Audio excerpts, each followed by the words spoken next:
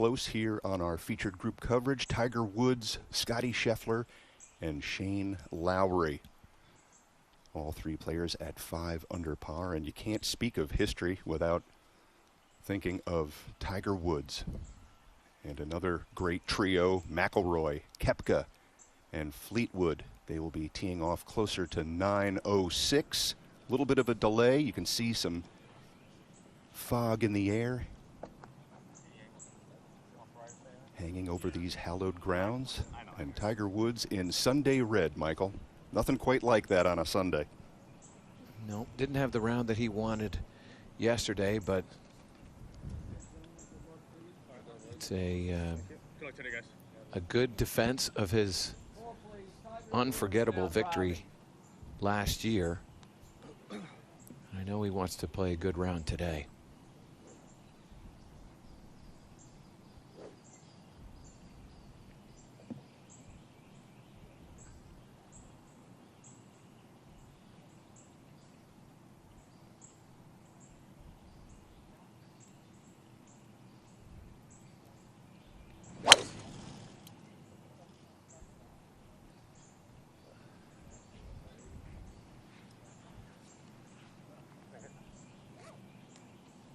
Excellent start. Scottie Scheffler now driving. 4, please. I can think of no better way to start a Masters Sunday than a drive in the fairway from Tiger Woods, and now Scottie Scheffler.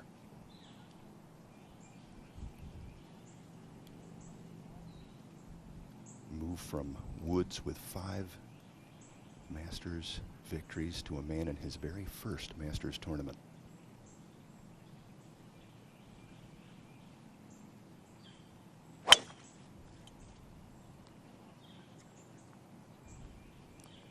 Leaning as if he's losing this to the right. And he did, but fortunate to avoid that bunker down the right-hand side.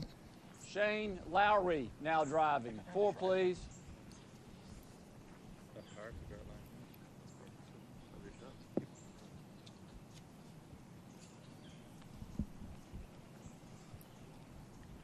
Next to play Shane Lowry. Solid round of 68 yesterday. Hit 11 of 14 fairways.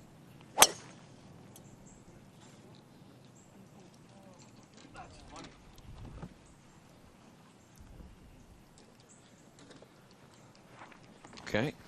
Shane is safely in the fairway along with Tiger Woods. Scottie Scheffler a little to the right side here of this opening hole. A little weather delay early in the week, but we are back on track for a fantastic final round here at the 2020 Masters. Playing groupings of 3 today and split tees as well. Sunset at 5:25. Well, I mentioned him earlier. Dustin Johnson is firing on all cylinders so far this week at 16 under par. He leads by 4, and further down this opening page of the leaderboard, you see Rory McIlroy among those players at 8 under par, and we will be following his action throughout this day as well on featured groups. He'll be paired with Koepka and Fleetwood, teeing off at 9:06. So much action to come here. It's Sunday at the Masters.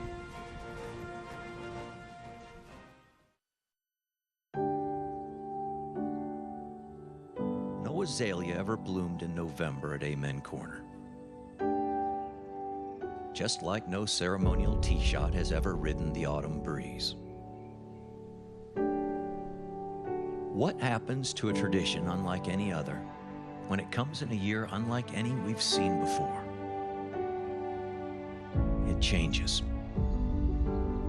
This year, the Masters may not be played with patrons in the stands, but it plays on. Rough winds don't shake a tradition this strong. The Masters is perennial. While the years that have come before remind us of who we are, they also force us to reinvent. There are too many new moments waiting to be added to our rich history. While this year's roars may not be heard, they are felt. Electrifying the air above the same greens, watched over by the same pines as victories past. Greatness realized without thunderous applause is no less great. And our champion will claim their green jacket, knowing that the world is watching. In this year, unlike any other, the Masters plays on.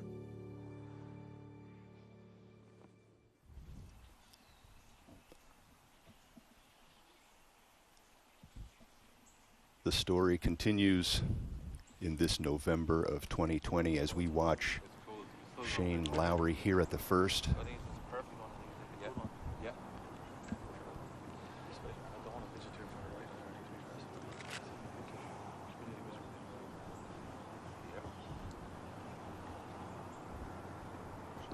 Whole location here at number one is just 13 paces on the green as we take a look at the weather for today. Mostly cloudy.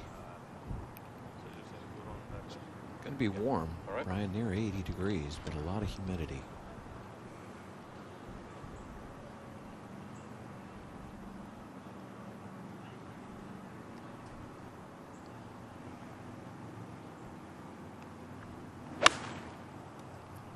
Lowry from 149. Go. Go.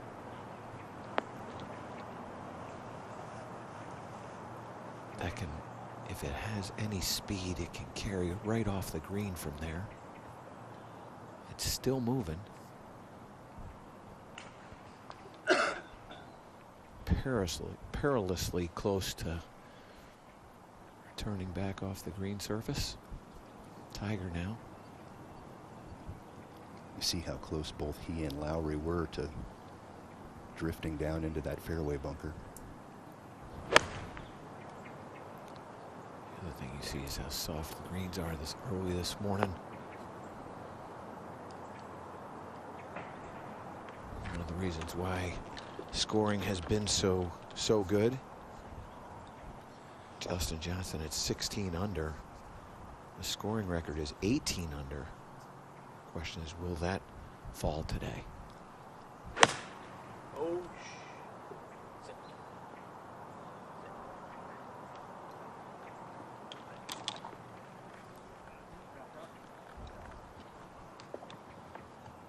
So Scotty Scheffler punching out of the pine straw here at the first. What a great opportunity for this young man to be playing with history. An Open champion, Shane Lowry, and Tiger Woods, 5 times a champion here at Augusta National. Brian, you make a great point because it's an opportunity too for Scheffler to see, should Tiger have one of those rounds where he's playing well and seeing the field, the golf course. Scheffler has a real opportunity to understand and learn how this 5-time major Masters winner orchestrates this round on a Sunday.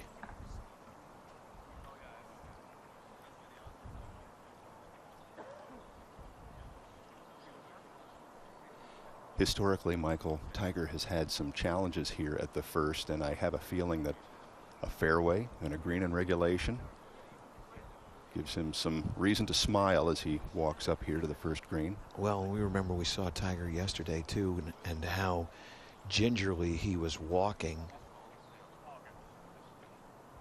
Pay attention to how the back appears. It's a little ginger there as he goes down to mark his ball, but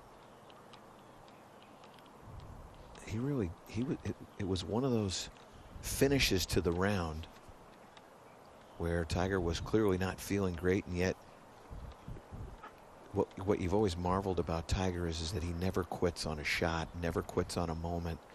And he showed us that yesterday, clearly in pain, but still giving every single shot 100% focus.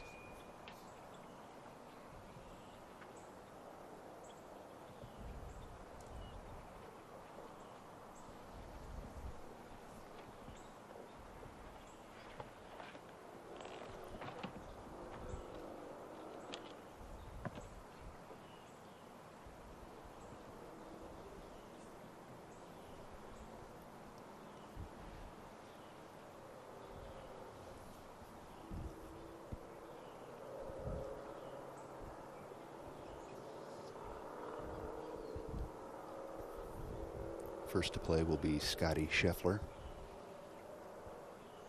This for birdie at the first.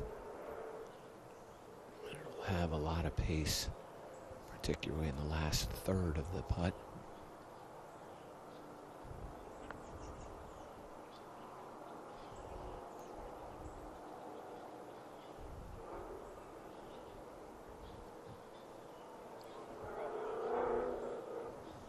Wonderful.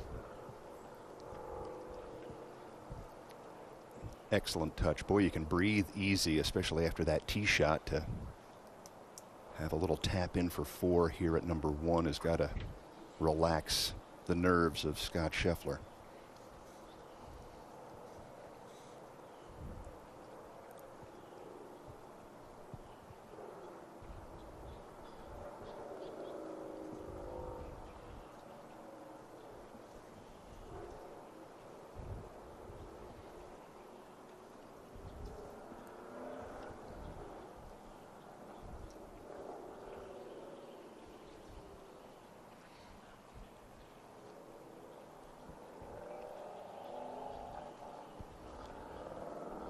Pretty solid putting this week from Tiger Woods so far. This for birdie.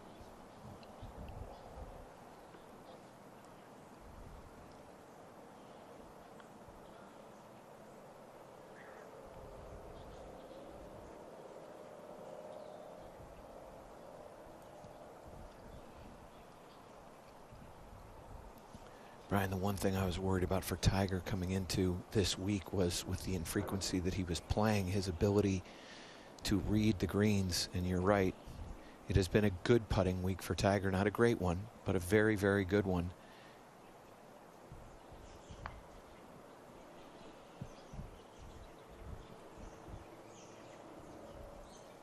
Rounds of 68, 71, and 72.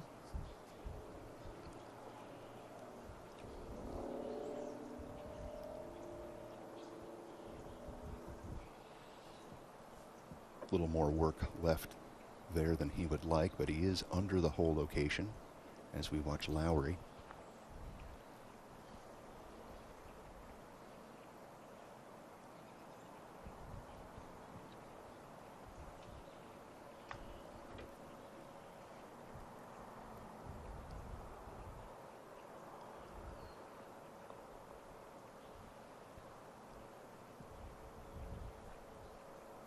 So Shane remains at -5.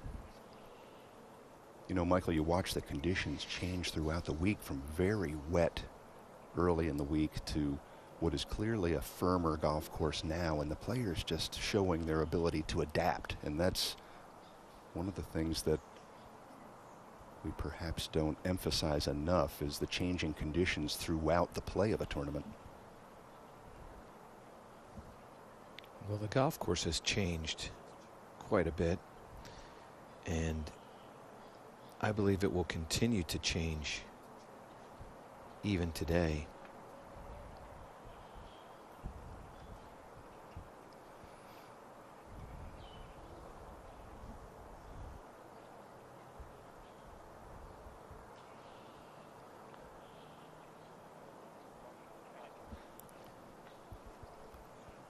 Solid putt there from Tiger Woods, and an opening par for his final round.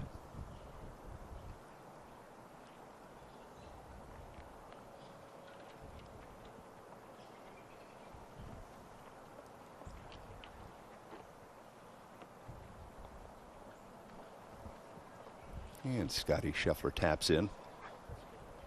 All three players remain at -5 as they head to the second tee.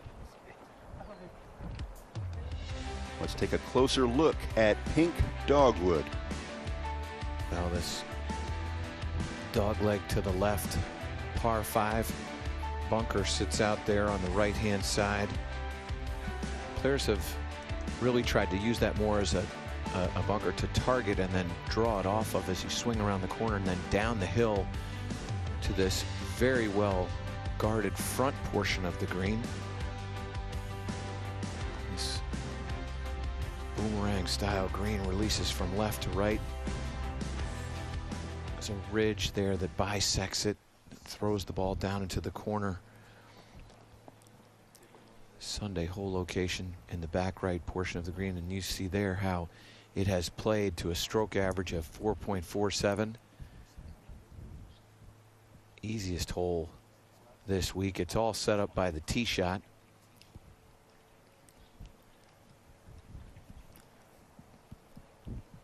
I'm not sure I'd call it easy, Mike. I think it's the least difficult. Well, it's playing almost a half a shot under its par 5. There's a look at how Tiger has played it. 2 pars and a birdie.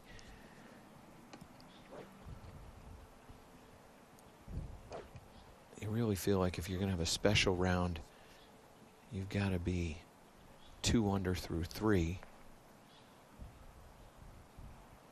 We saw Dustin Johnson make an eagle here yesterday.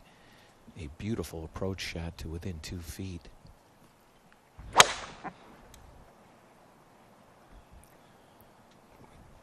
See Tiger recoil there. He put a little bit of extra speed in that one. And this is the other thing that you're going to see today, Brian. The fairways are releasing a little bit more. That ball is going to have a little bit of movement when it gets on the ground. The wind, which will come up today to nearly 13 miles an hour, will also help firm up the fairways and the greens. Scheffler next. He had an eagle here in the second round. And I will say this, that swing from Tiger answers a question that I had, is how does that back feel this morning? And it looks pretty strong. That was quite a lash at it.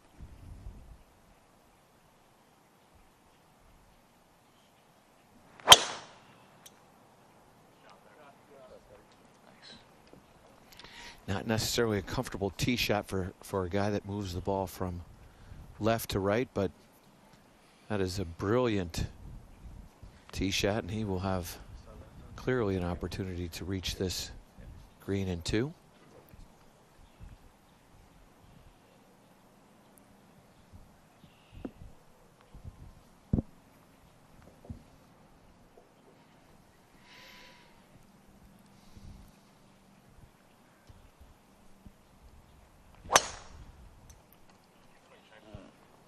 Shane Lowry hit 69% of his fairways so far this week. That will also be in the go zone.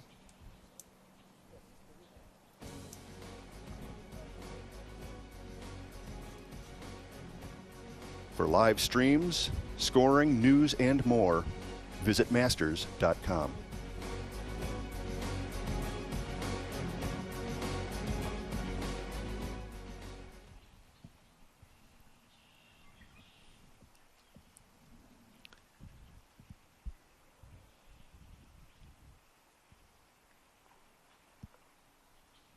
It just seems, Michael, like we're in the presence of history. You see Tiger Woods, Sunday red.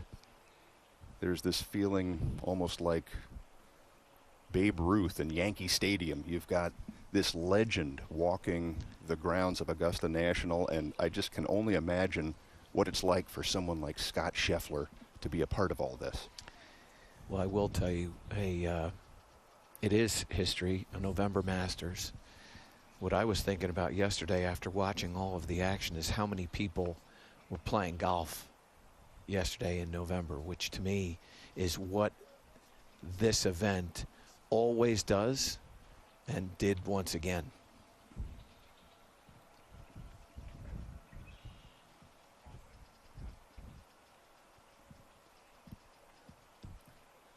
So Tiger Woods makes his way down the second fairway. Brian Kroll along with Michael Breed as we continue our featured group coverage here of the 84th Masters. And a unique Masters here in November. A special chapter in golf history, that is for sure, and that man has written much of it.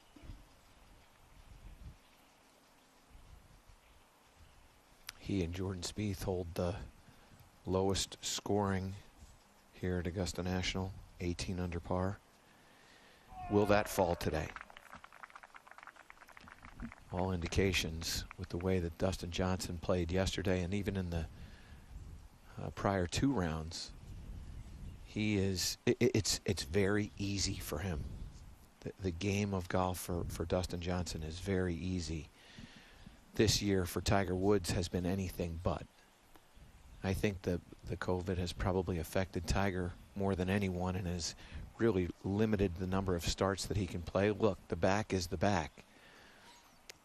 But it certainly is great to see him out here playing and playing on a Sunday.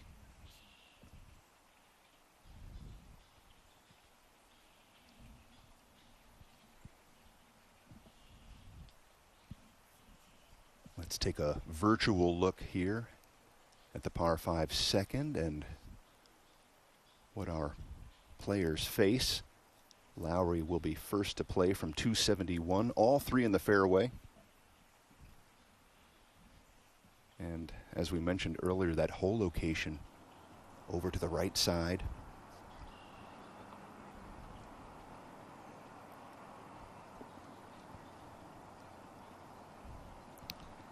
Hole is located all the way in the back right portion of the green, 28 yards from the front edge and 4 from the right. And this is a shot where it'll play a little bit down anyway, but you're really not trying to carry this ball back to that hole location from a downhill lie, maybe a little bit of a lower trajectory, and allow the contour of the green to move the ball back to the hole location.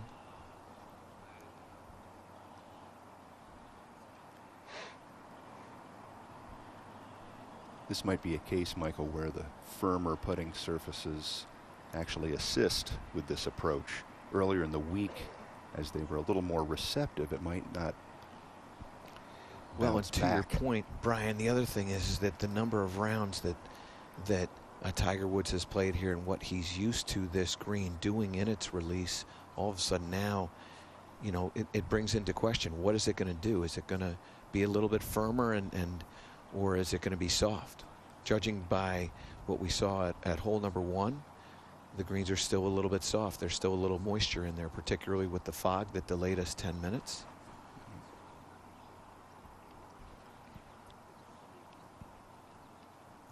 Joey LaCava there on the bag with Tiger Woods. You speak of history, and the caddies feel that sense of history too. They're very much a part of it, and Joe, of course, not just with Tiger Woods, but we go back to '92. He was there with Fred Couples when he put the green jacket on.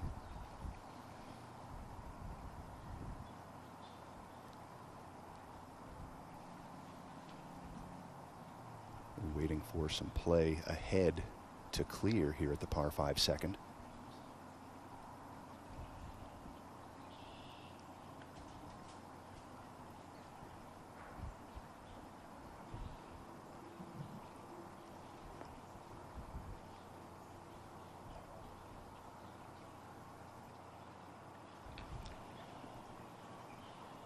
So from 271, as you mentioned, Michael, there's quite a bit of an elevation drop here to the putting surface. This is still a green light for Lowry, that's for sure.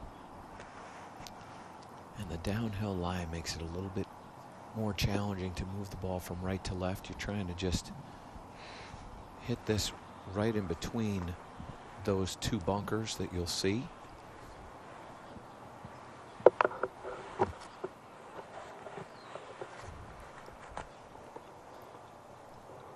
So as the glove goes on, The green clears and Shane Lowry prepares for his second shot here.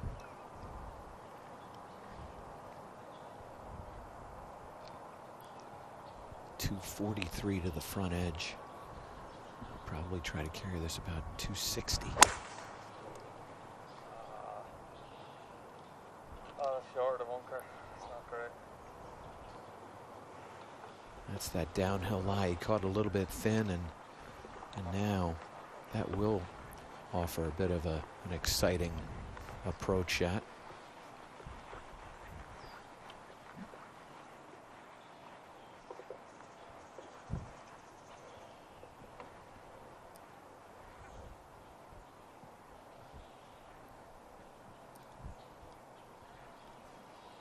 Scheffler next here from 241.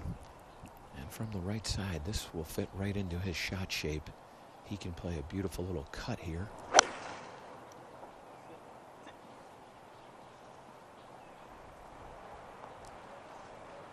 That's the shot. There's the release that we talked about.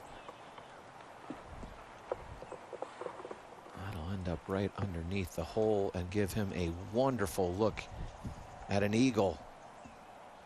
How is that for an approach from Scheffler? And I'll tell you what, Michael, that puts a great image in the mind of Tiger Woods, who we next to play. Gets to see how that ball reacted on the putting surface. Tiger will have to turn this one from right to left, however.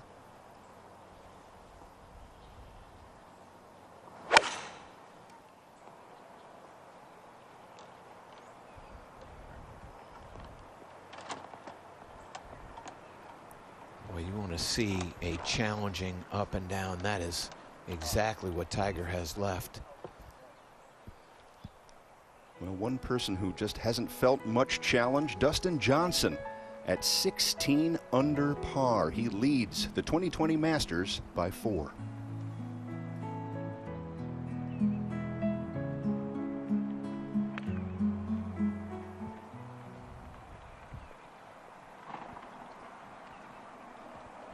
So again, Michael, we saw the character of these fairways. And Tiger Woods with the ball above his feet there, which really tends to move that ball right to left for a right-handed player. And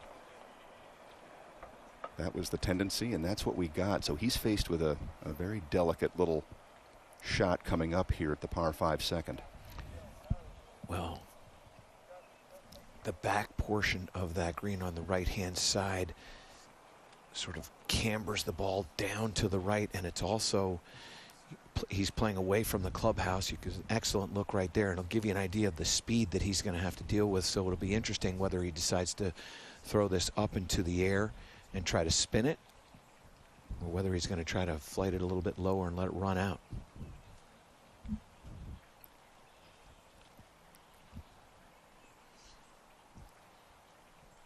We do miss the patrons, but that is a beautiful look at the topography here at Augusta National. And had they been here, Michael, the volume after Scheffler's approach would have been pretty high. That was a beautiful second shot. And this gives you a wonderful look. That bunker that you see on the right-hand side, just to the right of the scoreboard there, that is the 7th green, and the 8th tee is back to the left. And the green in the far distance is, which is behind that scoreboard, is the 17th.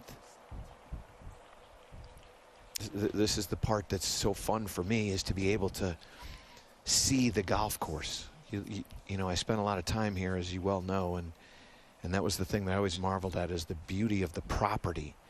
Many times with the patrons there, you get an idea of what the holes look like, but you don't really get a full understanding of the property. This November, we get a complete understanding of the property, how the terrain falls away from the clubhouse, the elevation changes, and the layout.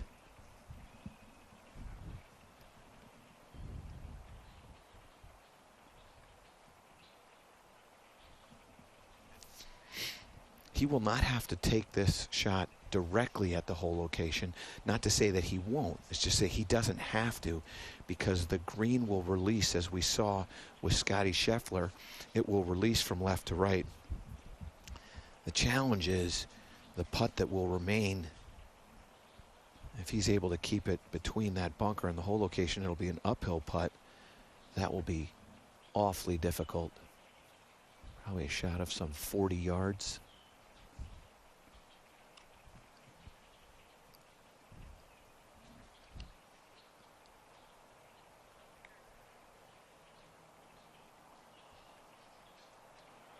There you go, and then he uses the terrain.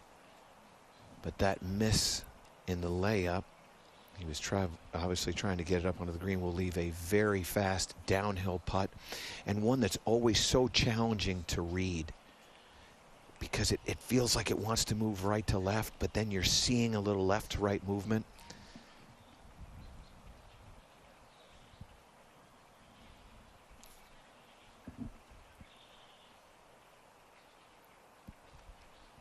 This shot of Tiger's is going to be extremely challenging. That's a rehearsal of playing sort of a mid-flighted spinning wedge, and he may even try to put a little bit of left to right spin on it to get it when it lands to check and move to the right. With the length of that swing, Michael, it looks like he might want to cover quite a bit of ground here with this pitch shot. Absolutely.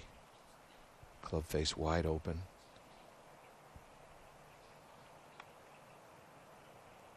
Throwing it up into the air. There's your left to right spin. Come on. Oh! That was a fantastic shot from Tiger Woods, and he nearly holed it. Put that left to right check on it. It's coming down the hill, picking up speed, and it just moves a little to the left.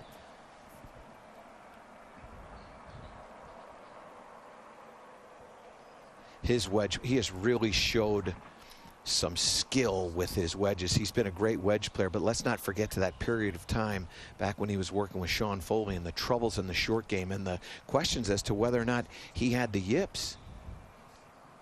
It has been exquisite touch this week at Augusta National.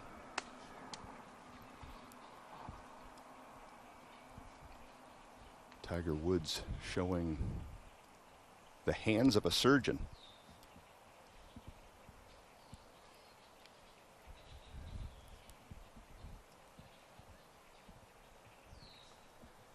Yes, the touch is back for Tiger. Now Shane Lowry is faced with a delicate little putt back down the hill here for birdie.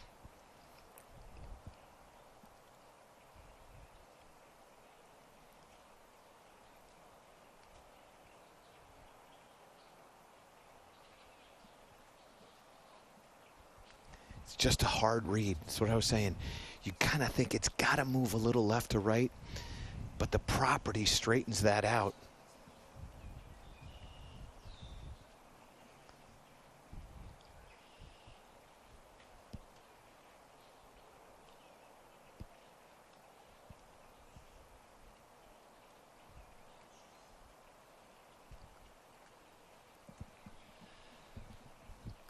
Scott Scheffler getting some help from Scott McGinnis, his caddy, settling on a read here after a brilliant approach shot. This for an eagle. Not much break in this. You can be a little aggressive with this putt, maybe take some break out.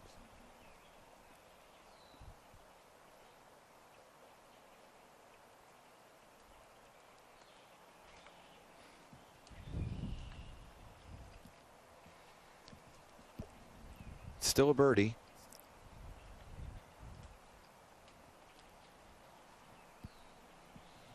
He had thoughts of Crystal as he pulled that putter back.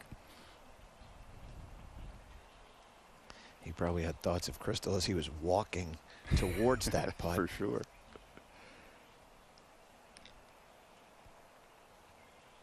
Crystal goblets awarded for eagles here during the Masters tournament. One of the traditions. Now Lowry for par.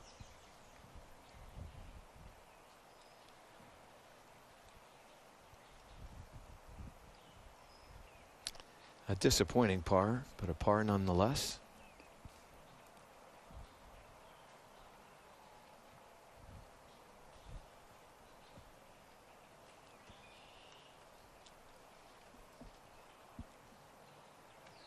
So Tiger Woods with an early birdie in his final round.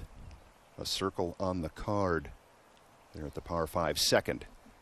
And Woods moves to -6, as does Scottie Scheffler. Let's take a closer look at their next challenge, Flowering Peach. One of my favorite holes on the golf course here. Shortish par 4, measuring right about 350 yards.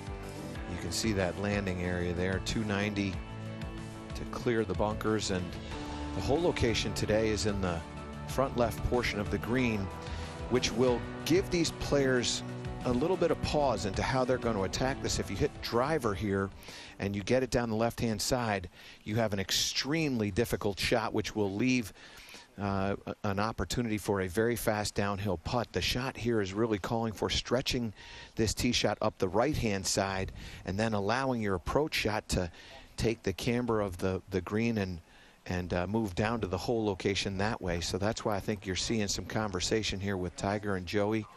He hit driver yesterday, hit iron earlier in the week, and it looks like he's going with an iron once again. This will be for position. Up the right-hand side will be what he's desiring to do.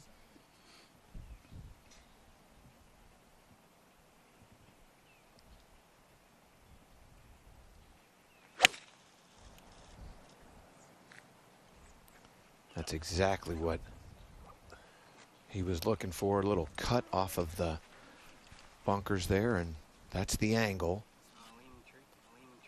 Tiger hit 31 of 42 fairways through 54 holes,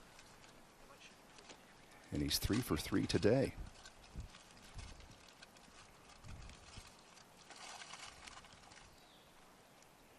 This is the part that's so fun, you know, when we have this coverage, you see how players are allowing the hole location to dictate the club off of the tee. So many times people don't understand that level of thinking.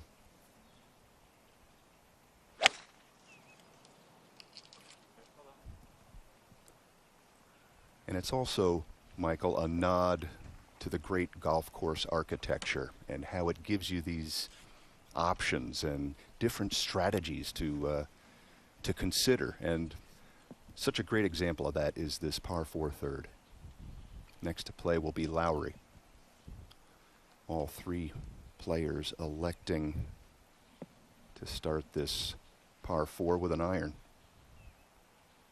Be curious to see how many players today hit something other than an iron off the tee. And wisely, all three down the right-hand side. That's what that whole location does.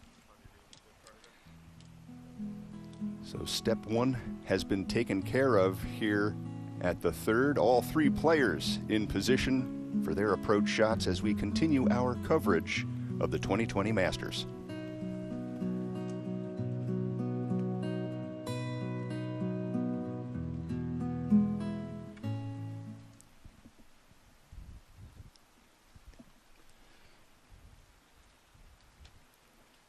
What a great opportunity for Scheffler to walk side by side with one of the legends of sport, not just golf, Tiger Woods. You talk about an education. What a great opportunity for Scheffler. Well, and Scotty has the respect of the players. I mean, he has played at the highest level, and after an unfortunate situation with a little COVID, has bounced back. He was playing really some fabulous golf, had to step away from regular play on the PGA Tour, and he's a player that we all feel is headed for greatness.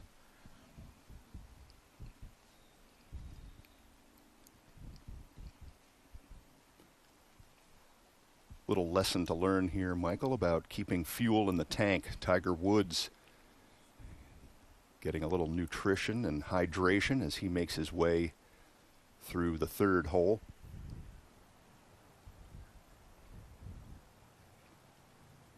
It's a challenge, isn't it? To keep the energy up, to keep the focus throughout not just one round, but 4.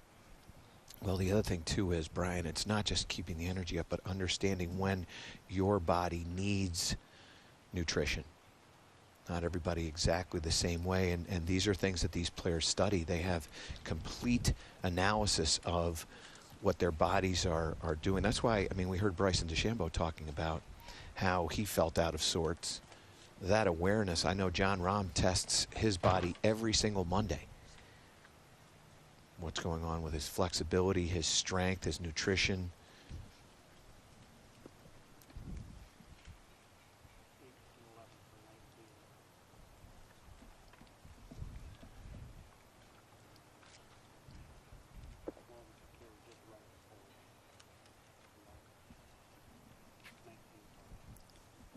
Scheffler and McGuinness discussing this yardage and what faces them up on the green here at 3.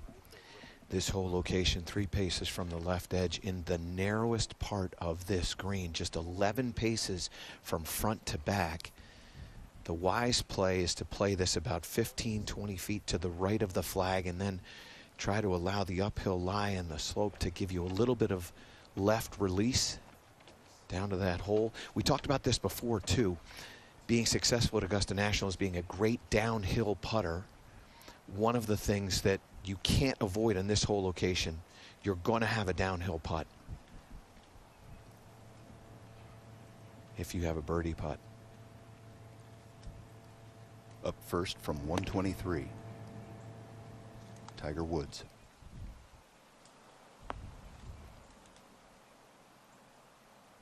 Careful here now. That's the wise play. This is a whole location that is precarious, and you've got a wedge in your hand. You want to go at it, and at the same time, the experience that Tiger has playing this golf course, he knows that attacking that whole location, trying to be too aggressive with that whole location, can lead to a bogey or worse very quickly. Woods came up a hair short, but you did see great spin control with that approach.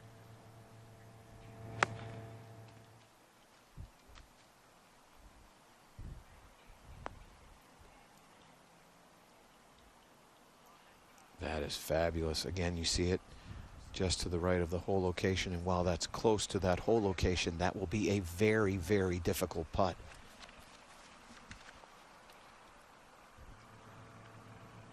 But a beautiful wedge there from Scheffler. That is such a small target. And now from 113, Shane Lowry.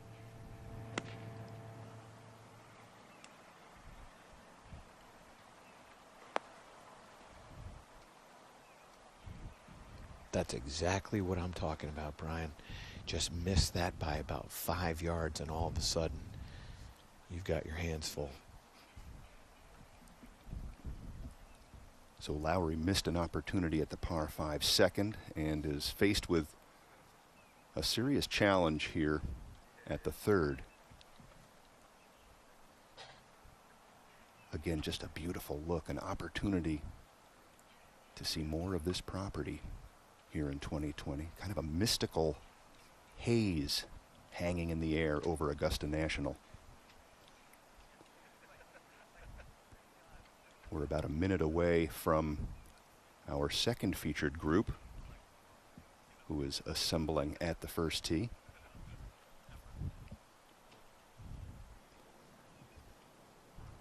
Fleetwood, Koepka, and McIlroy. We've got some marquee coverage here, Michael Breed. Yeah, I mean, we've got Tiger Woods, who everybody wants to see. Scotty Scheffler, a little look into one of what I think will be one of the stars on the PGA Tour. Then you've got Koepka, McIlroy, Tommy Fleetwood. Many people, you know, had felt was a favorite coming in here. never having won in the U.S., but still good success here in major championships as we watch Rory now.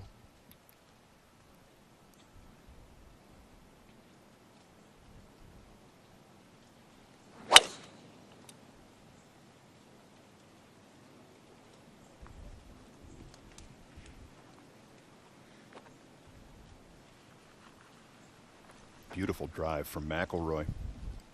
Well up the hill. Brooks, Koepka, now driving. 4, please.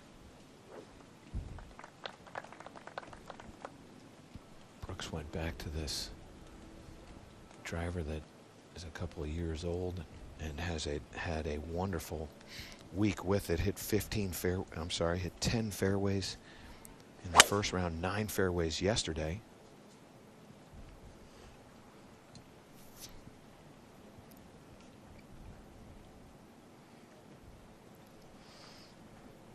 We'll miss the first fairway here. Fleetwood, now driving. 4, please.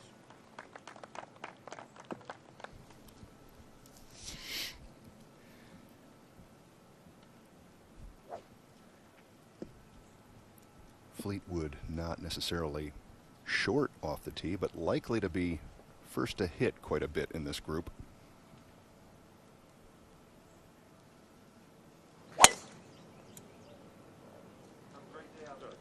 Thank you.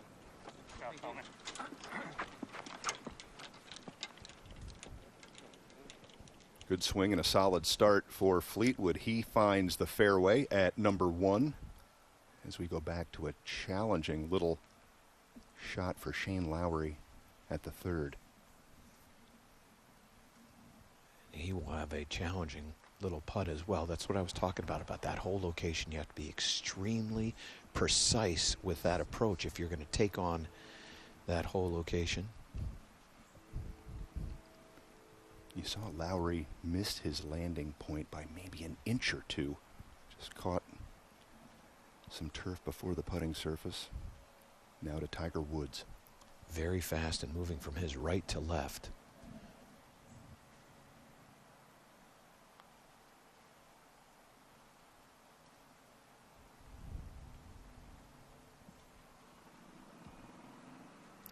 You can see the speed of the green. It just seems to have another foot or 2 when you think it's going to stop. It just keeps going, and this area of between 4 to 8 feet will be essential on the putting green today.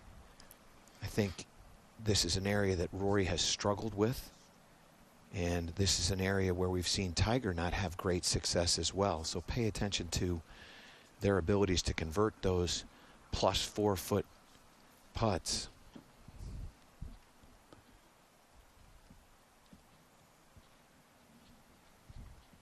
Players almost have to fight from becoming tentative with their putts. Lots of respect for the speed on these greens. Scheffler now.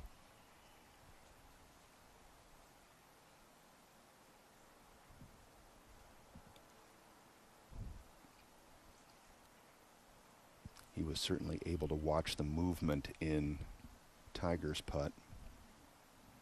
This is all about how fast he wants to hit this putt as to how much break he'll play.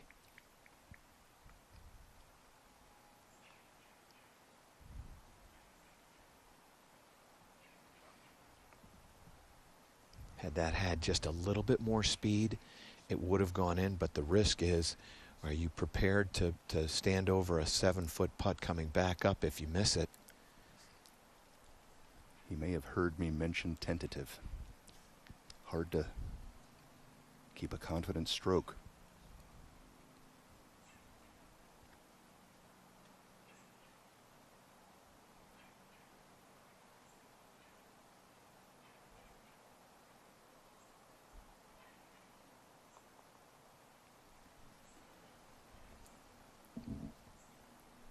It's a short hole, but it is so challenging. Talks to the genius of the design of Alistair McKenzie.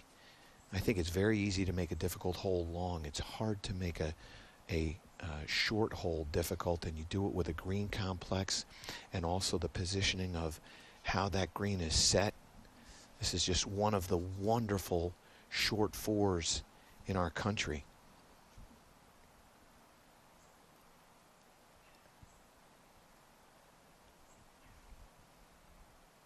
It's another very fast putt that will move from left to right.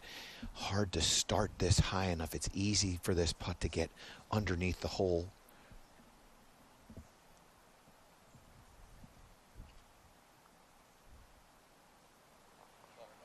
That's a great putt. But to your point, Michael, you're watching three of the best players in the world fighting for a par here at this 350-yard par 4. Beautiful design. All three choosing to take iron off the tee, and now Tiger with a putt that is maybe just a shade over 4 feet back up the hill. We'll get a look at his confidence with his putting stroke today.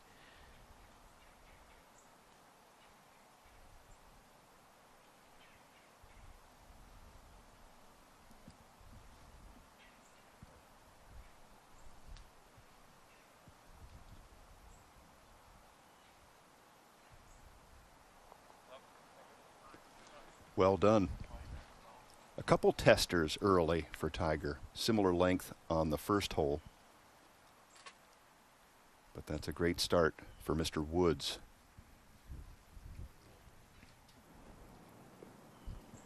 Back to the first.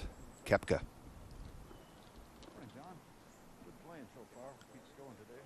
Had to flight that down a little bit lower and didn't carry it as deep into the green as he had hoped, and now not an overly challenging chip shot from the front of the green, but one that will have his attention. Well, the scheduled time is 9:39 for Answer, Im, and Dustin Johnson to begin their final round. Johnson leading at -16 as we watch the approach from Tommy Fleetwood.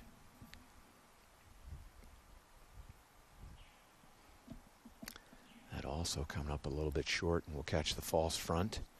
Collect down near Brooks Koepka's golf ball.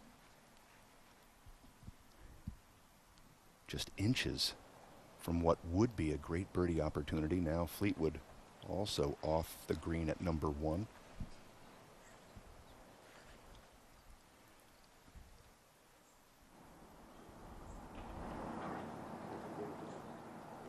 Just 101 yards left for McIlroy at the first. And he takes advantage of it.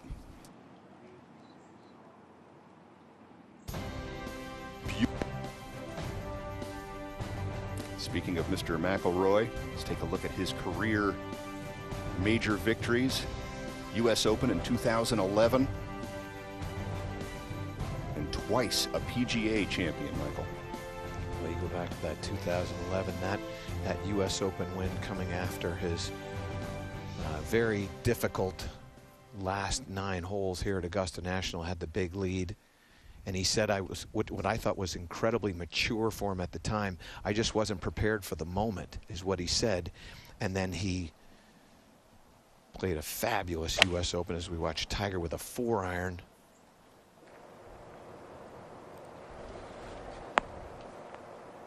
Don't stay there. Don't stay there.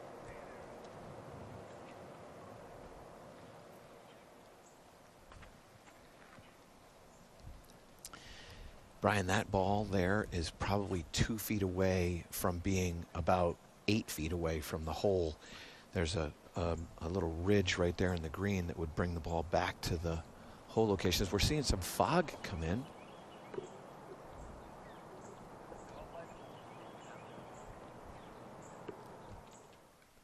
Good hands there from Koepka. Now ahead to the 4th.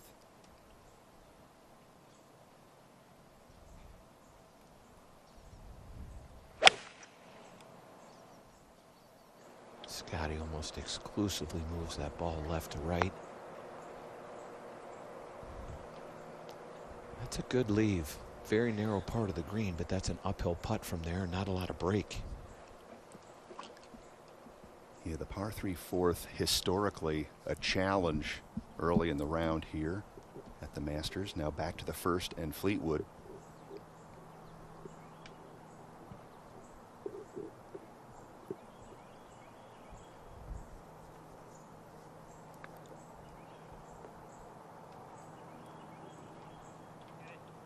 Oh, that is tasty. Words of wisdom and congratulations. Ian Finnis, his caddy.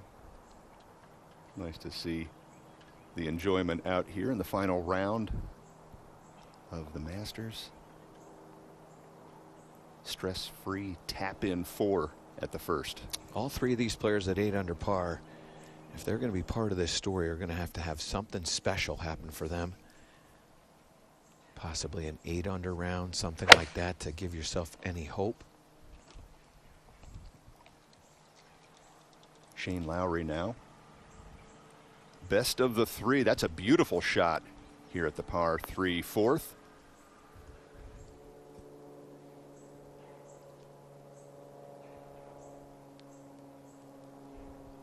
We saw the major championships of McIlroy, and of course one of the stories every week for a long time has been, can he win the Masters and complete the career Grand Slam?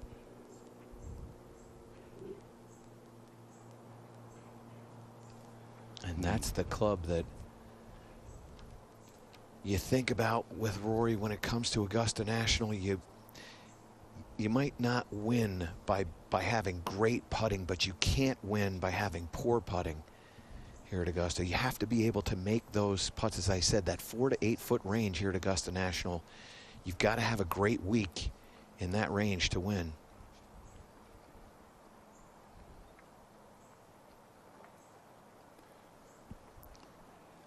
Nevertheless, a solid start here for McIlroy. Par at the first.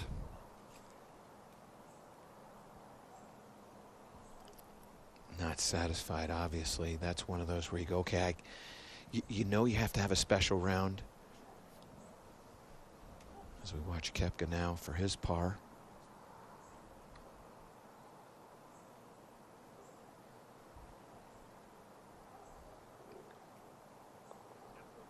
One of the few players on the tour that putt with that right index finger down the shaft.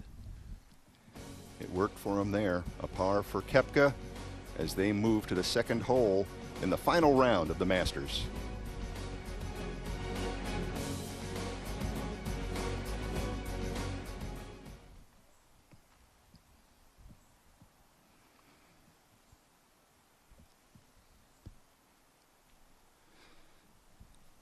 Beautiful, tranquil setting.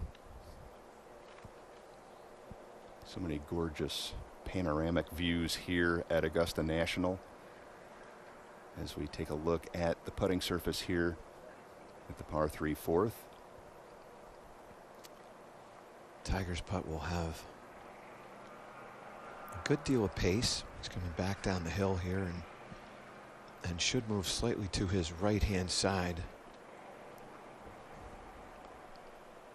He has so much experience at Augusta National, knows these greens better than anyone, really.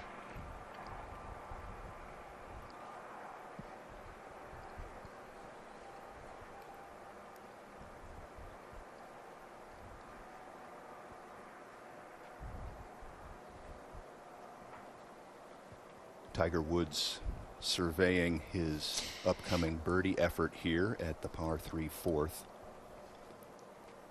A lot of speed early in this putt.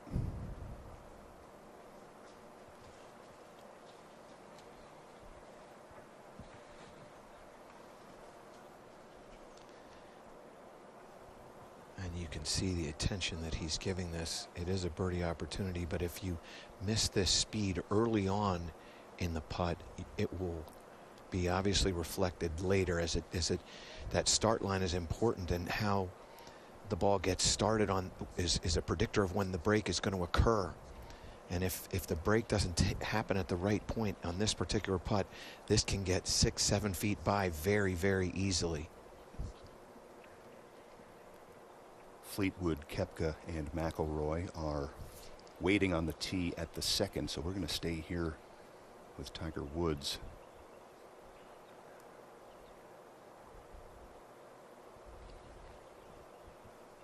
A pretty good place to stay, Michael.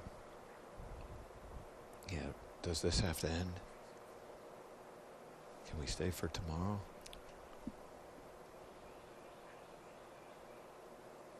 Watch how softly he hits this putt.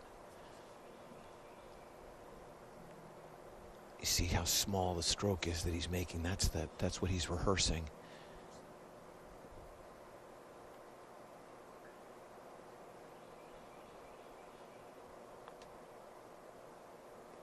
Just barely getting it started.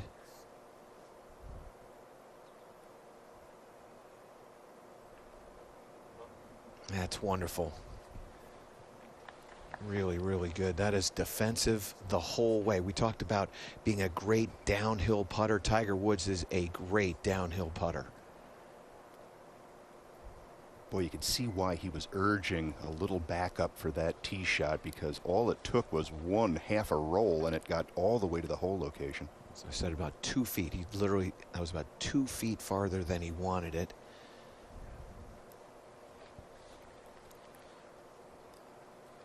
What a great putt. Great lag putt now. Completely opposite here with Scotty. He can be more aggressive coming back up this hill, and this will be a little from his right to left.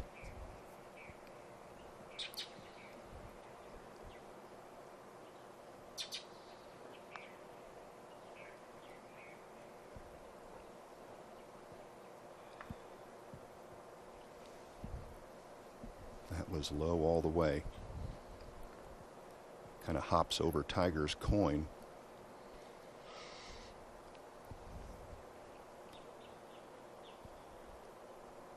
I kind of liked how you could tell Tiger was using the ball mark of Shane Lowry as a little guide for his starting line on that putt down the hill. And Shane would have been paying very close attention to Tiger's putt.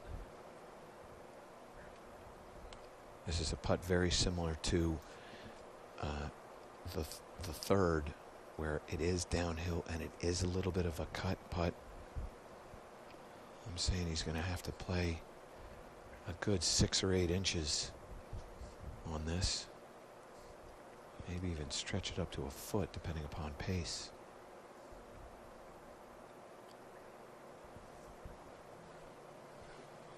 It's such a rare time where you have an 8-foot putt and you're playing a foot of break, and it's not enough.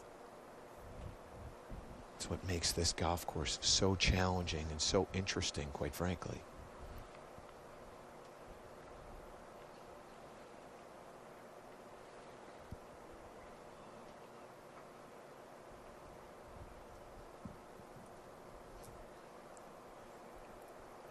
Scotty Scheffler in his 5th major,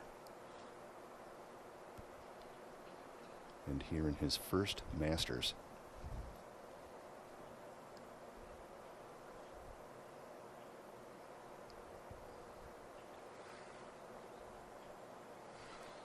Safely in.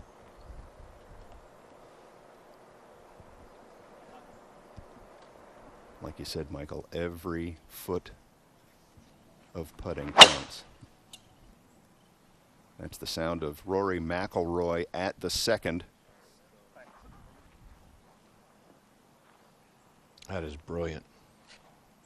Well down the hill. You could see how high that golf ball went, probably about 130-foot apex on that as it moved from right to left.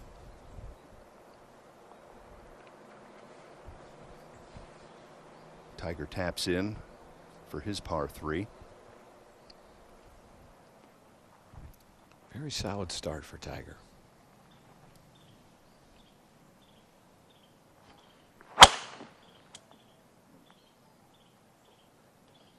Tee shot for Koepka.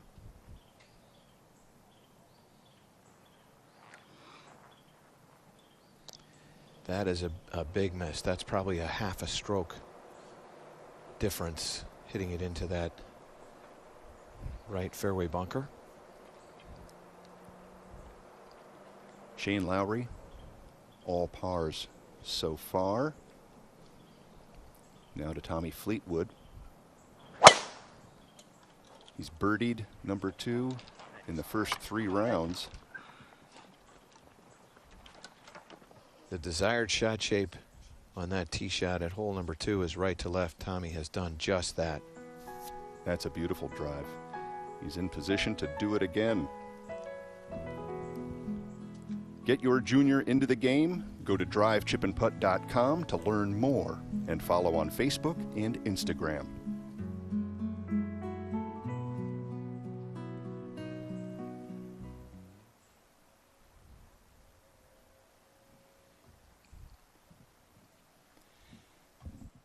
Thinking back to the drive of Koepka, that had to be a pretty serious mishit. Started it out to the right there, and it just kept peeling, and to be plugged in that fairway bunker is literally the only thing you don't want to do here at the second. Well, he exclusively hits it from left to right. We've seen him in his other successes in major championships just force golf courses to accept his shot shape. This particular tee shot is begging for a right to left movement. And as you stand over that tee shot looking down the left-hand side and seeing the pines down the left, you simply cannot miss that shot to the left.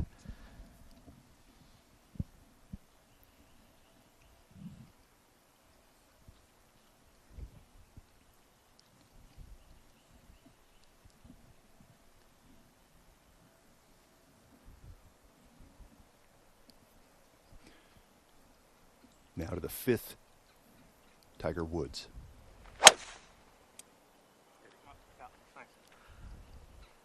I love that little flighted fade.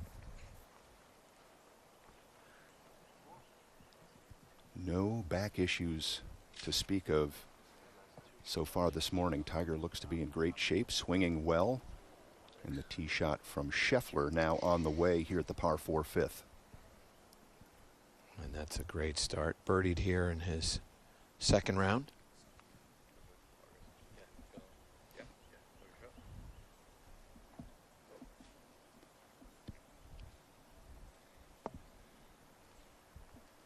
Shane Lowry with caddy Brian Martin confirming the shape of this drive.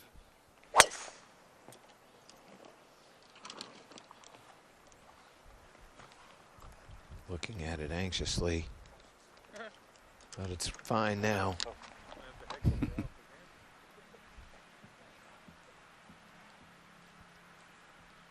little more aggressive with his line and closer to those fairway bunkers that protect the left side.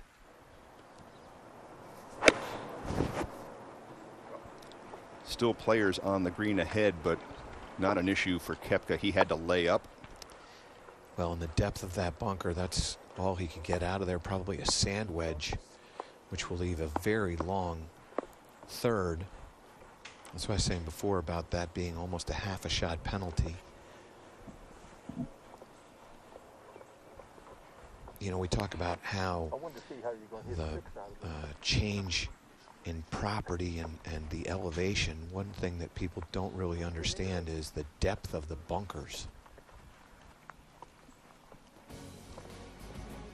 Dustin Johnson, Im, and Answer. We get closer to their tee time of 9:39 here in the final round of the Masters.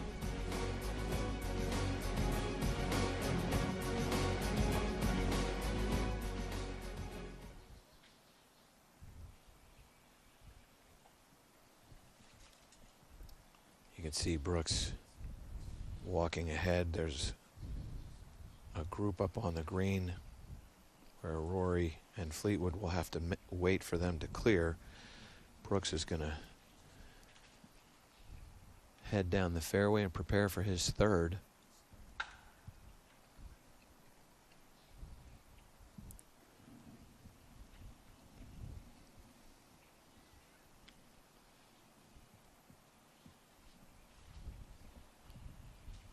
Ricky Elliott on his bag as we look back at Tiger and Shane Lowry as they head down the fifth. Little sunshine peeking through the haze.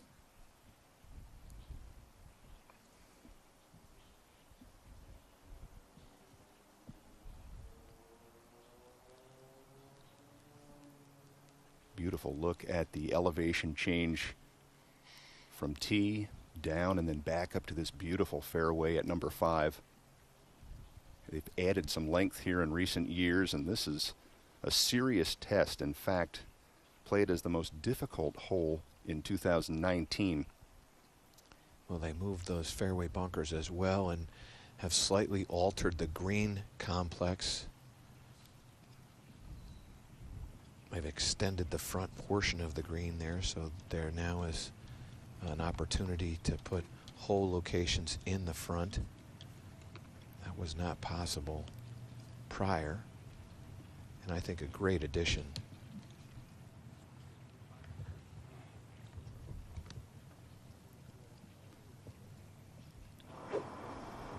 Nice to see a little sunshine at that part of the golf course. And over here, not quite as sunny, but a real bright opportunity for Tommy Fleetwood from 238. 210 to the front edge, probably wants to carry this about 220.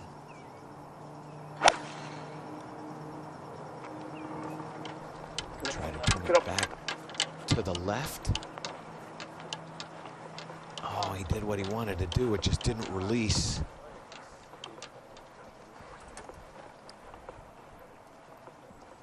That's the shot. You want to land it about 10 yards into that green and then let it release back to that right hole location. Yeah, we saw Scheffler's approach earlier, run on back to the hole location. Now to McIlroy. At the trajectory that he plays at, he'll want to carry it a little bit farther into the green, but he doesn't seem to like it, and that's why.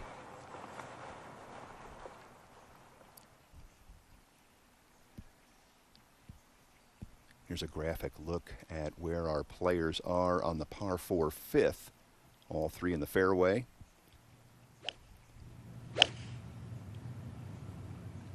First to play, Tiger Woods, and he doesn't like this one.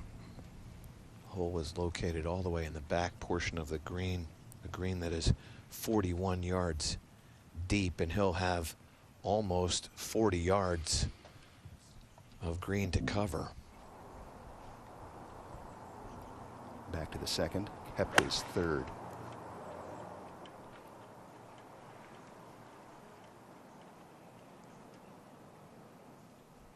That's a great shot. Wisely to the left side of that hole location. Trying to make up for that miss from the tee.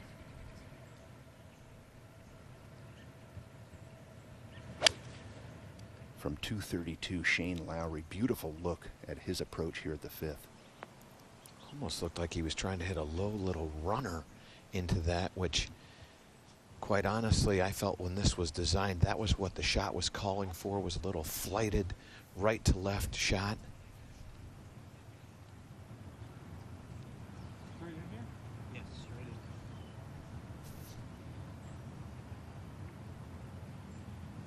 Scotty will play this a little bit higher in the air, and again with his little fade, he'll start this right at the hole location. From 236.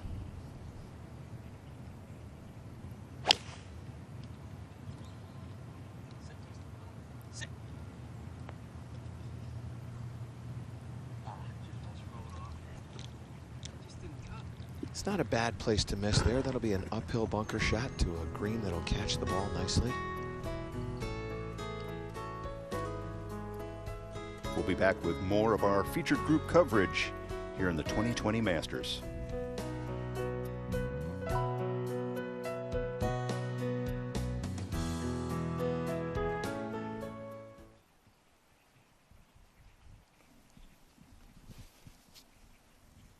I'll tell you, that just shows the challenge of this fifth hole. All three players solid drives off the tee and well over 200 in. The rise up into that fairway kind of forces you to lose some roll. You don't quite get that forward kick. Well, you've got that uphill lie, which is going to ask you to move the ball a little right to left. And for players that are trying to cut the ball, as these three players are, it's just a challenging shot. But it all gives you a little bit of an idea of what our leaders are going to face as they come through this area of 4, 5, and 6.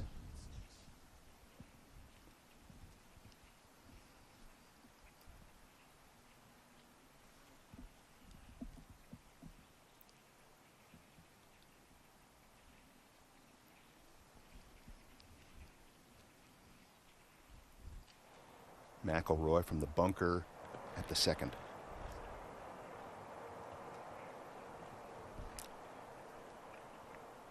And he'll have another try at it.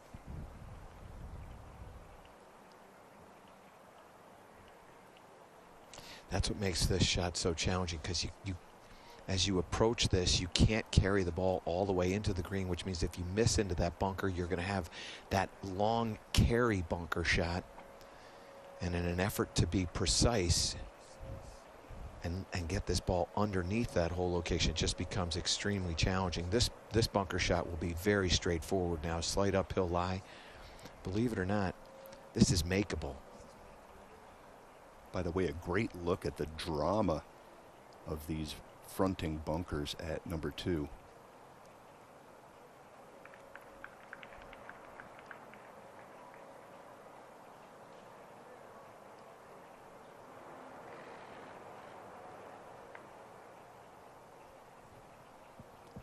Well, we saw Rory shaking his head after an opportunity for birdie at the first, and he's certainly going to shake the head again here at number 2. 2 opportunities that have passed him by as we move forward to Tiger Woods at the 5th. Just shy of this green. That whole location. 37 yards from the front edge, so a shot of about 40 yards carried up onto that. It'll also release a little bit from right to left, but that is not going to be what he had hoped.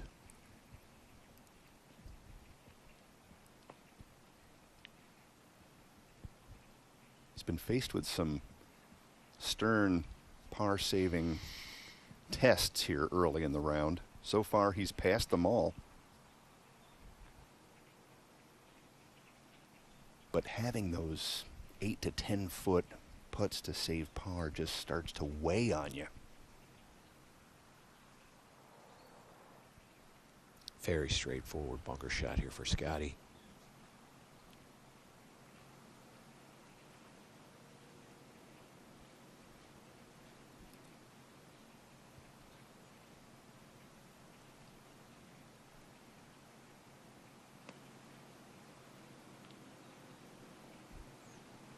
Caught that a little heavy. He was lucky to escape.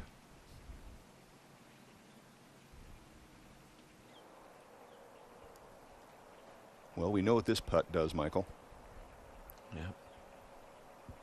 Throw it out here about 20 feet to the left of the flag, and then let the property move it down to the hole location. That is exquisite.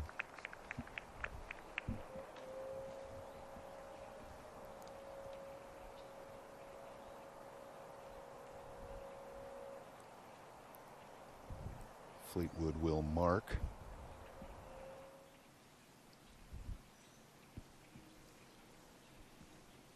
Back to the 5th. Well, this will show a little character in these putting surfaces. Shane Lowry's putt is going to rise and fall significantly here at the par 4 5th. I've got a little push to his right early, and then it'll swing back pretty significantly to the left. I would imagine he's going to play some, I don't know, 6 or 8 feet of break from right to left.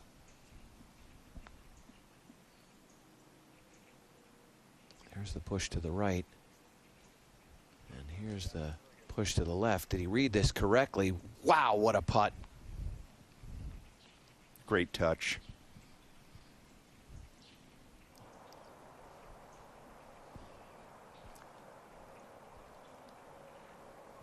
Now Koepka.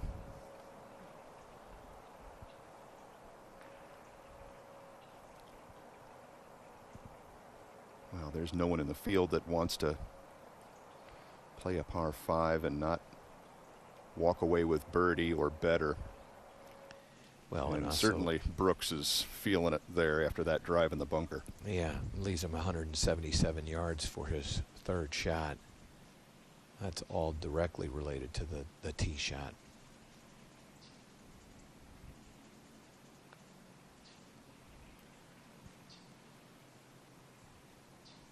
I think that was a misread. I believe he was thinking that was going to move to his right. It just doesn't. Par 5 for Koepka.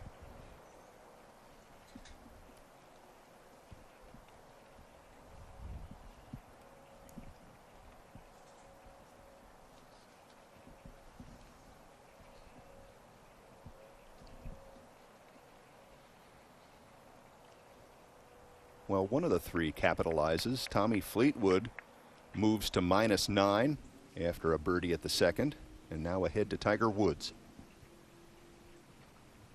Par putt here. After a poor pitch. This will have some movement from his right to left. He'll have learned a little bit from Shane Lowry's putt.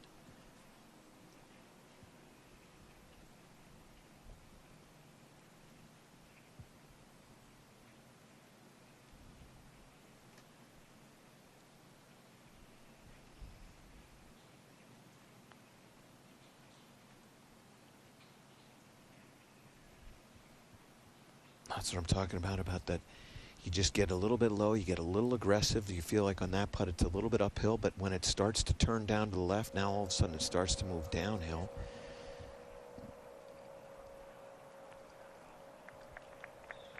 Along with Koepka, McIlroy has to settle for par at the second.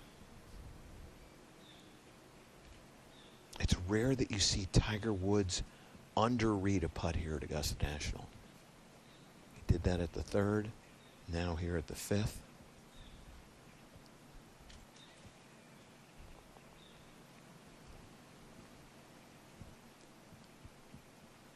So Tiger with a birdie and a bogey remains at -5.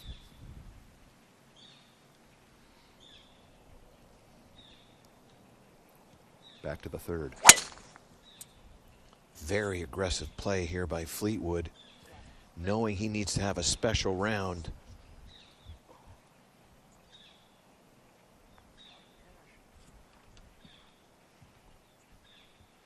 While he is close to that front left hole location, that will be a very challenging shot.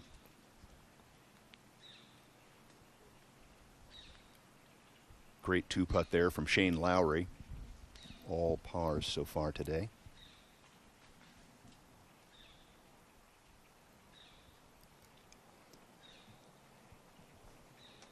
Well, this is something you kind of like to see. McIlroy waiting for the green to clear, and he has driver in hand at the short par 4 third. Scheffler makes bogey. It's an interesting thing because I think the difference between being 8 under and 5 under, we saw Tiger come through there at 5 under. You really honestly don't have a chance to win this tournament. At 8 under, you need to start forcing the issue, and you need to take some risk. And that's what I think you see right here out of Rory.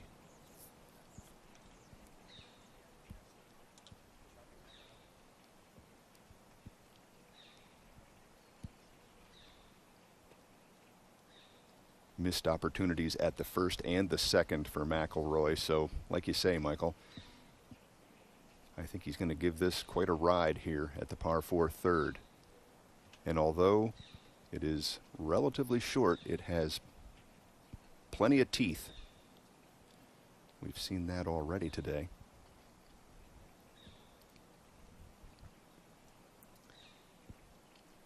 Rory Rory talked about after his opening round 75, a conversation that he had with his friend Jimmy Dunn, little pep talk that seemed to turn the ship around, right the ship, and he said in his interview that it was a very colorful conversation that he had with Jimmy.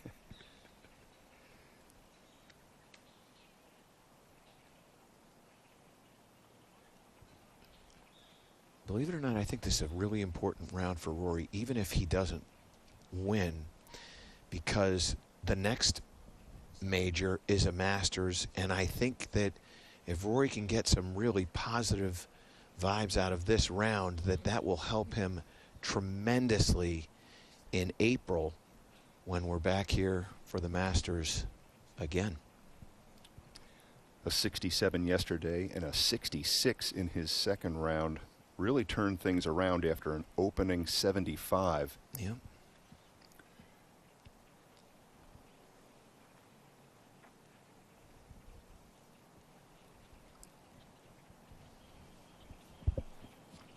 Now McIlroy.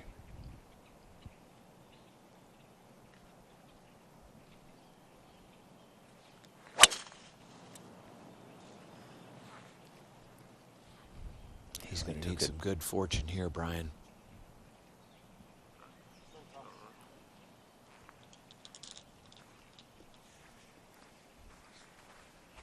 See a little breeze picking up there at the third as well. That's going to add a little challenge to the approach. Now ahead to the sixth. 8-iron from Lowry.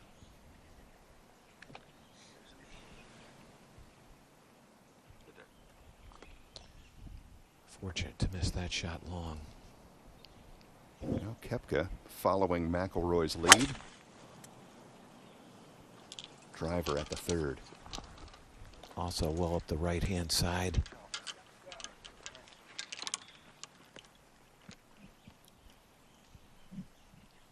Just short, and that's going to leave a very delicate little shot. 7-iron for Woods at the par 3 sixth. Don't want to miss this left.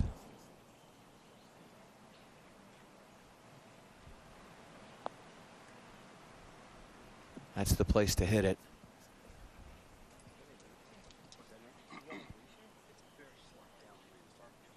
So a savvy leave from the veteran.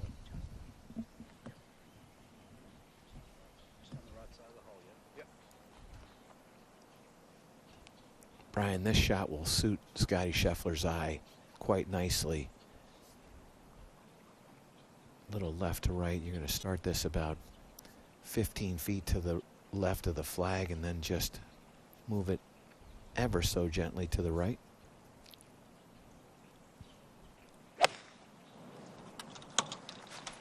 Seven iron from Scheffler on the way. Be careful here. Watch where this ends up.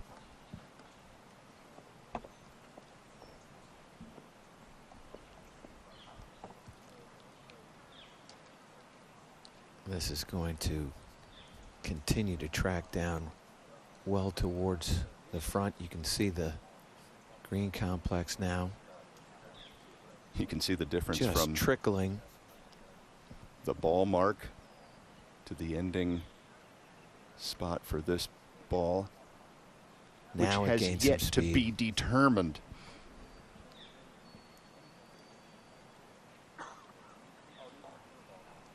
Michael, that's just an illustration of the undulation here at Augusta National. Big putt faces Scheffler when he returns to the sixth here in the final round of the Masters.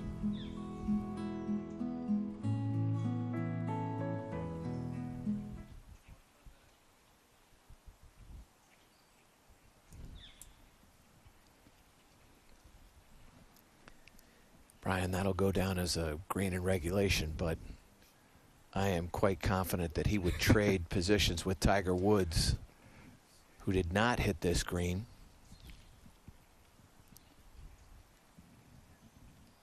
Absolutely. It's all about knowing where to miss here at Augusta National. Yep.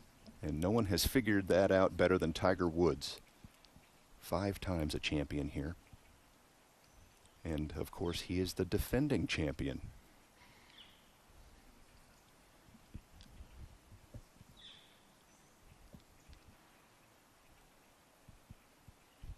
That moment, Michael, with his arms raised on the 18th green last year. By the way, he's not the only guy that had his arms raised. Everybody.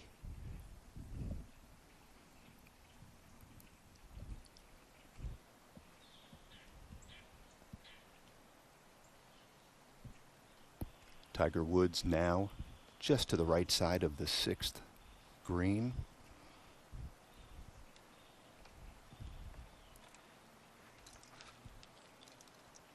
Well, he's off the green. It wouldn't surprise me if Scotty Scheffler would play first. Not sure how they're gonna do this, but while they figure that out, we'll head back to the 3rd.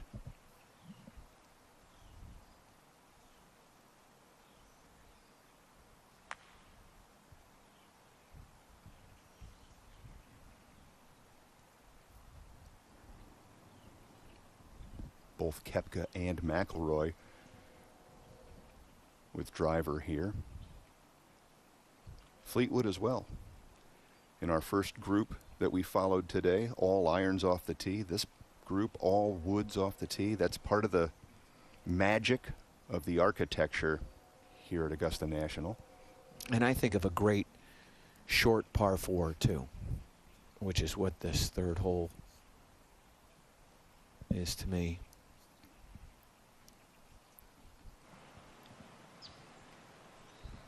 Up ahead to 6.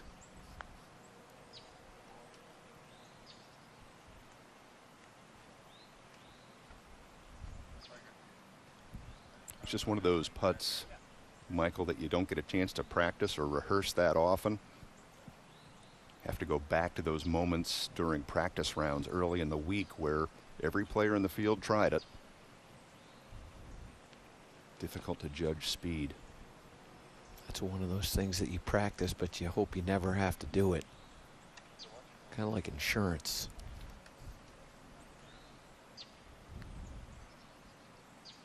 Now this putt here will swing from right to left. Not sure who's going to play first.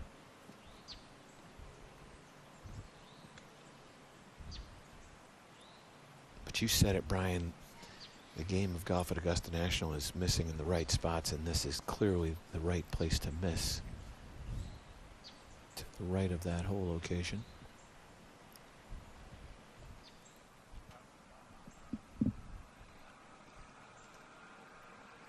Back to the 3rd.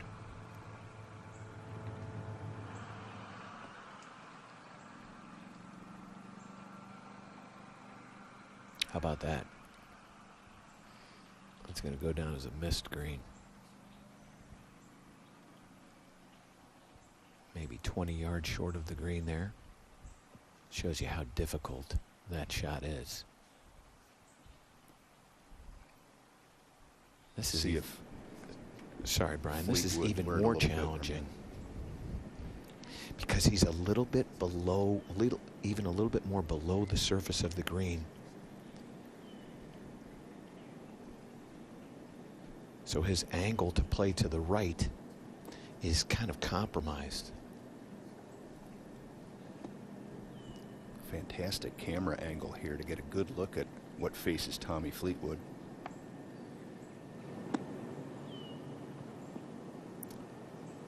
Watch where this one's going to end up. I was surprised that he was throwing that up in the air. I would have thought Tommy Fleetwood, a guy from where he comes from, might have played a little bit of a more lower trajectory shot.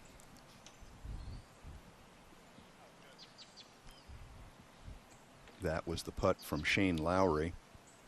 He still has some work to do.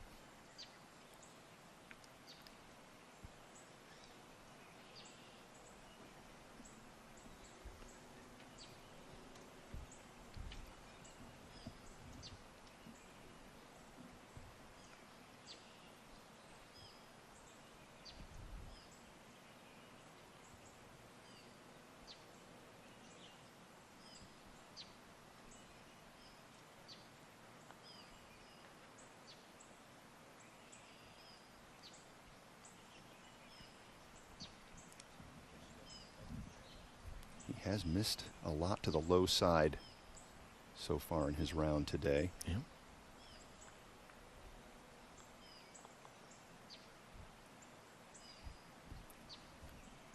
So a birdie and a bogey, even par so far in his final round.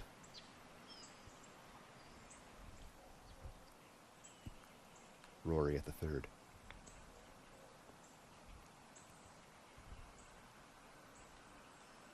That was the easiest of the three. And that is exquisite.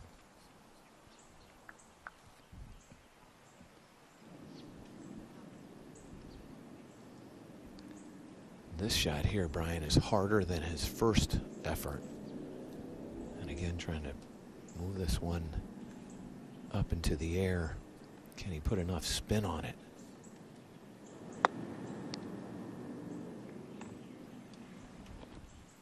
I think he caught that one a little bit thin, and he's got a lot of work now to save bogey. It seems so simple, but it is anything but.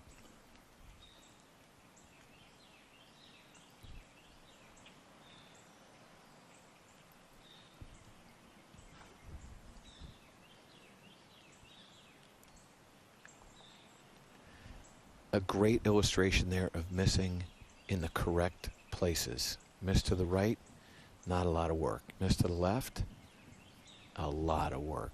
Scotty Scheffler exits with his second bogey in a row. And the tee shot just didn't seem to have enough fade in it for Scheffler. I think he was planning on working it in there, and it just didn't quite fade for him. I think a little bit of that wind might have had something to do with that. Now Tommy with a putter from behind the green at the third. This will move from left to right.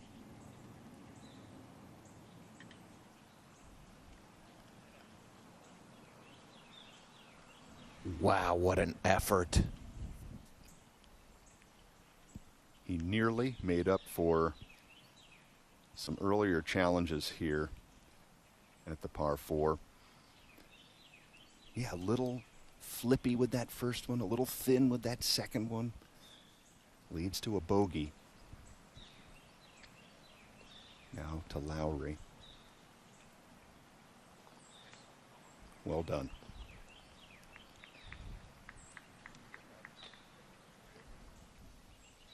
So no birdies, but a clean card for Shane Lowry so far, and now a birdie effort for Koepka.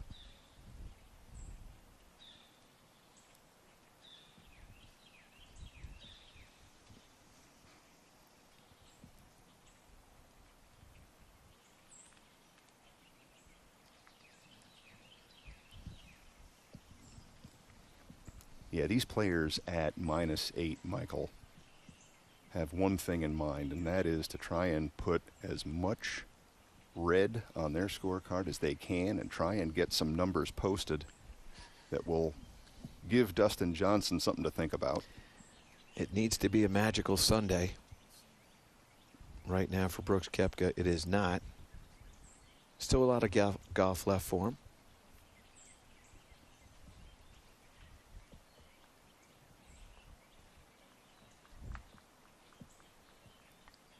So 3 straight pars for Koepka. He remains at -8. And waiting patiently for the magic to happen.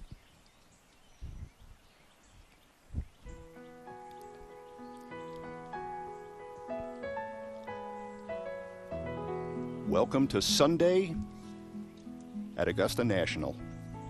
It is the final round of the Masters. A very special Masters here in November of 2020.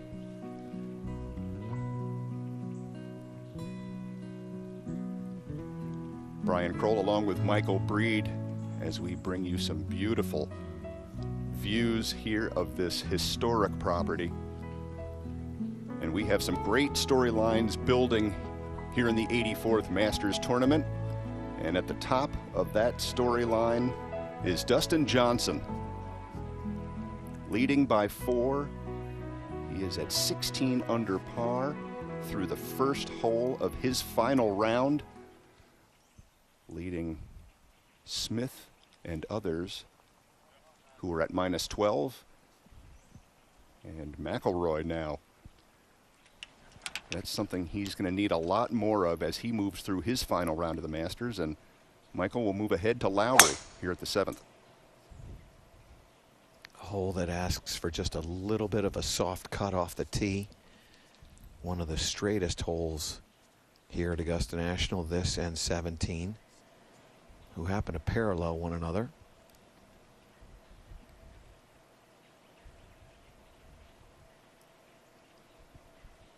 Now Tiger Woods with driver at the 7th.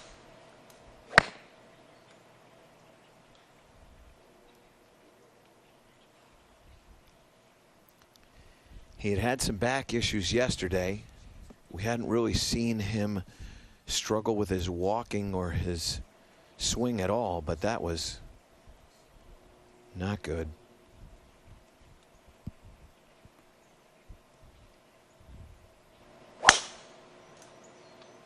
Scheffler has bogeyed this hole in the last 2 rounds. And he gets a good little break there to find the fairway at the par 4 7th. That'll be a good ways back, though. Now to Rory McIlroy at the par 3 4th. He's got a 5-iron from 224. Hole location just 14 paces onto this green. You want to carry it past the hole.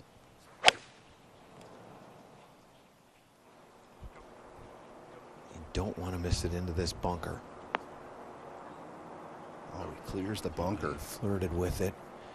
That's great now. It had him worried early, but it's great now.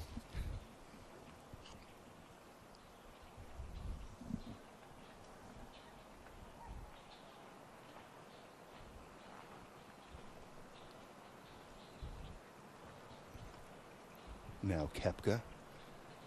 3 straight pars here so far this week. Needs a good one.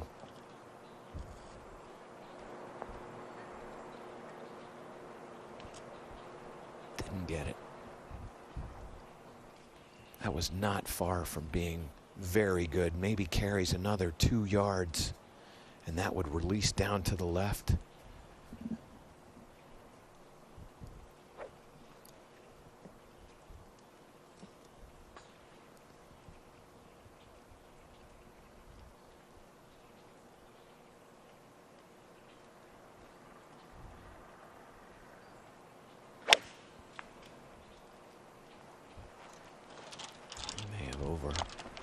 Done it.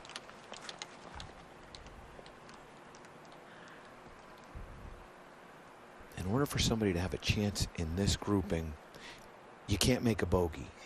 You need to have one of those special rounds, a 63 or a 64. You just can't afford a bogey, and Tommy Fleetwood thought he was going to make a 3 at the 3rd. Walks away with a 5, and now Tiger.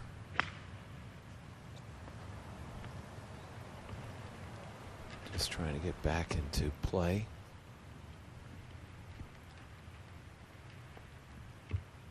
Yeah, it looked like he had a low stinging fade in mind off the tee, and he just double crossed it, came over the shot, and was lucky to have a look to get back in play here at the 7th.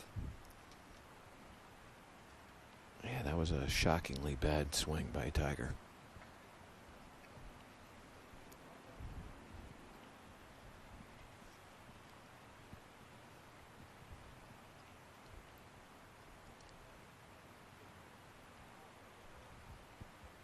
Seems to be moving fine. We were a little worried at a few points in yesterday's play.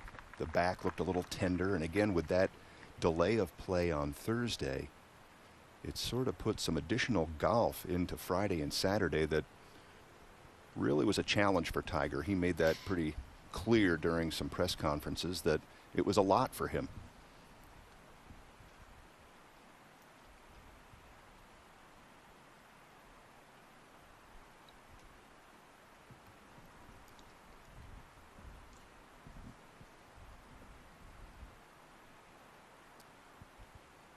Joe LaCava there. Tiger's caddy working out some yardages as he starts to think through his third shot here at the 7th.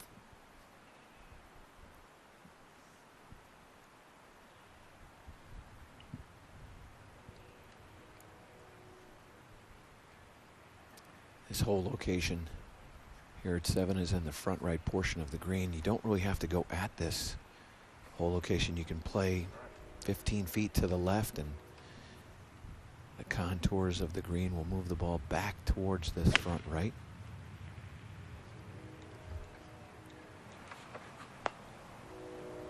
Lowry from 162 with a beautiful approach below the hole location. Or you can just hit it right at the hole location.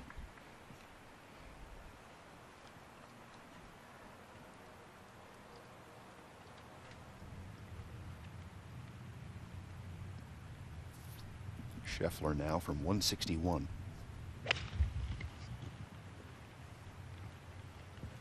Seven thirds.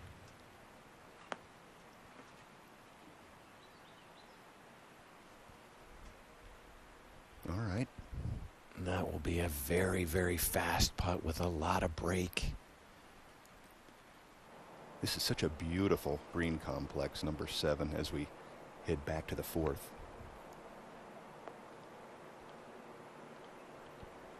For a guy that had a little bit of a difficulty with some wedges a hole ago, that was very well executed. Yeah, this shot shows the elevation here to the 7th green. Tiger Woods now his 3rd.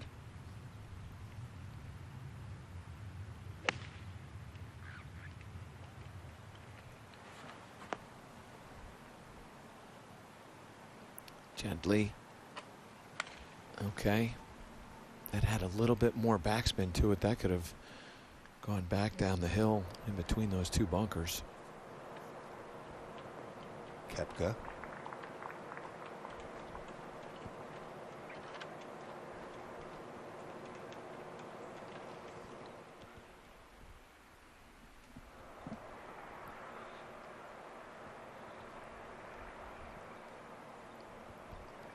Well, you think of all the history that has been made at this property, Michael, and it's all happening again today. Masters Sunday. We are in for quite a treat here as the day unfolds. And we're watching McIlroy here, hoping to take advantage of some opportunities early here in his final round. He's missed a very makeable putt at 1, a disappointing par at the 2nd. So this is an opportunity that he does not want to slip. Also move from his right to left. Got to give this some, I don't know, maybe 8-10 inches of break.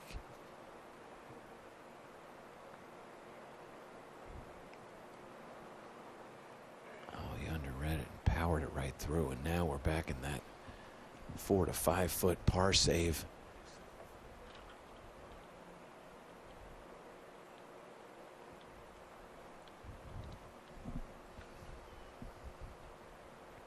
You can see a little frustration in his face.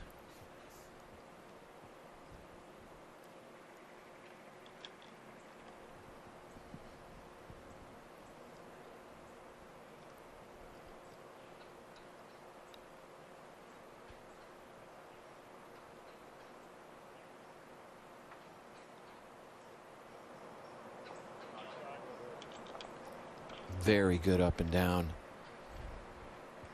Great sand save for Koepka. 4 straight pars here in his final round. He needs to start making some birdies to have a chance, if he does have a chance.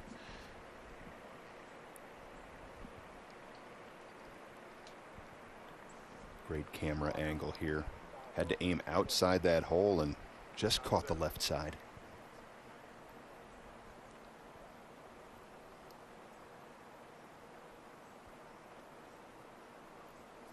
Putt that's tough to be aggressive on. Not much movement though.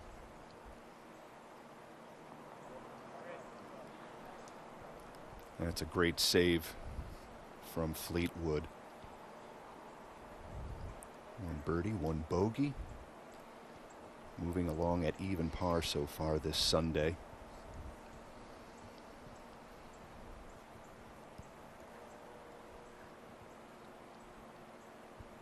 Big putt for Rory for confidence. This is the length putt that Rory has struggled with. And a little bit back up the hill. Slight movement from left to right. Maybe just a left edge putt.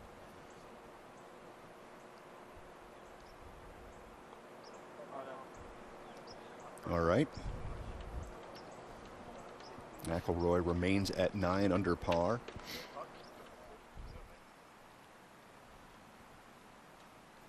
To the 7th. Look at how much break he's giving this.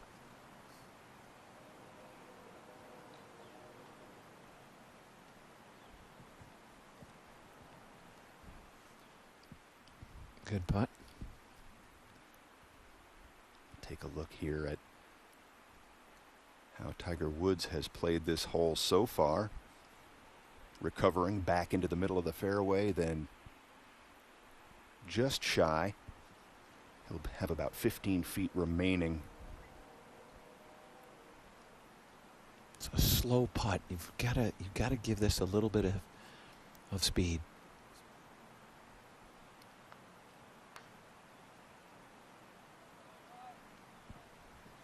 You can see it just ran out of speed there, and that was almost a bogey right from the start.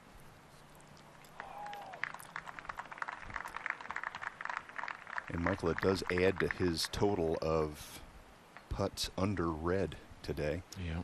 Another bogey.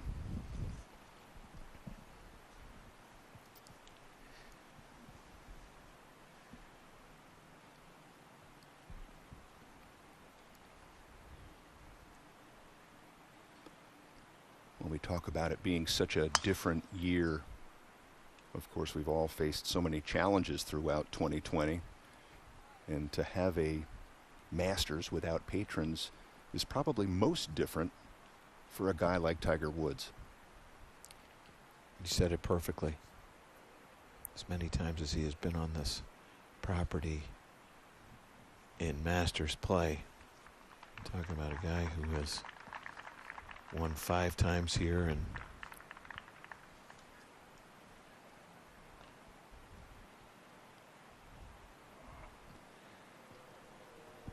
see the angle of that putt a little bit different than Tiger's, and Shane may have seen that movement right to left in the roll from Woods. Fooled him a bit. He stays at -5.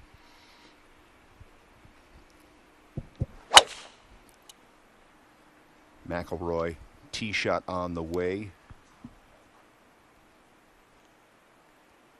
okay. 495 yards is the par 4 fifth as we head up to Scotty Scheffler at the 7th.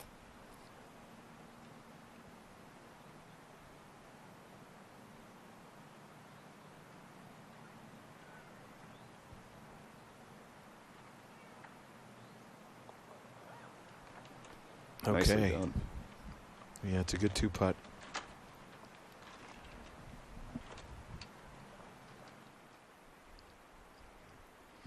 Now Koepka at the 5th. 315 yards to carry those bunkers, and I don't think that's going to come near to doing that.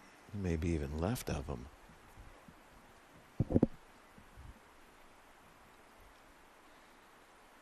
Fleetwood's target line significantly right of that.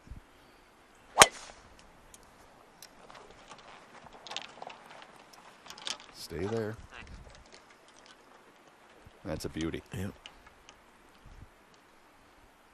Yeah, not only is it 495 yards, Michael, but a lot of uphill here at the 5th.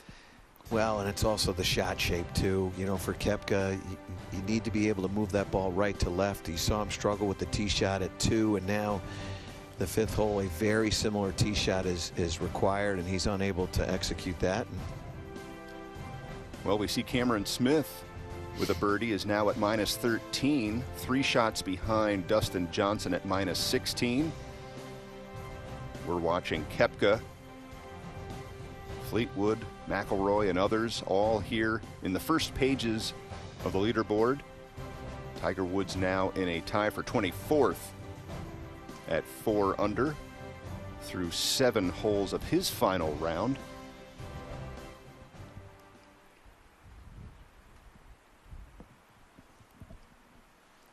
Now up ahead to the par 5 8th, playing 570 yards today. Shane Lowry first to play. Much like the second, you need to avoid that fairway bunker down the right-hand side. Be careful not to get it too far left. That is actually better than being in the second cut, provided he's got a backswing, which it appears is that he does.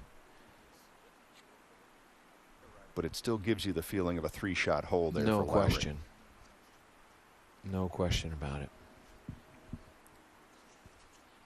The whole location is all the way in the back left portion of the green and on the left-hand side. So if you're going to threaten that, you've really got to challenge these bunkers down the right-hand side on this tee shot.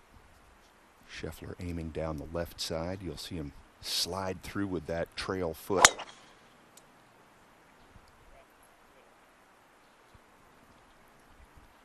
Great weight shift there through impact. And a beautiful result. Finds the middle of the fairway.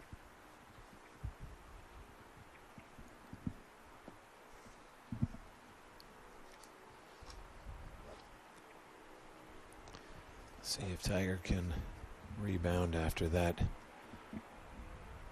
uncharacteristic tee shot.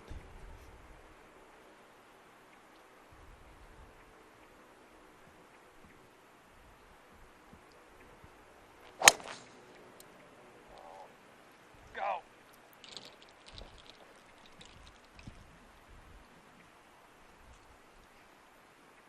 So from low and left to high and right, Tiger came out of that one a little bit, showing a little discomfort with the tee shots. Let's take a closer look here at the par 5 8th. Yellow Jasmine, and obviously step one, Michael, avoiding those fairway bunkers down the right side.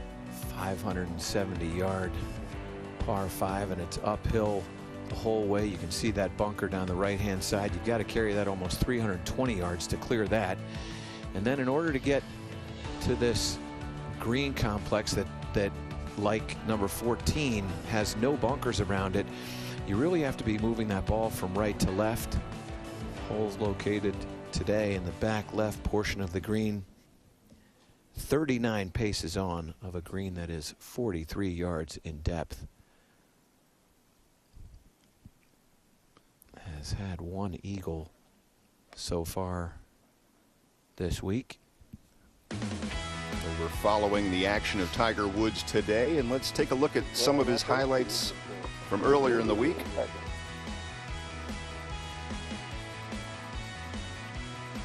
Had a near eagle at the second. We saw that one earlier today, and we felt the same way, Tiger. And at 5 for par after a poor pitch and a misread. And then this tee shot at the 7th, and he didn't like it. Some obvious frustration there. Kind of a fortunate kick. Gave him a chance, at least. But so far today, he's been missing below the hole, and things have not been clicking. That trend continues at the par 5 8th, where he's missed the fairway to the right.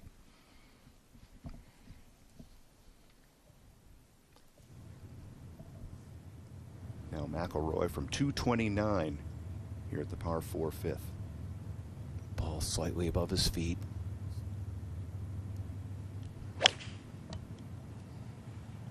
To a back hole location, and he clearly didn't want to miss that shot to the left, and now has missed it poorly to the right. And that will offer all kinds of challenge. He may even play a little bit away from that back hole location as we watch Brooks Koepka, who did not get it into the fairway bunkers down the left-hand side, but he will have to hit a very towering draw from this position in order to get it on the green. Well, if anyone can hit a towering draw, Brooks Koepka comes to mind. In fact, that towered and drew more than he wanted. He just seems a little out of sorts today. We saw Scheffler in that back bunker earlier.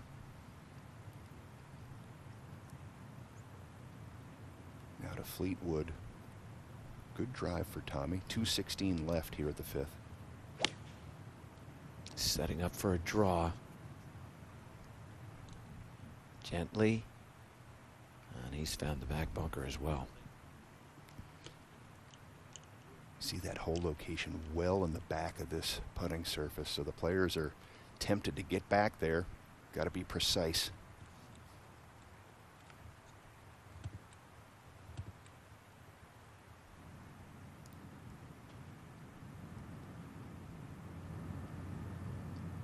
Club selection is all based on what you can get over the lip of this bunker. You do need to keep this down the right-hand side, Tiger. As many times as he's played this golf course, he knows exactly what he needs to do, and likely going back for a little bit more loft. Not sure what club he's going to go to, but I would imagine that it's in the neighborhood of a 8-iron.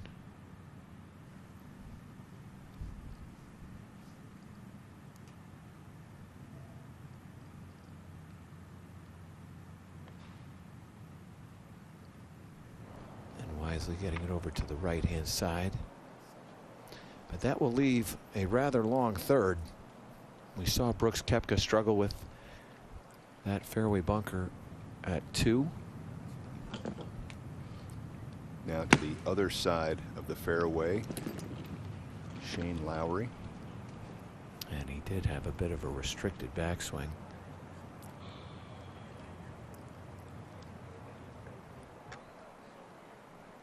Take a quick look here at Scotty Scheffler. After a drive of 305 yards, he's got 266 remaining. 227 to the front edge. This uphill lie will help him turn this from right to left. He tried a little body gyration to get it to go right to left, and that is well right. Let's take another look at this swing from Scheffler. And Michael, as we've pointed out, it's not the shape that he's comfortable with. He likes to play it left to right, so he really did everything he could to try and turn this ball the other way. Watch this. Well, what you're going to pay attention to is the uphill lie now. He just can't transfer through to his left side, and that is going to get him underneath way more than he wants, and he tries to save it with some hands. He doesn't play with a lot of face rotation anyway in his game. The rate of closure is very minimal in his golf swing, and that is out to the right. Speaking of out to the right, Rory McIlroy back on the 5th.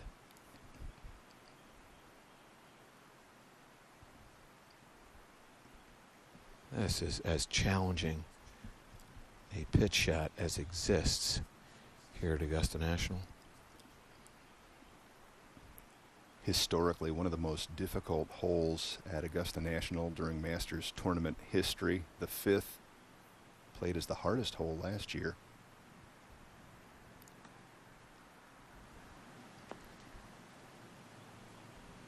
This is where it picks up speed. This is exquisite. Wow. It's hard to understand how challenging that shot is, and how you use the word precise, Brian. The precision of that shot.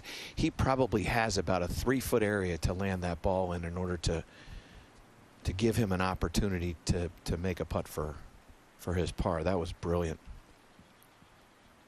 I'll be surprised if you see some smiling after that shot.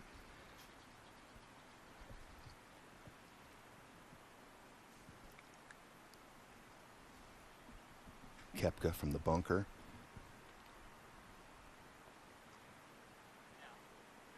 That was beautiful. We saw Scheffler leave it in that bunker earlier, trying to be too precise, but a great escape from Brooks. He works with Pete Cowan on his short game, and Pete, one of the best teachers of bunker play. I spoke to him earlier last year about where Brooks was in his development of his bunker play, and he said he was at about a 3 out of 10. That's where he had evaluated Koepka's bunker play. It's clearly gotten better. Yeah, that looked like a 9.5 to me as we take a look at Lowry.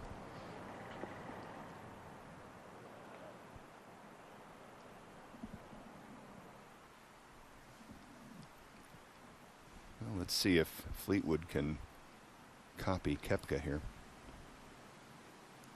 Tommy is a fabulous bunker player. He has a lot of set in the club in the backswing and slight uphill lie. That's a wonderful play. Well, we were just treated to 2 beautiful sand saves here at the par 4 fifth. Both Fleetwood and Koepka will likely have easy tap-ins. McIlroy and another beautiful pitch shot. I was going to say, don't forget about that shot.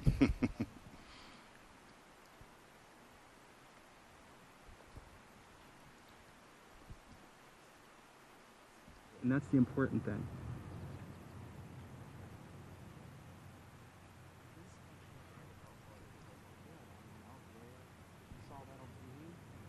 Rory still with a few feet of work left at the 5th.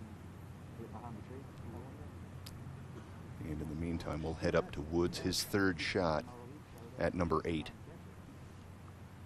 Little narrow stance. You wonder if he's going to flight one in here.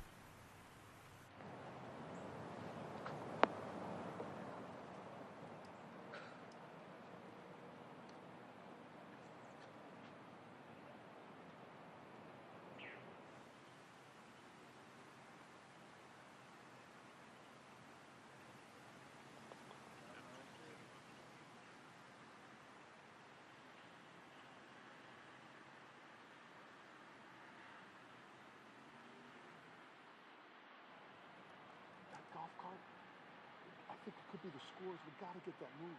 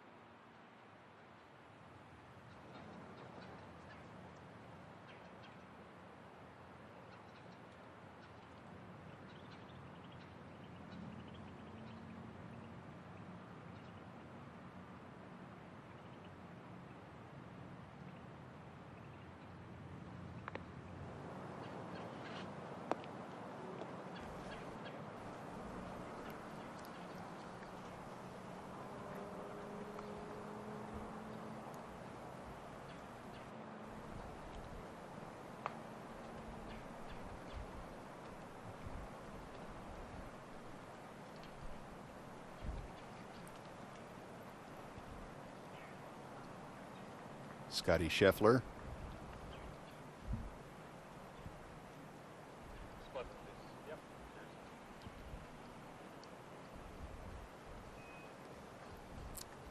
Making his way up to the putting surface at number 8 as we take a look at the beautiful character around this putting surface.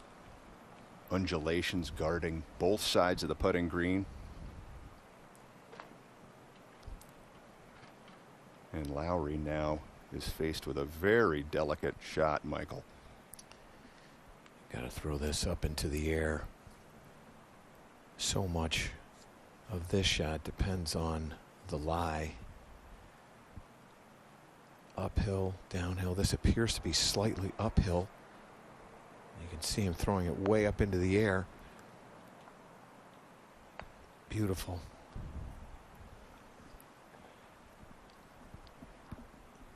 He was hoping for a little more, but that was a nice touch from Lowry.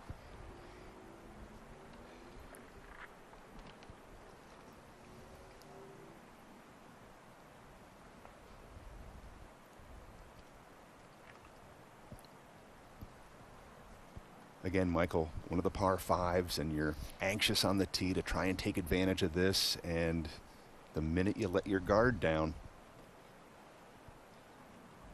there's a likely hiccup coming here at Augusta National. Got to stay sharp.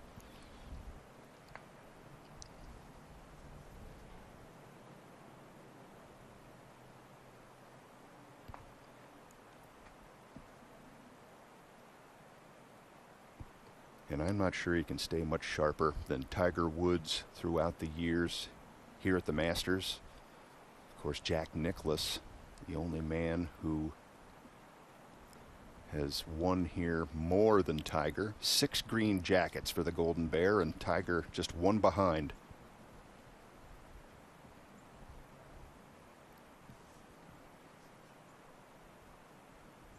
Bit lengthier birdie opportunity than he had hoped for, swinging from his right to left.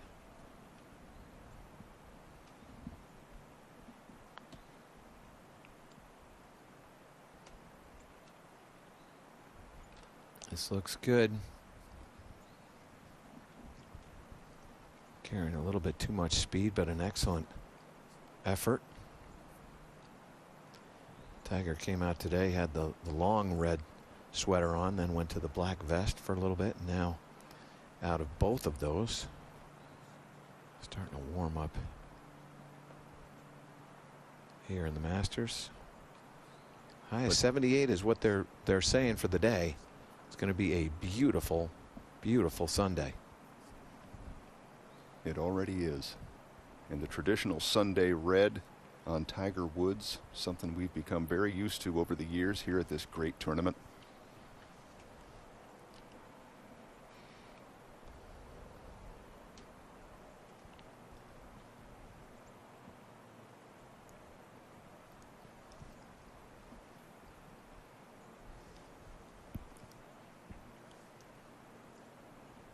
Shane Lowry for par.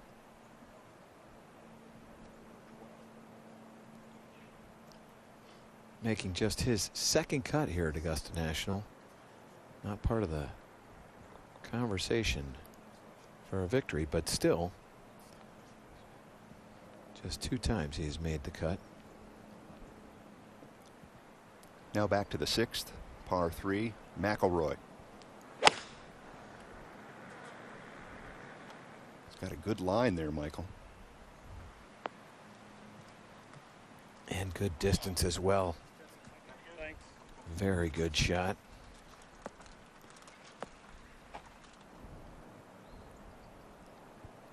Now Scheffler at the par 5 8th.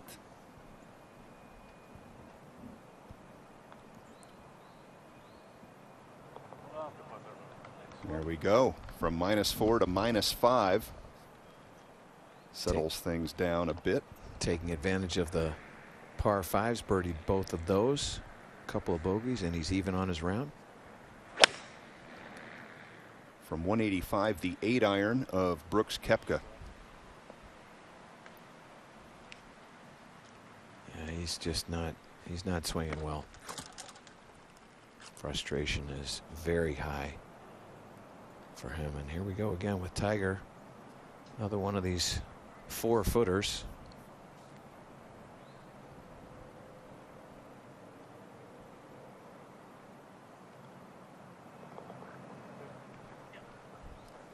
He's handled them all quite nicely. I'm very impressed with that short range putting for Tiger. It's been very good as you look at that scorecard. 1 birdie, 2 bogeys. You know, one of the things I've noticed throughout the week, even though he hasn't made every putt, they all seem to be finding the center of the putter face. The putter head looks so stable, like he is finding the absolute sweet spot with every roll. But clearly you need more than that to be in the hunt here. Fleetwood now. that an 8-iron for Tommy? He's looking at it. He likes it. A lot to like. And that's going to stay up there. That'll leave him a wonderful birdie opportunity here at the 6th. So Dustin Johnson has crept to 17 under par, but the lead is only 3. Cameron Smith and Sungjae Im both at 14 under. They're both 2 under on their round today. We're following featured group action here at the 2020 Masters. Rory McIlroy among those that we are focusing on, as is Tommy Fleetwood at -8 today. And there's Tiger Woods in a tie for 24th, +1 in his final round. He is at -4, well behind DJ, but in the midst of another final round here at Augusta National. Bryson DeChambeau, one of those players that was a huge story leading into this week. Current U.S. Open champ, but well behind Dustin Johnson. He's the big story on this Sunday. And now Scotty Scheffler.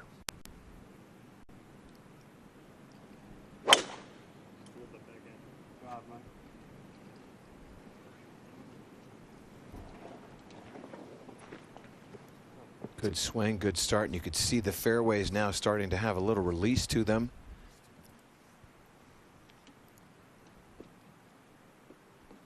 It's a good drive for Scotty at a hole that doesn't necessarily suit his flight. He likes to play that left to right, and this ideally asks for a little draw. Tiger Woods next on the tee here at the 9th. Favoring the right side of the tee box, you would imagine he's going to be hitting a little cut too.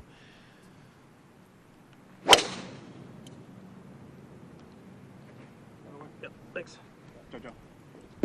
You want to stretch this with this whole location today, perilously close to those 2 greenside bunkers. You want to try to stretch this as far down to the right as you can to give you an angle at that whole location. We saw Koepka long and right. This is his pitch back to the green at number 6. Well judged.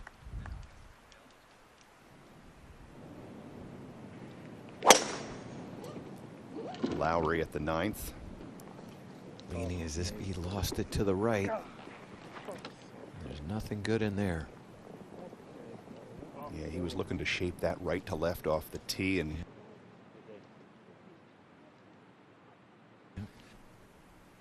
struggle with the driver so far today. Remember, he hit it into the trees back on 8, had to punch out. And now he's back in the trees on the right on the 9th.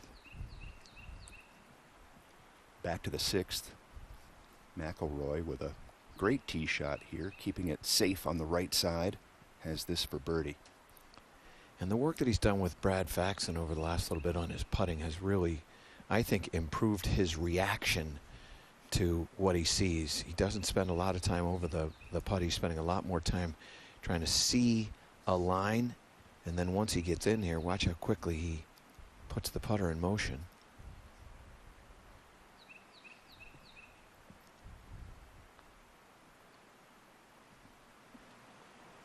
Oh, that was beautiful. Center cut, a beautiful 2 for McIlroy at the par 3 6th. That's what he needed. Pick up a sort of an unexpected one there. So McIlroy at 10 under now finds himself on the first page of the leaderboard.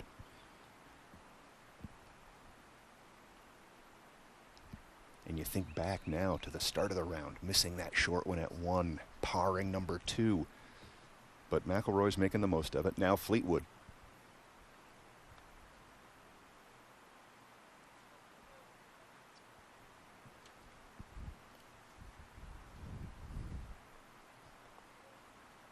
So a good line, just lost its speed.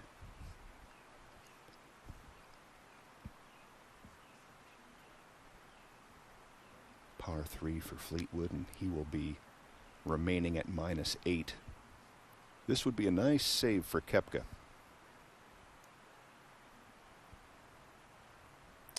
Had a nice one back at the 5th.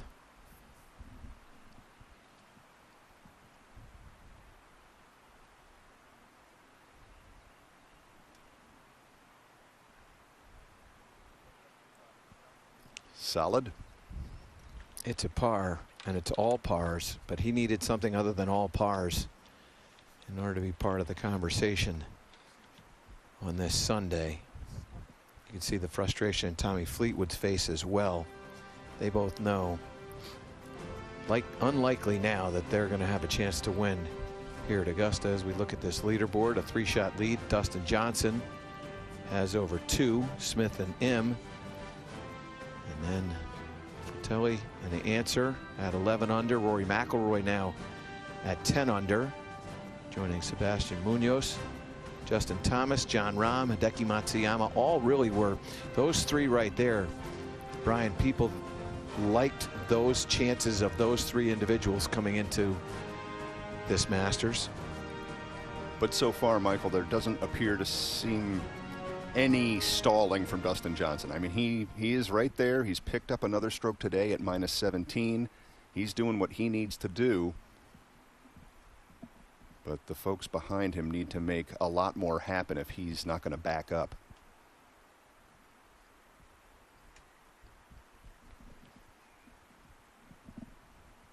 Tiger Woods walking down the fairway here at the par 4 9th. Looking comfortable today, and I think the increase in temperatures up near 80 will hopefully keep his back loose as he heads into the second 9 of his final round.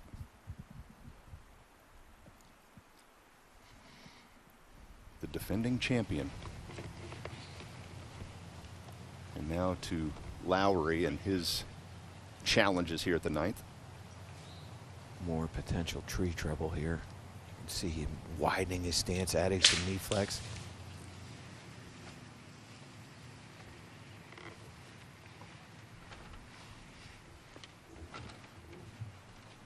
See the wind starting to freshen a little bit.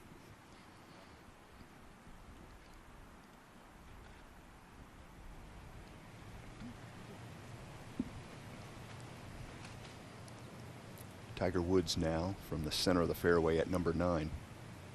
Ball slightly below his feet. Wind from right to left.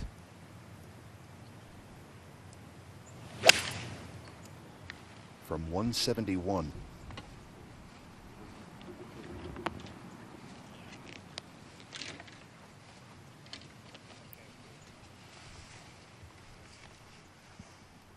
And we're still moving a touch.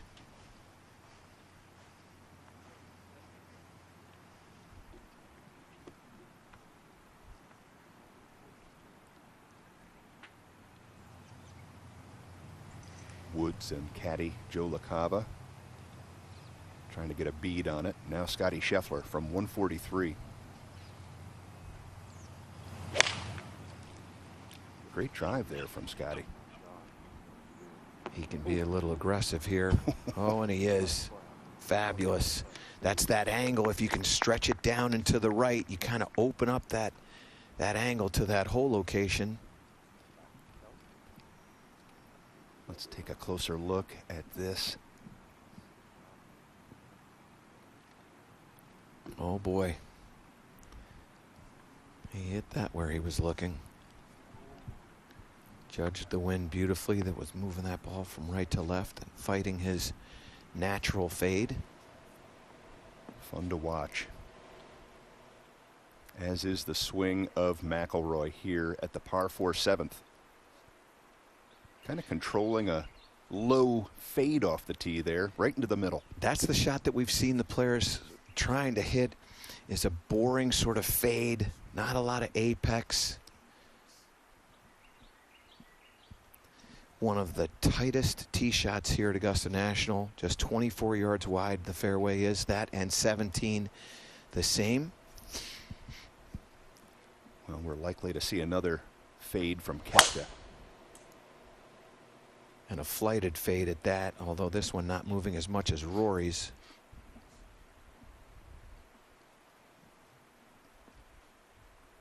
down the left-hand side. Par 4 7th playing 450 yards. Fleetwood looking for movement the other way, and he's managed it nicely.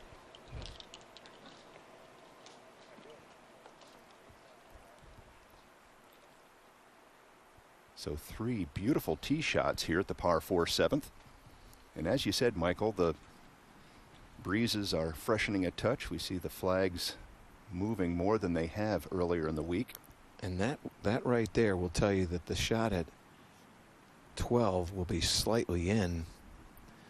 Hard to judge those winds, but at this spot right here, at the high side of the property, it'll be in and a little left-right as we watch Shane Lowry trying to get it up and down.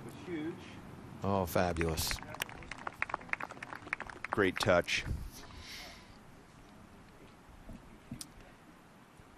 You know, we remember Tiger's big win last year, but we also remember the struggles that players had down there in Amen Corner, and particularly at the 12th.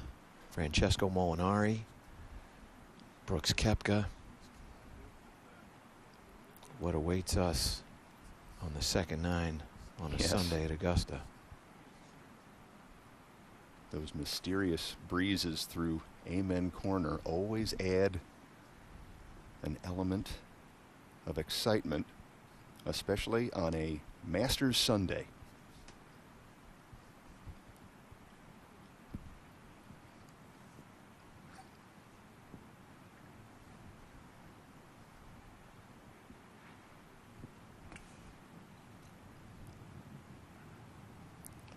This will have just a touch of movement from right to left.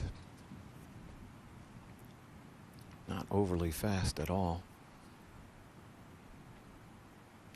See if Tiger can keep this on the high side of this break.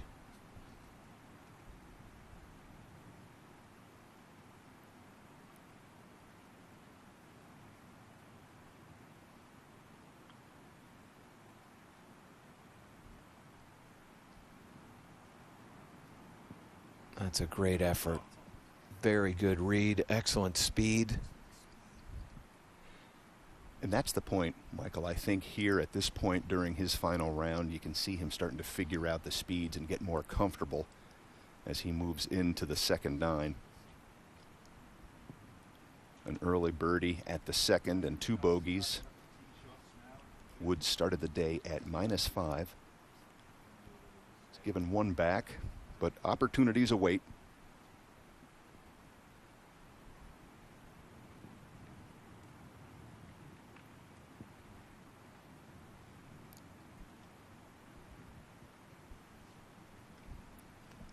Scheffler's birdie opportunity will have a little movement from right to left. It will have a little bit of pace to it. Slightly downhill.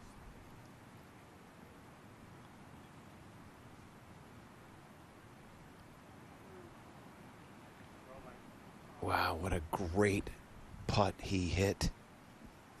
Unfortunate not to go in, but an excellent effort.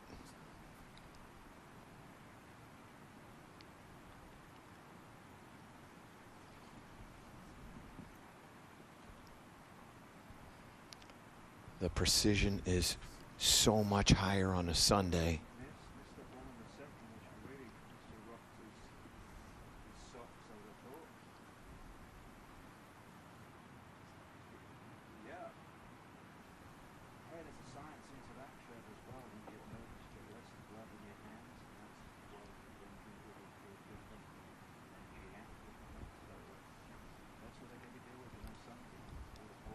Yeah, the word precision seems to keep surfacing as we discuss the Masters tournament, and these putting surfaces are so true.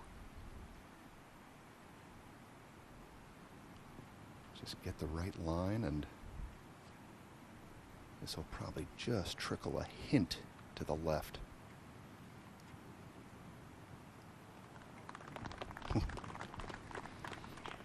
Fortunate, kept it inside, and a great save there from Lowry.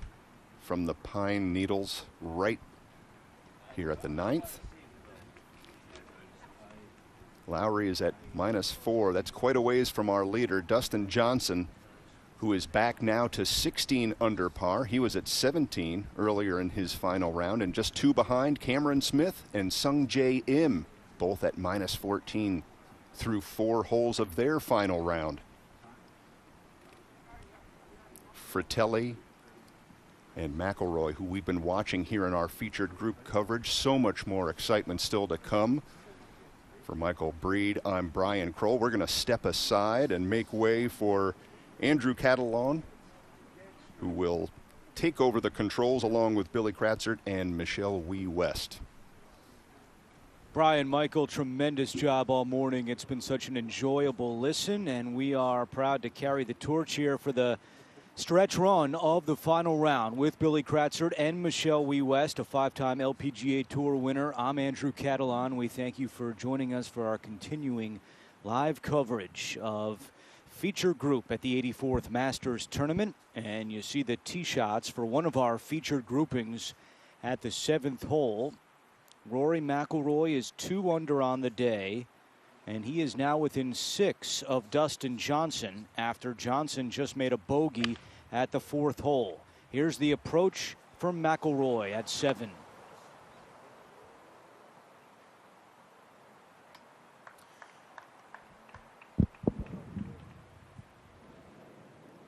And as our other feature grouping begins the second 9, here is Scotty Scheffler on the tee as I say good morning to Billy and Michelle. And Billy, what are your thoughts so far in this final round? Well, I was going to be curious to see the start for Sung Jae Im, Cameron Smith, all the players chasing Dustin Johnson. Can they go ahead and get a good push right at the beginning of the round? We saw Dustin get off to such a great start yesterday. But they have made the push as we watch this shot just race back down the hill at 7. But the start that they had, the way that Cameron Smith hung in there yesterday, it's not going to be handed over to DJ. He's going to have to go out there and earn it. Tiger with his tee shot at the 10th. And Michelle, as we see this one get a little extra release. We had early morning fog, a 10-minute delay. Obviously, it's cleared out as Tiger's ball is still running. And that is something we've seen more of today. When you've seen the whole locations, Michelle, and the way the course has played so far today, what are your thoughts on the way it's playing out there for the final round? We had a little bit of fog this morning. Higher winds today. That's the first thing I noticed. The first 3 days, winds were all around 5-6 miles per hour. Today, they're going up to 13 miles per hour, which here can make things a lot firmer, a lot faster, which we're already seeing today. I mean, the balls are spinning back, racing off the hills, and I think it's going to make for a really interesting Sunday. There's a couple hole locations today that are a little bit different, which we'll get to, but like Billy said, I think Dustin's going to have to earn it. It's not handed to him just yet. It's a great point about the wind. We could have some gusts up to 20 miles per hour later on in the afternoon. And as you pointed out, Michelle, it really hasn't been a factor at all as Koepka pulls the flagstick and puts it in. Brooks Koepka. Well, that's the whole location where we've seen a lot of players in past years, Andrew and Michelle, that they've been able to hold shots from the fairway. But Koepka, after bringing it back off the back edge of the green, nice little chip in there. Pretty much the same shot for Rory right here, but going with the flag stick in. First birdie of the day for Koepka.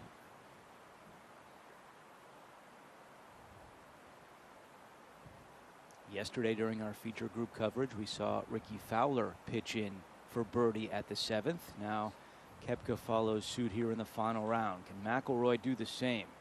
No. That one dug in a lot quicker than Koepka's. You can see Rory looking at the spot, may have landed in a pitch mark, but that ball came to a halt pretty quickly, Michelle. Yeah, I think so. I think it was a slightly different angle that he had with Brooks. He was a little bit closer to that slope that pushes off the bunker, and I think he was a little bit surprised how it bounced so left so quickly. But I think it might have been that little different angle than Brooks. You see that hill pushing off the bunker just ever so slightly more than that angle that Brooks had.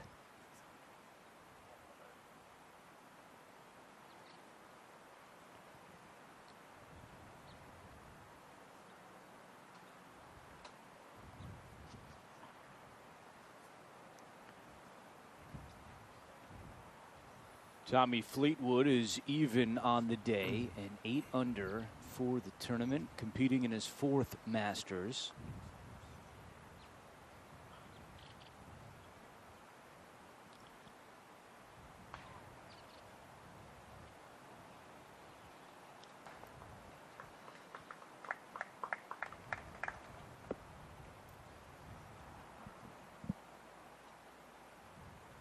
A little frustration there for Fleetwood. He could not take advantage of that birdie opportunity at 7.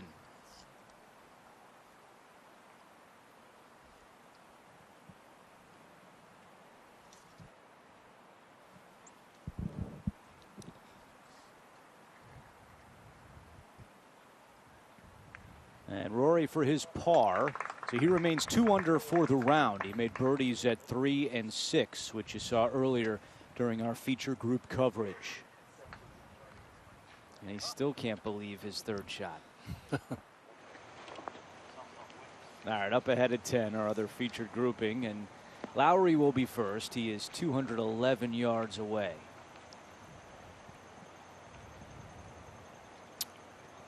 A little bit of a hanging line, ball above his feet, but the whole location, back portion of the green.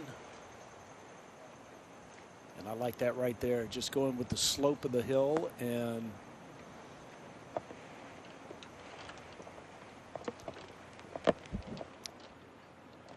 it's a shot that if you can get it 20 feet right of the hole and maybe turning towards the flagstick, it'll work its way all the way to that hole location.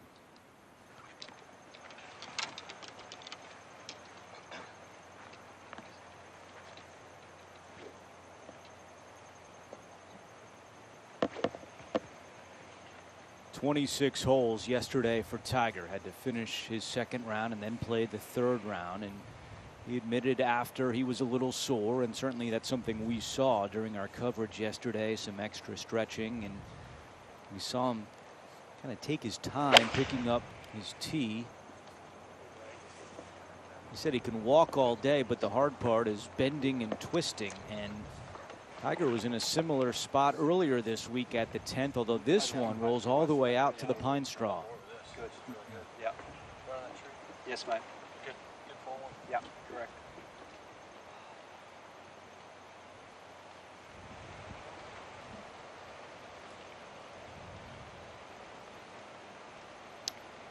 See if Scotty Scheffler, he likes to work the ball left to right. See if he tries to kind of counteract the lie that he has right here.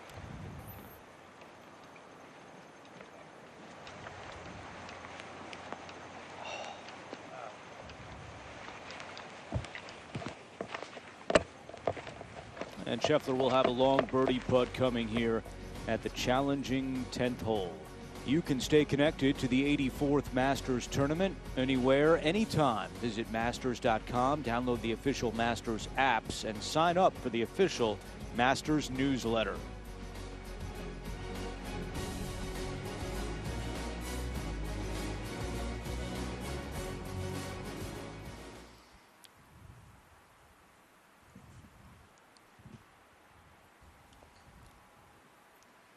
At the 8th teeing area, you see Brooks Koepka coming off the birdie at 7, is waiting for the fairway to clear.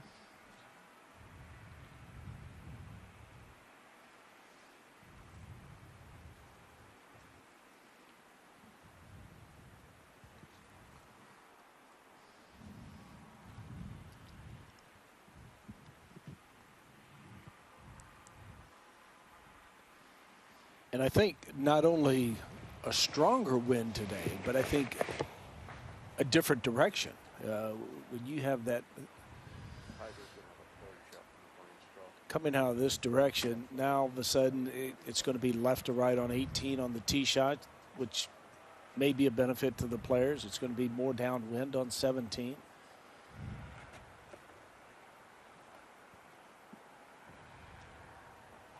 And certainly the question is just how strong is the wind going to get today?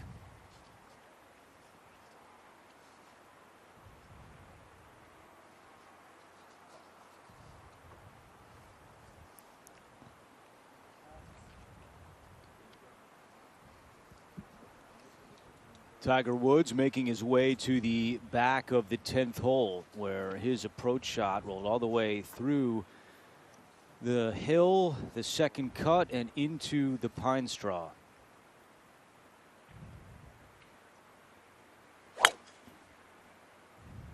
Koepka's tee shot at the par 5/8. I can't even see him. And it was headed right. We'll have to see where Koepka ends up. 300 plus to cover that bunker, and with the wind direction, I would have to assume that ball found the bunker. Meanwhile, Michelle, this will be a very delicate pitch coming up for Tiger as he takes his time studying things. Let's go back to 8, and McIlroy, who has made birdie here at 8 all 3 rounds. That is a perfect line right there. And that one's deep.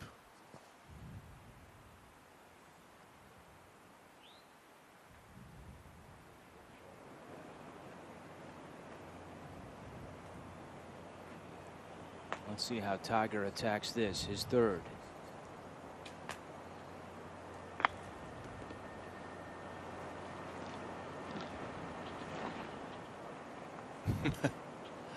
I thought that was pretty interesting because we saw with the left hand, and you saw him kind of motion maybe 1, 2, maybe 3 hops. That's exactly what that shot did. All right, back at 8, Tommy Fleetwood with his tee shot. Fleetwood is even on the day. And a good drive almost to the end of that second bunker. So Fleetwood in a good spot off the tee at 8.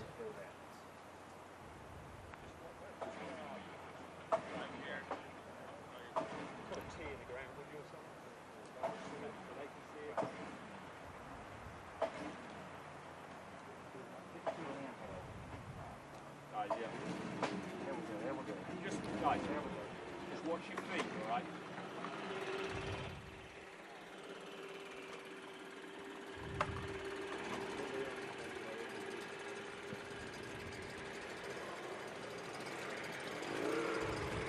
And just a brief stoppage at the 10th green as Lowry, Scheffler, and Tiger play their 10th hole.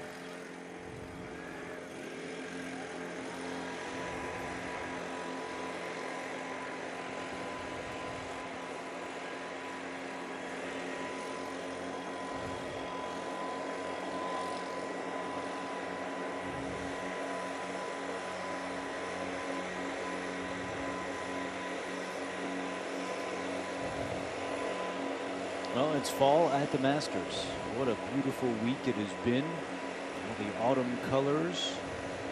First Masters tournament held outside the month of March or April.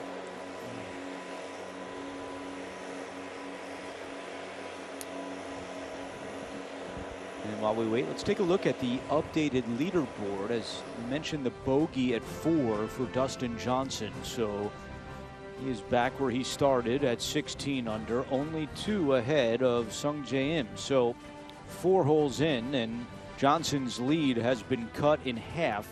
Cameron Smith is 3 behind, and there you see Rory McIlroy in a tie for 4th at 10 under par. McIlroy so disheartened by that opening round 75. He's played tremendous golf ever since then. But that 75 on Thursday is still looming large for Rory, and something that he commented about after the third round yesterday. Says he tries to view everything as a learning experience, but he'll look back at that opening round and rue some of the shots that he hit and some of the thought processes he had, as Koepka did find the bunker off the tee. Here's his second at the 8th.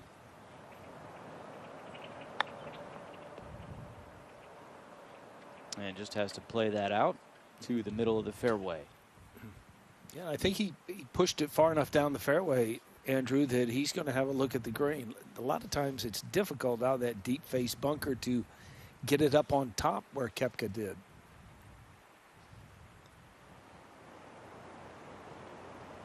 Ready to go at the 10th green, and here is Scheffler for birdie. Oh, it's a good looking line.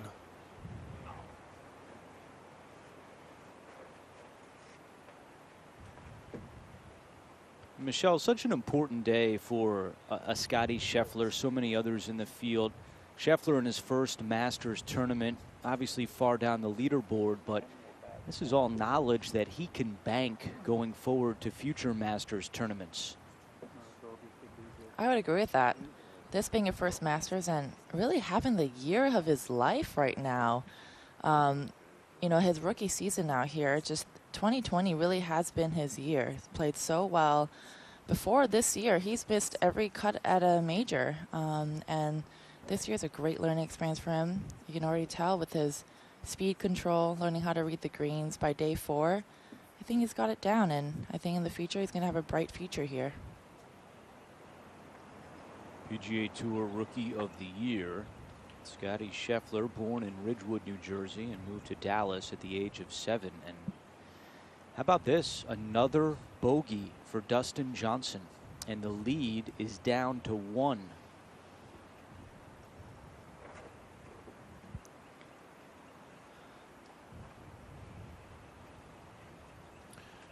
Well, the putt for Lowry coming across the green here, going in this direction, this is going to move to his left, more towards that front left corner of the green with speed, and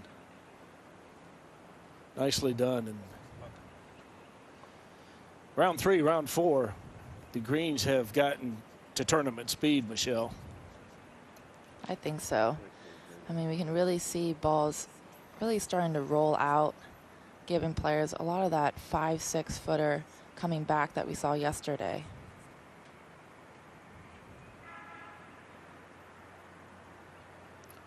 Well, a little bit more here for Tiger and his par at 10.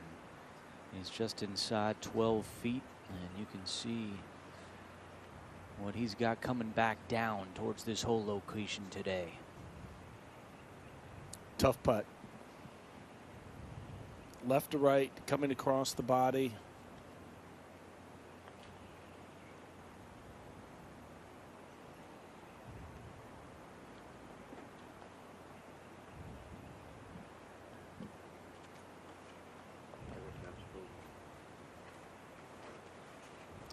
A bogey 5 for Tiger at the 10th. That's his 3rd bogey today.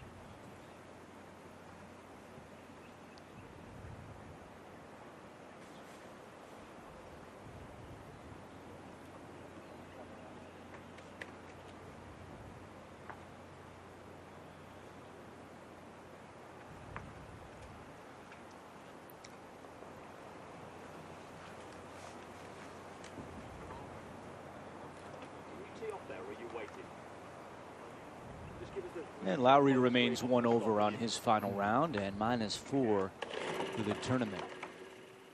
Let's go back over to the 8th hole. You saw Koepka play out of the bunker. How about the drive by McIlroy? 331 right down the middle. The green is just clearing, and Fleetwood will be first.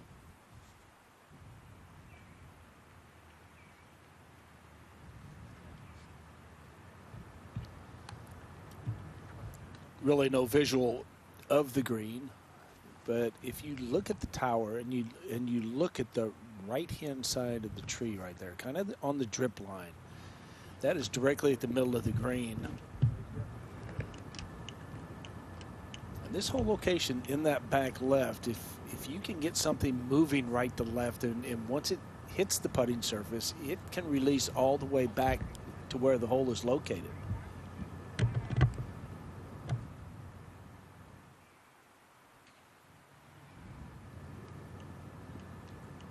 Fleetwood's second on the way. And off to the right, you can see I'll have a bit of green to work with coming back for his third as we go up ahead to the 11th, and Scotty Scheffler on the tee.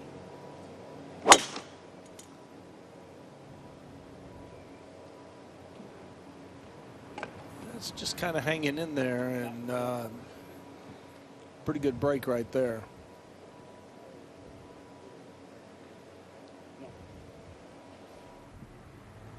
Now McIlroy center cut at 8. 240 to the hole for Rory. And McIlroy will have an eagle putt coming up.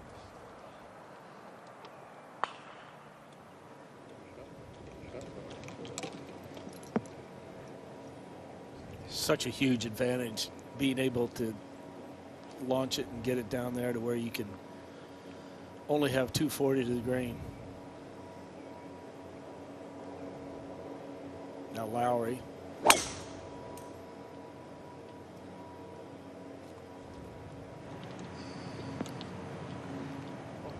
little bit more of a penetrating tee shot. Tiger's gone with that same flight trajectory, kind of that piercing tee shot, and I think on this hole, Michelle, the 11th hole, I think if you can shape it that way and flight it that way, I think that is a huge benefit. I think so, and especially today, the wind's going to be coming into a little bit off the right. So keeping that ball down, I think, will help tremendously. And that should be fine, but with that much curvature, I don't think he really reached that one out as much as he wanted to. It's a good miss, though. Tiger, Scheffler, and Lowry off and running at Amen Corner. Johnson's lead is down to 1.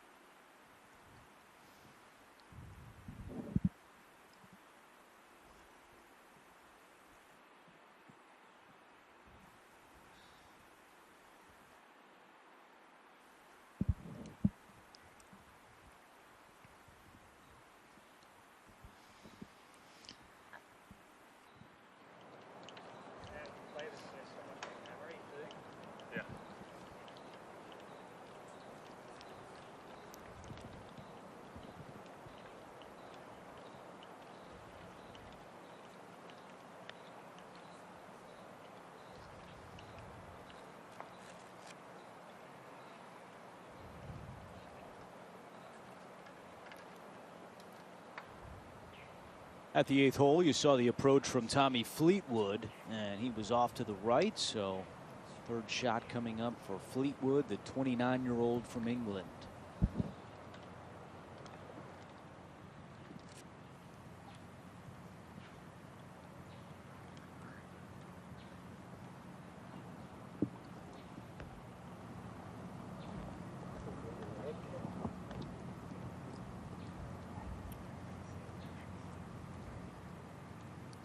Fleetwood just checking the spot that where it becomes a little more downhill to the flagstick.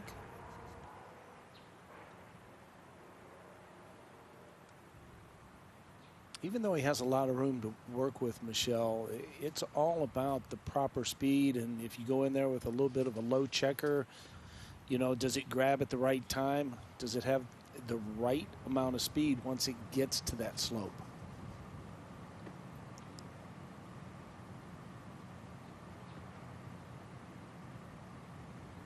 You're still looking at a very small landing area. Still have to be very precise here. That's the downward slope right there. It was always going to be quick. It was going to take a shot that you really needed to clip perfectly.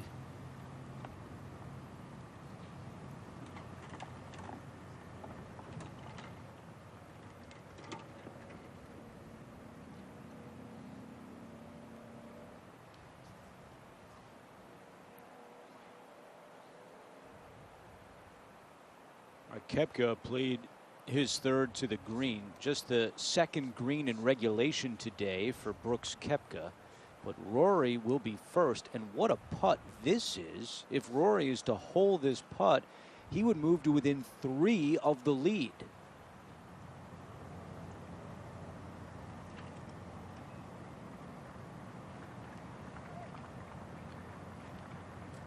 That would be unbelievable. When you look at the first round, and you were talking about it earlier, to fight back like this, such good golf. McIlroy was tied for 77th after the first round. This one getting better. How about that touch right there, Michelle? That is pure class. Short one left for his birdie. Up ahead at 11, the approach for Scheffler.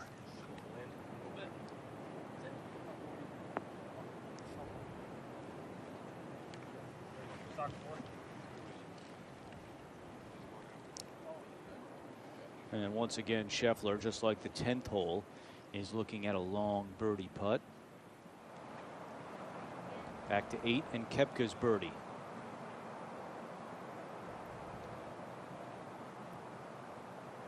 This putt will move to Brooks's left. Right there, it'll start peeling.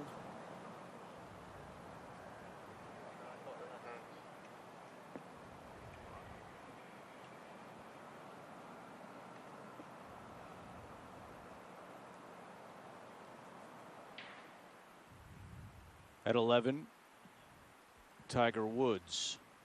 And you can see the elevation change that Tiger will face for this second shot.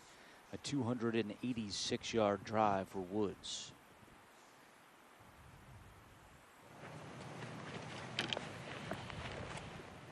But he pointed over to Lowry, so Lowry will go from the left side of the fairway.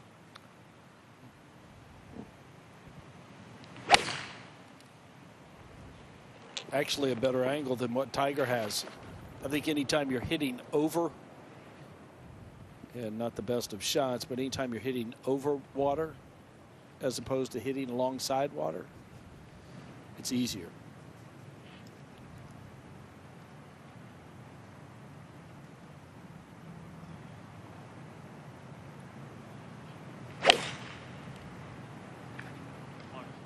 Trying to work this ball from right to left.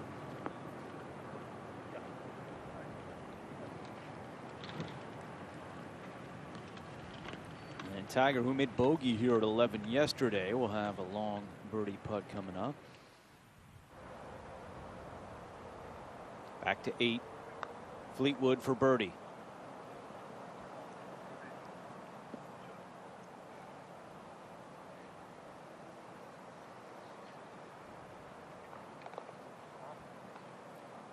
And a par for Tommy. A little disappointing there where he was off the tee, and he remains even on the day. He commented yesterday after the third round that the greens were getting a little bit tricky to get the pace. He had the pace on that putt just a little bit off. Actually did most of his work in the second round when he played so well and shot 7 under. And 66 in the second round for Fleetwood as Koepka taps in for par. And now a short one for Rory to get to 11 under.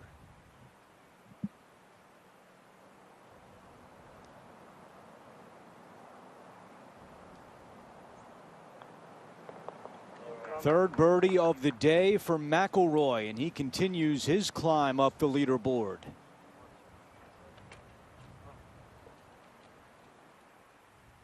McIlroy now 5 behind Dustin Johnson, whose lead is 3 at the final round of the Masters tournament.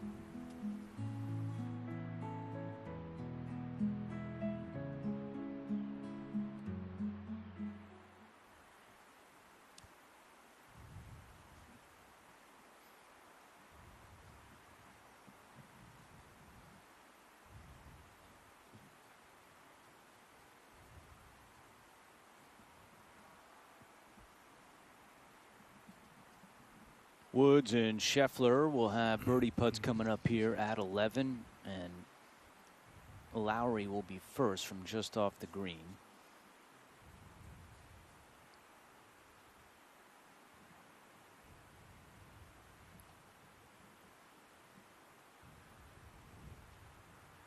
I don't think there's going to be too many shots getting close to this flag stick, especially with the hole location and the wind direction.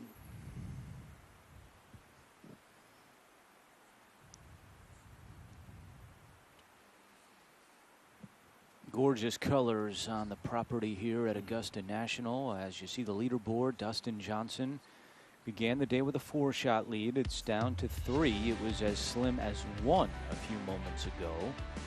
As we take a closer look at this 9th hole, Michelle. Uphill, par 4, curving to the left. You see that dog leg right there that ends at 340. Players will want to play in that landing zone, and you want to kind of favor the right-hand side to have a better angle into this green. You see this green is guarded by 2 very deep bunkers on the left here. There's a big false front. McIlroy's tee shot, another strong one from Rory.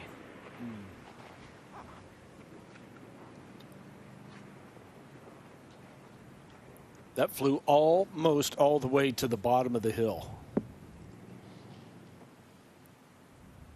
That is almost amazing. like a different person played for Rory on Thursday. I mean, his golf over the last 2.5 days has been spectacular, and still trying to figure out how it all ended up to 75 on Thursday. Now Koepka.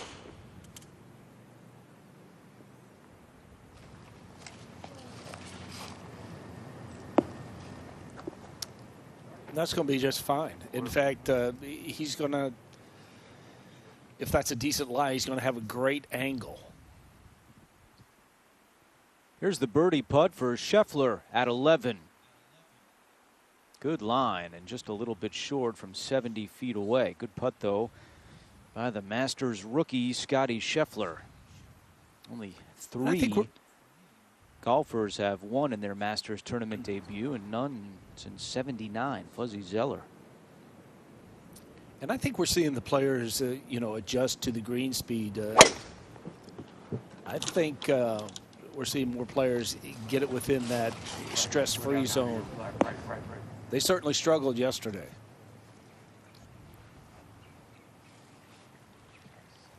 Similar spot for Fleetwood as Koepka ended up. Scheffler did tap in for par at 11, and Tiger will be next.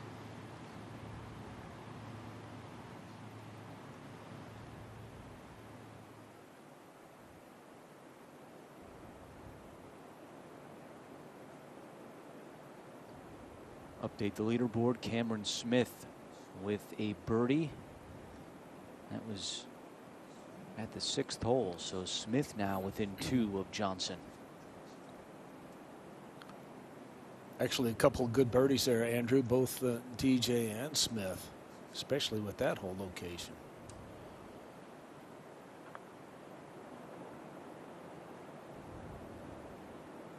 Woods birdie.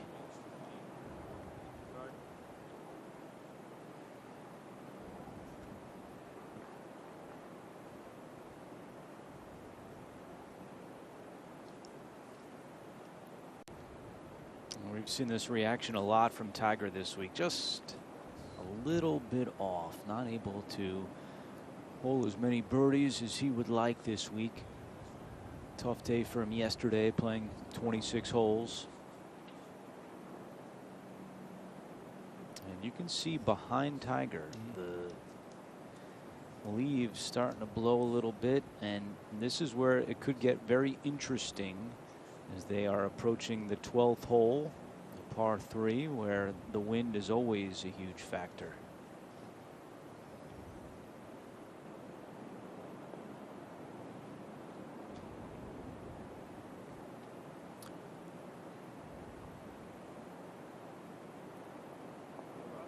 Nicely done by Lowry for par.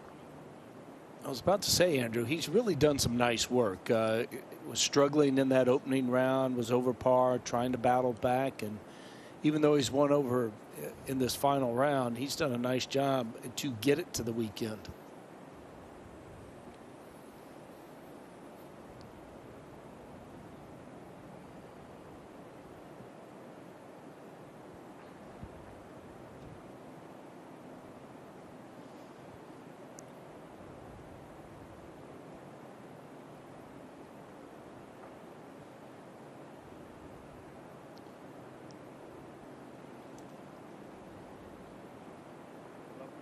All right, par for Tiger at 11, and now we'll get to see the 12th hole for the first time today and see how these players tackle the shortest hole on the course, Golden Bell.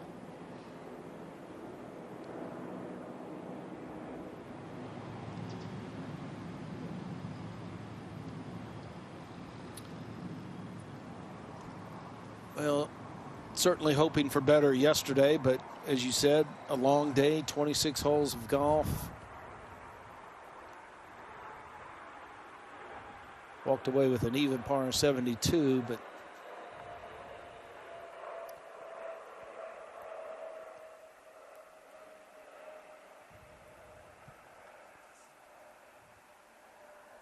and while we wait, let's go back to 9. McIlroy 345 off the tee. And you can see Fleetwood and Koepka just off the fairway in the second cut.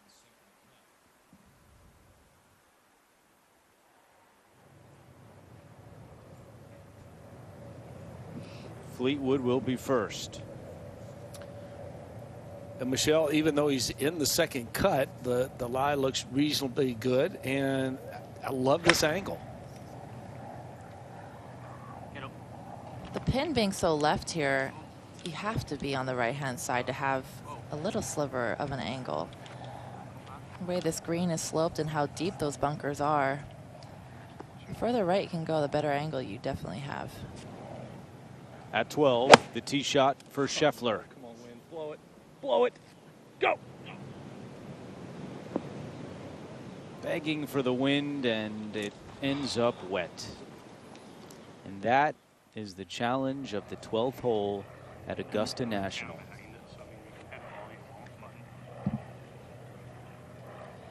That's the experience that he's going to get from playing today.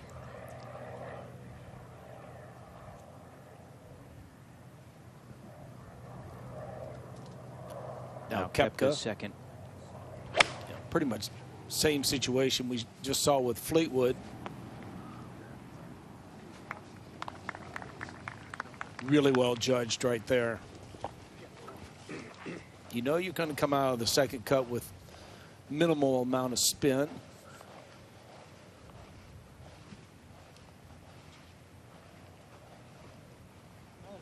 Okay, it's on the flag, it's good, like, exactly. Yeah, because A and B aggressive. Yeah. Okay. All right. Got your shot.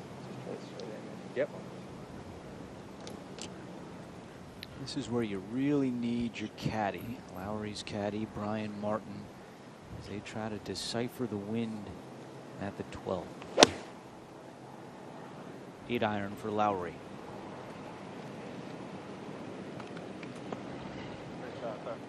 And a good job there by Lowry and caddy Brian Martin. Yeah, that is a great shot.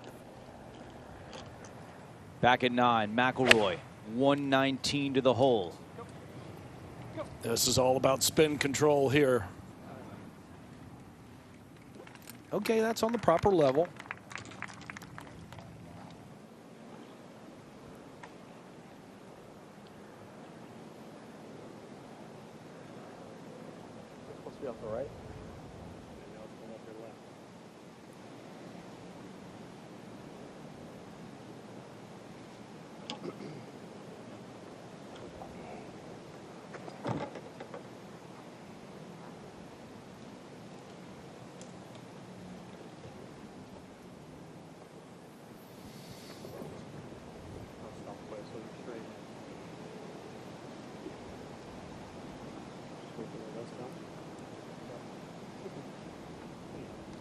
rolling right there. He's up just kind of a little bit at you. Should be at me, yeah. Correct. Agreed. Just on the angle here. Yep. If you feel something different, just back off. Okay. You got it.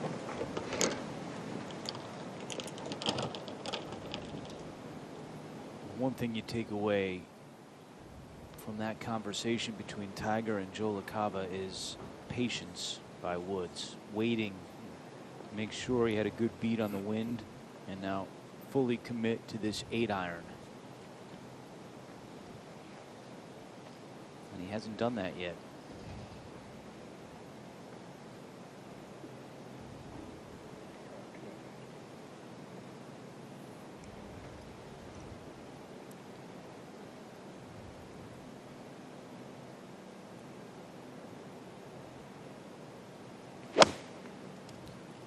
Boy, that wind is dancing all over the place. Tiger comes up short, and just like Scheffler, ends up in Rays Creek.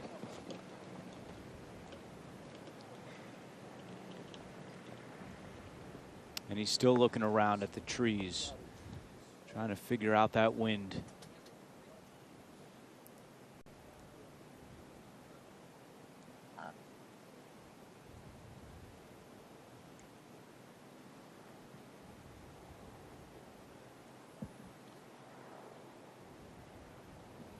So many different theories at 12 as to how to judge the wind. Of course, you could look at the flagstick on the green.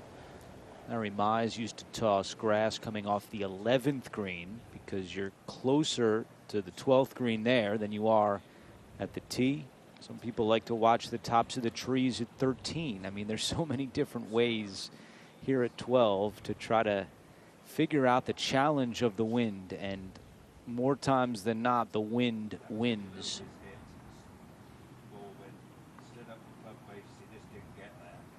Now, birdie for Fleetwood at 9. Look how much break he plays on this one. That was amazing. That was almost playing for a 90-degree break, and really nice piece of judgment with the speed.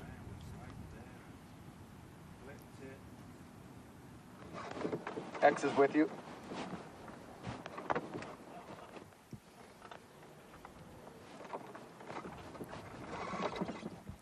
McIlroy has just inside 24 feet for birdie.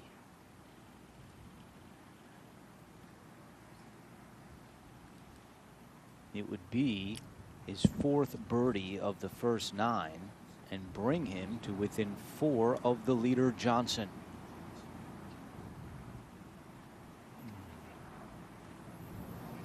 It was a putt that was never going to get away from him. I think he hit his start line, and the line that he intended, it just broke a little bit more to the left.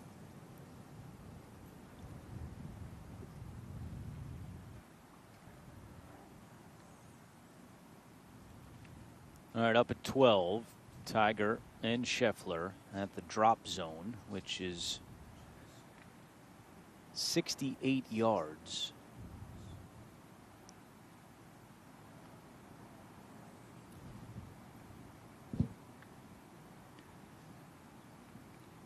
But they also have the option to bring it back, and that's what they've done.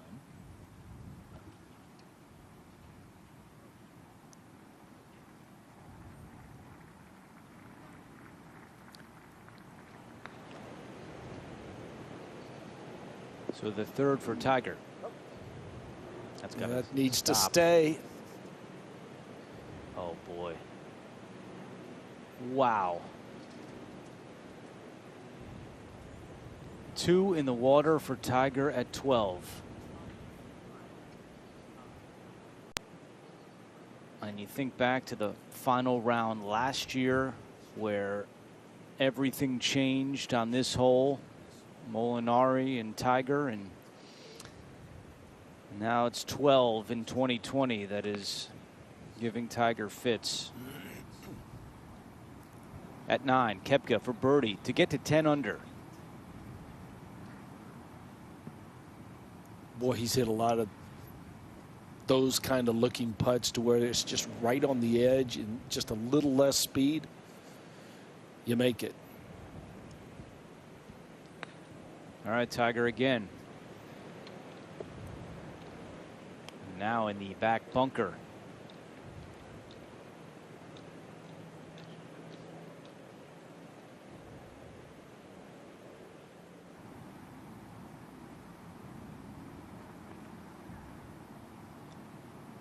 Koepka's par putt at 9, and Brooks Koepka remains 1 under on the day through his first 9 holes.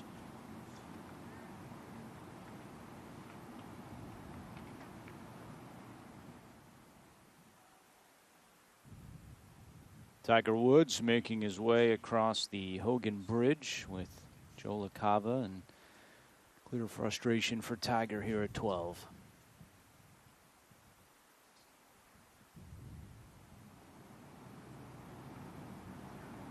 Look at the flags behind Tommy Fleetwood on the big leaderboard just off the first hole.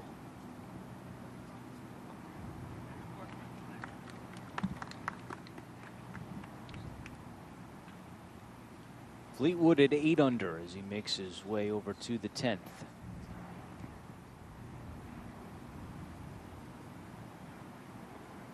And McIlroy with his par. So Rory is still 5 off the lead.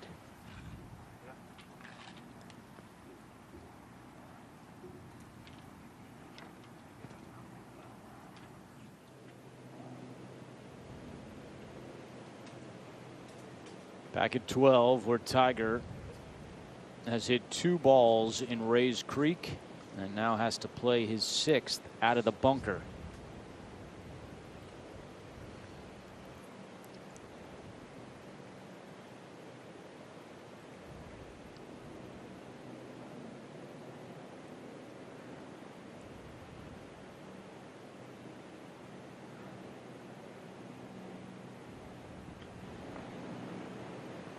Oh boy. Well, clearly had not much to work with there in terms of his stance in the lie in the bunker, but it's now 3 in the water for Tiger.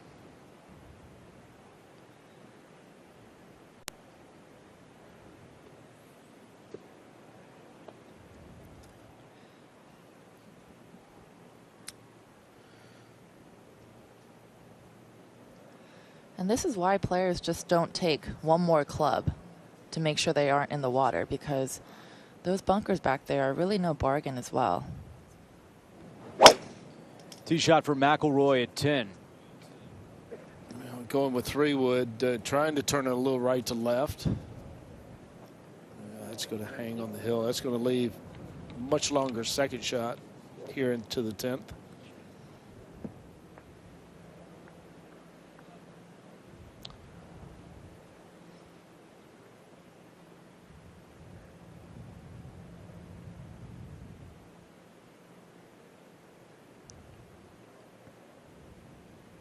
It's just amazing that he can get in that position to hit the shot.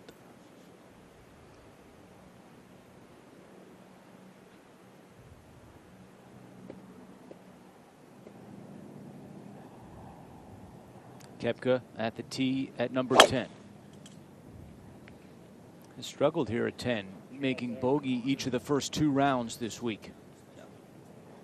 But that will release and put Brooks in a good spot to start his second 9.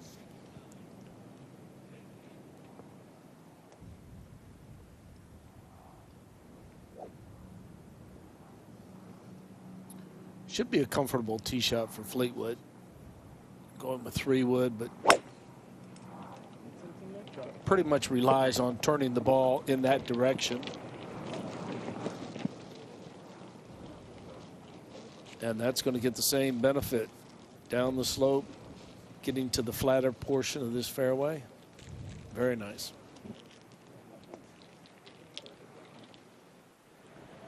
All right, back to Tiger at 12.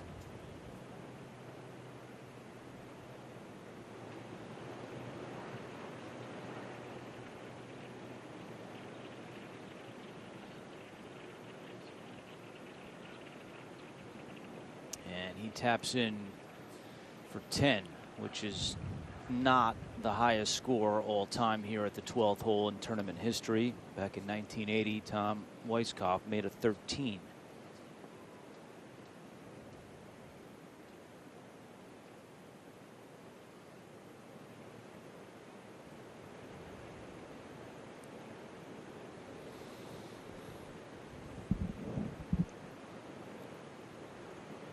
Lowry, this birdie putt, should have gotten a little information from the putt from Tiger.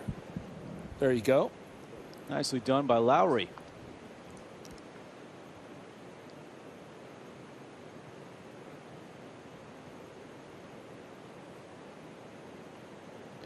Again, Andrew, I think he's done a really nice job of keeping his composure this week and just kind of hanging in there. And when things were a little difficult, he was able to grind it out.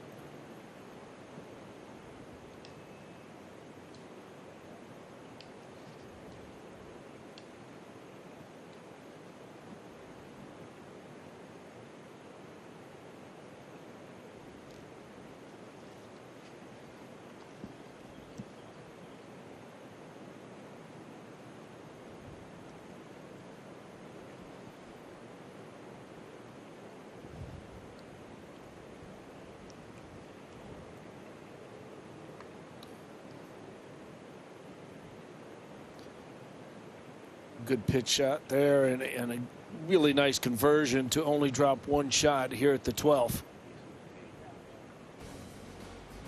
Scotty Scheffler will make his way up to the 13th teeing area as Dustin Johnson continues to lead. His lead is 2.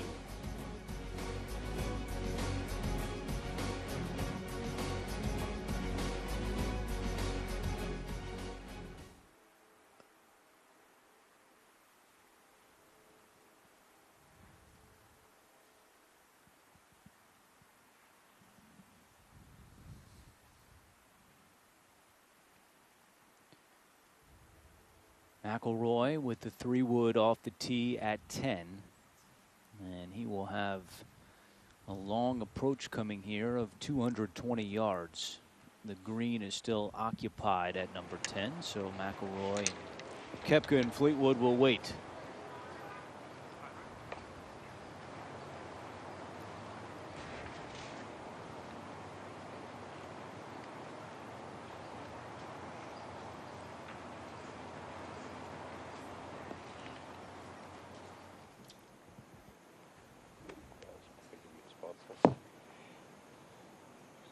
At 13, Shane Lowry will be first to play.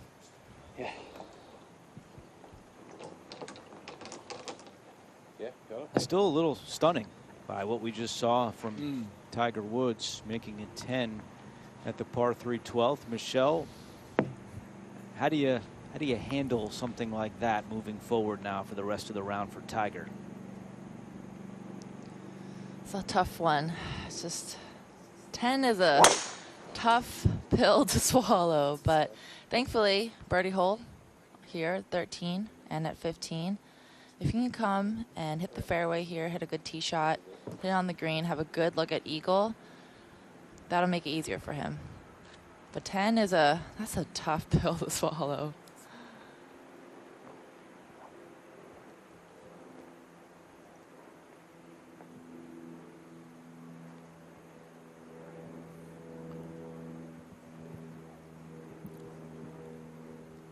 Scheffler likes to move the ball pretty much most of the time left to right. Going with driver, he's going to have to take it just right at the edge of the trees right there on the corner.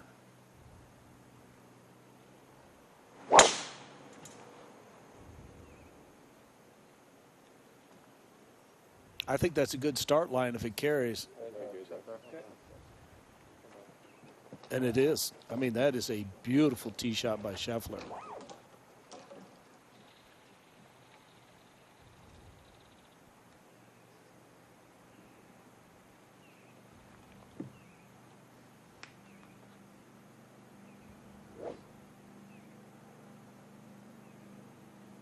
That 10 is the highest score on any hole that Tiger has recorded during his Masters tournament career, surpassing the previous high of 8.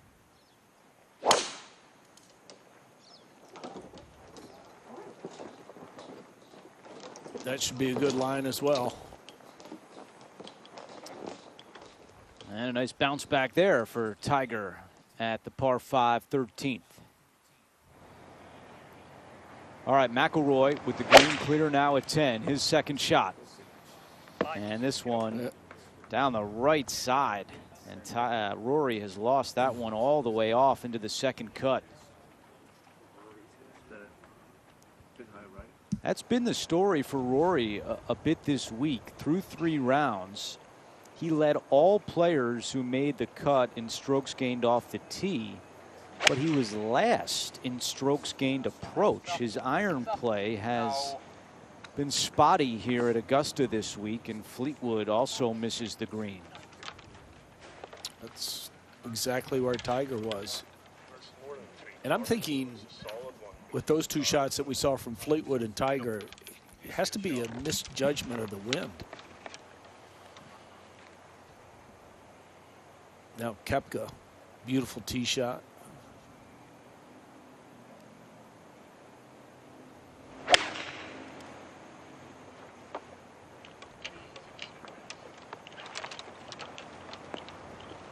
And all 3 missed the green at 10.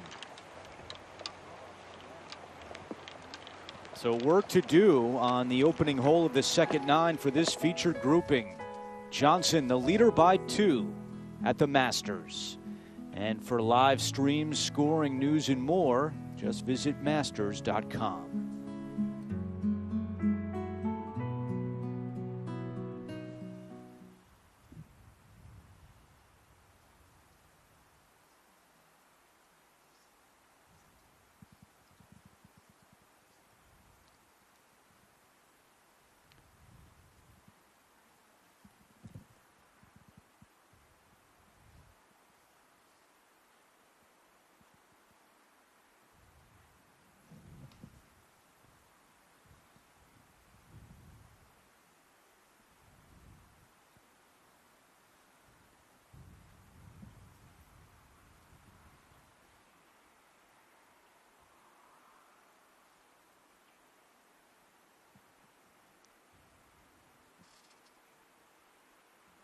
Well, I figure a big hole for Dustin Johnson. He's on the par 5 8th.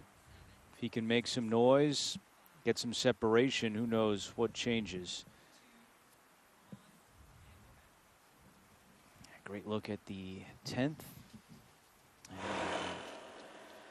Kenzie bunker just short of that green.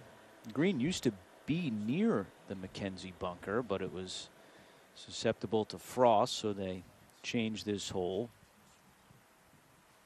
This also used to be the first hole prior to 1935. As you see the leaderboard, Dustin Johnson ahead by 2. There is Koepka in our featured grouping, tied for 7th with Rahm, Reed, and Na.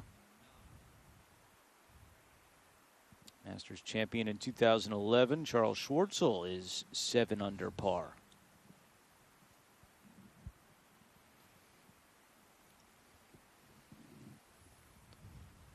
All right, any of these 3 would sign up for a par right now. And Michelle, I have to believe with Fleetwood and Brooks, just a complete misjudgment of the wind. I think so. And also with the lie that they have, I mean, what we really don't see on TV is how steep that downhill right to left really is. And if you just shut that club face just a tiny bit, you can really exaggerate it and make the ball really go left. And on Rory's case, he just looked like he was a little bit underneath there, and that's really something that you cannot do with that lie. So if you come just a little bit underneath, you get a little stuck on that downhill lie, it's going to push that ball a lot to the right, just like you can see here. The slope, the lie, it really exaggerates the club angle coming into the ball, and you'll see a bigger mistake if you aren't perfect with your swing. Well, his hands are full here, and you can see aiming well to the right and a downward pitch to the green from here. I tend to.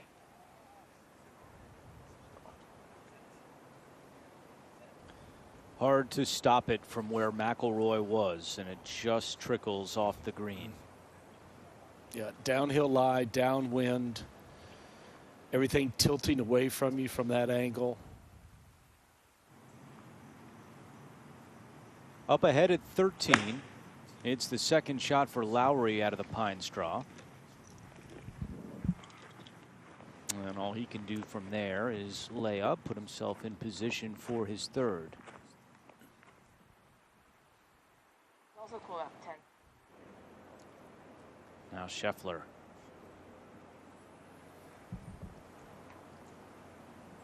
Boy, it looked like he slipped. Wow, what a shot by Scotty Scheffler. I mean, for the footwork there, what a golf shot. I'd smile too. It was amazingly good. Now Fleetwood sky high, and that one comes up short. Interesting that Fleetwood and Tiger played two completely different shots there.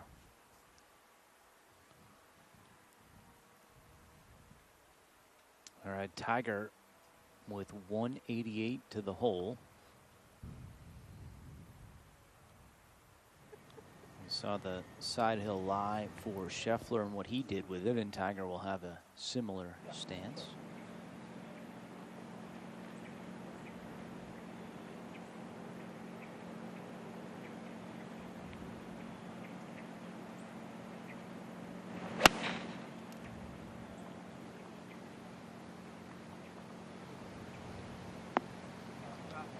Oh, Tiger with a beautiful shot and a chance for eagle at 13.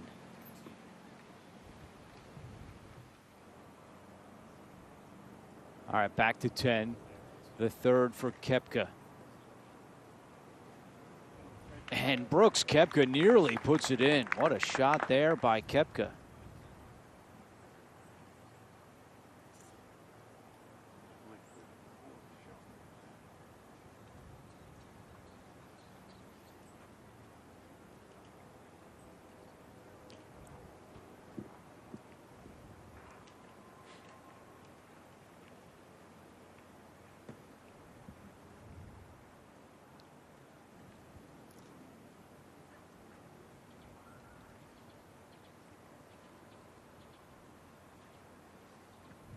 Tommy Fleetwood still looking for his first victory in the United States. He is not won in 73 PGA Tour starts, but he does have 17 top 10s on the PGA Tour. And he is ranked number 16 in the world, his fourth. And that left for bogey.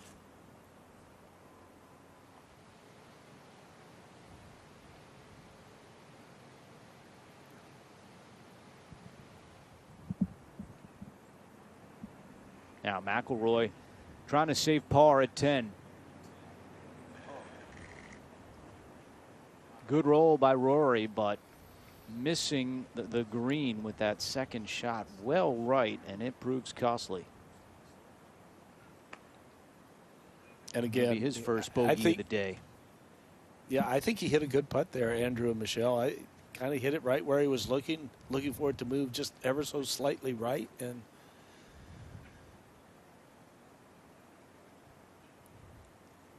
the margins are so thin. Excuse me, Michelle. I was just saying the margins are so thin when the greens become this speed.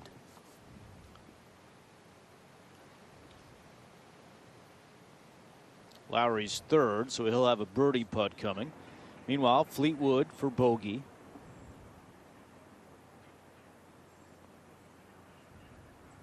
And back to 7 under for Fleetwood. He's +1 today.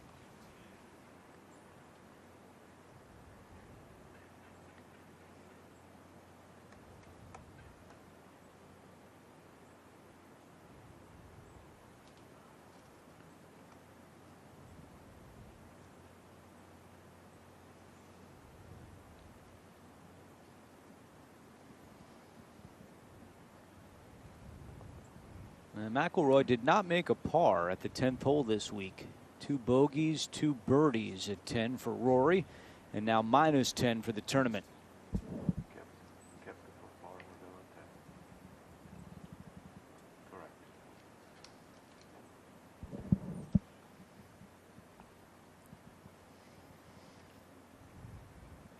This would be a nice up and down for Koepka.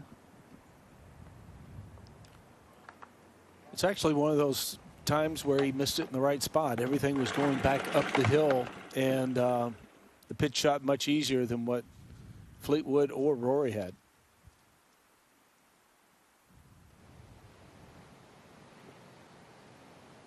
All right, up ahead at 13. This would be a nice bounce back for Tiger, trying to record eagle at 13. 13 feet away after that beautiful approach.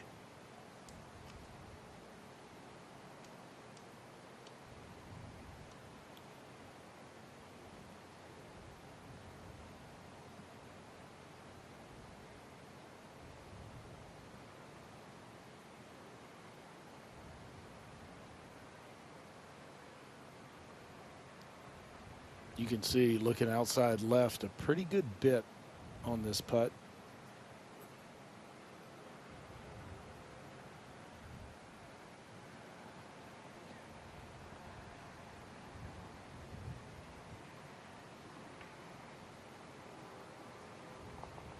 So birdie for Tiger at 13.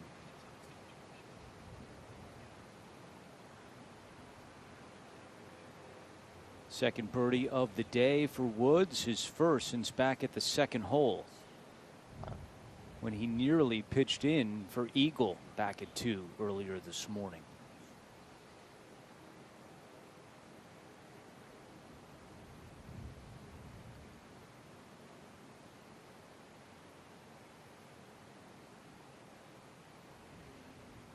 Maybe hard pressed to find a better approach than Scotty Scheffler hit to just inside 9 feet. Scheffler for eagle, and that one left from the start. All right, on the 11th tee, Brooks Koepka was able to save par at 10. Here's his tee shot. Should be good.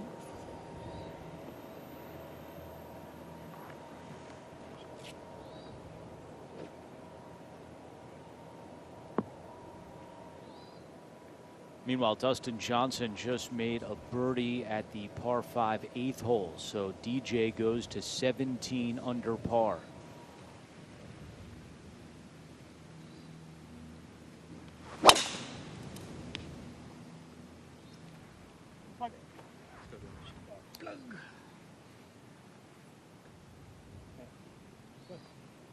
And McIlroy stays in the fairway down the left side. Asking for a soft landing, and he got it. Michelle, I don't know if you can drive it much better than what Rory's driving it right now. You really can't. He's hit every fairway today.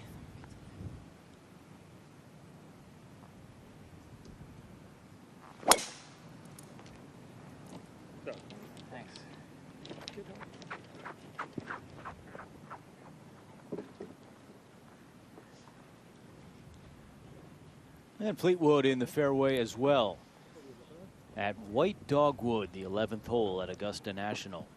Up ahead at 13. Lowry had to lay up, so this putt is for birdie.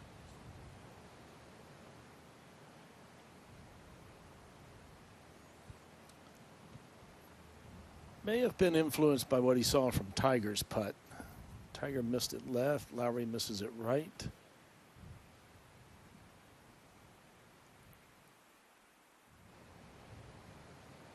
Scheffler for his birdie.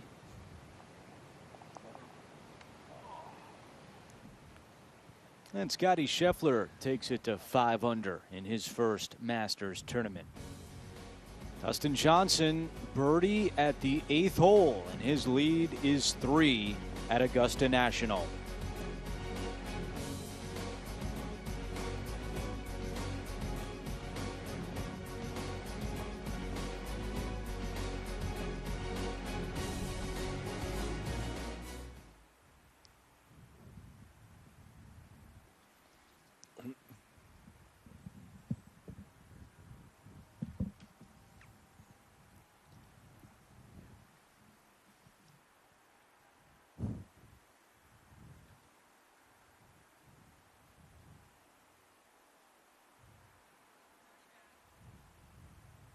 I think with the wind kicking up, I think it's certainly put a huge emphasis on what's going to happen 11, 12, and 13. So right now, the leader, Dustin Johnson, he just teed off the 9th hole, put it in the fairway.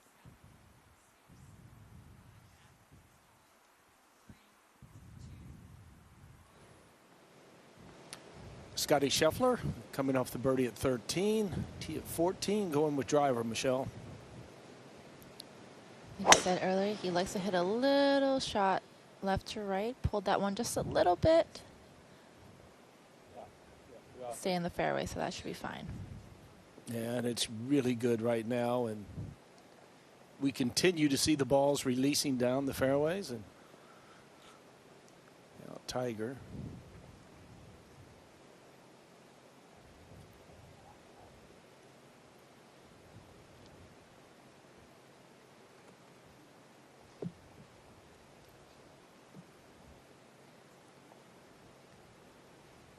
Certainly looks a little more comfortable today, Michelle. I thought yesterday it looked as though he was kind of working his way around and trying to stretch and stay loose, and it just didn't happen yesterday. Yeah, at certain points yesterday, I was a little bit worried how kind of stiff he was looking, but swing looking a lot more fluid today. Yeah. I was a little bit worried with that bunker shot on 12, that he had that awkward lie out of the bunker, but thankfully it didn't look like it deterred him a little bit. I mean, he looks good today. I mean, anytime you have a late early start, a restart, play more than 18 holes, even on a healthy body, that's a lot. And for him, you know, a spine injury, not a healthy back, that's a long day for him. But it seemed like he had some good rehab, and then today was better. Absolutely. And you looked at the ball speed. Ball speed was 171. The carry 286. So very good. And that one is overhooked by Lowry.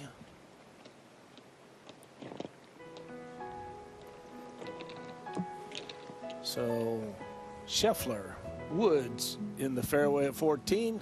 Lowry in trouble. We'll be right back.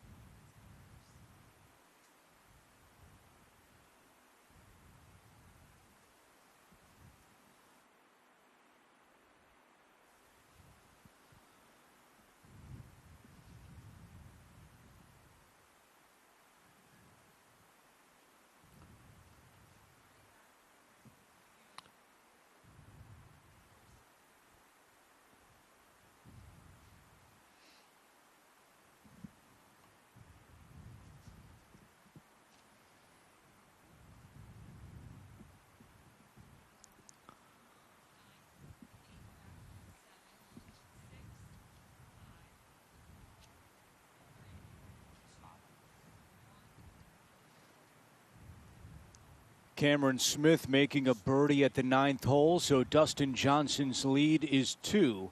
Final round of the 84th Masters Tournament. Along with 5-time LPGA Tour winner Michelle Wie West and 8-time Masters participant Billy Kratzert. I'm Andrew Catalon. Thank you for joining us throughout the week on Feature Group. And a beautiful day to close it out, but clearly the wind is moving as much as we've seen it all week. This is something that could certainly be a factor down the stretch. We've already seen it impact the 12th hole specifically, which this feature grouping is a hole away from coming up to. Waiting for the 11th green to clear.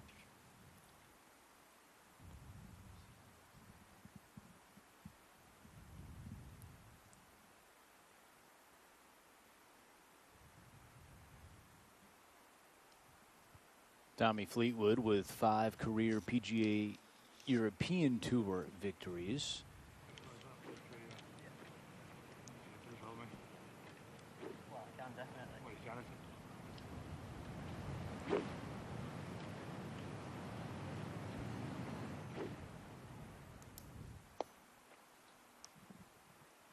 And there's Tiger and Scheffler making their way down 14. Couple of good tee shots by those two, Andrew. Lowry in the trees on the left.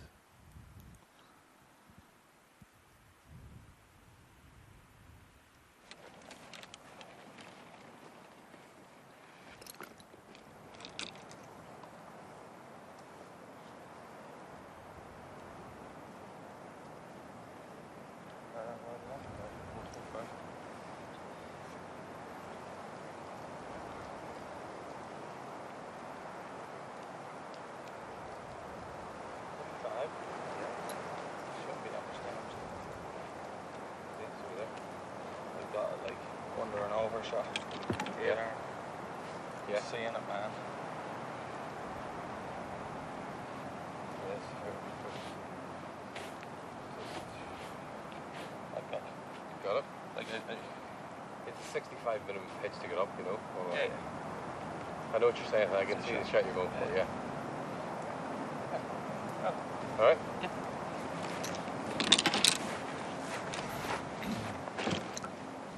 You can see him kicking away the pine needles to make it less slippery for him. Got a good spot and all, yep.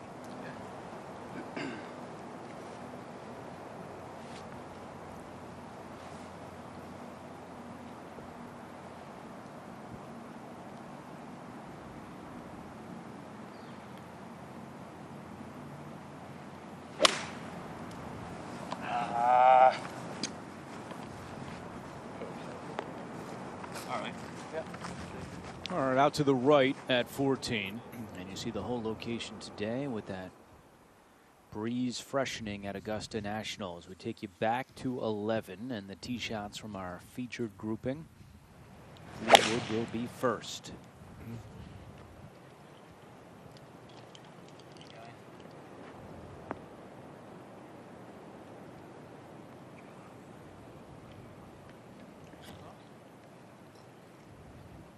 With this hole location, very few shots get all the way back to the hole at 11. Great tee shot for Tiger at 14. His approach.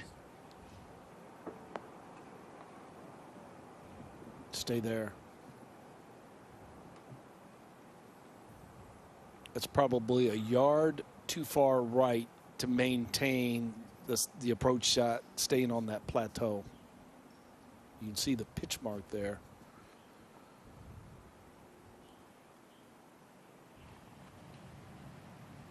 Koepka at 11.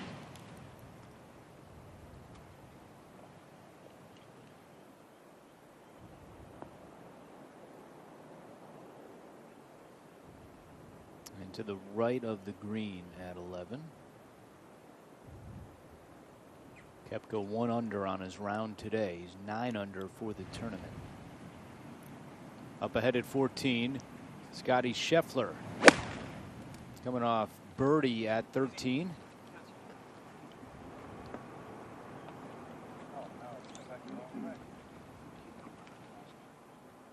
That's working. It's all right. It'll start tracking, Scotty. You heard him say that it started coming back the wrong way.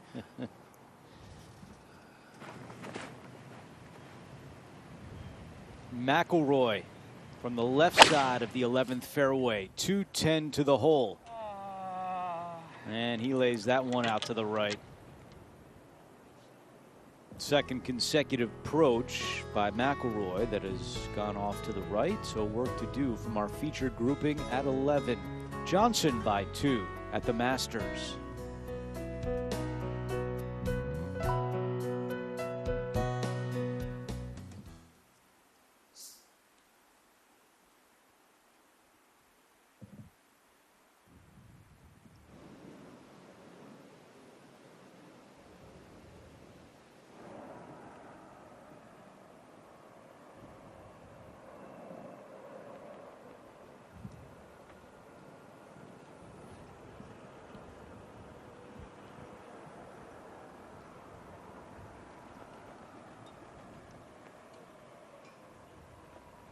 And now that wind is starting to whip a little bit at 14.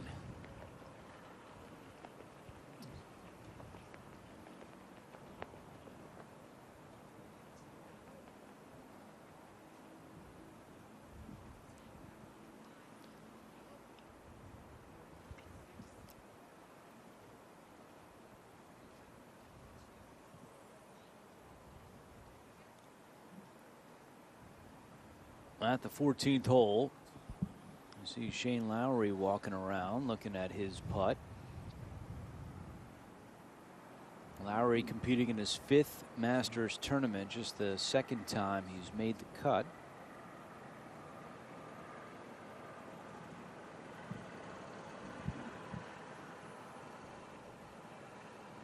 He called Augusta National his favorite place in the world. And I would imagine that a lot of other golfers around the world share in that sentiment. I would think so. Even though you can see some of the contouring, but the interior contouring on the 5th green, the 14th, the 6th is significant, and the putts are just so hard to read.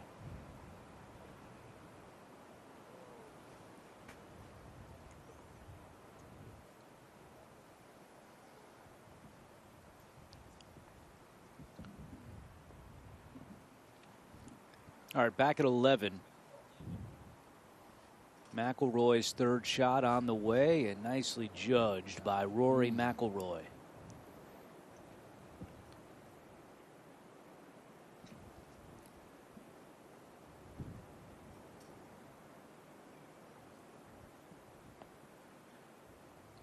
Here's a look at the updated weather with the wind out of the west-southwest at 12 miles per hour, but over the last 30 minutes, we've seen some stronger gusts, and that's expected to increase throughout the afternoon. Tiger for birdie at 14.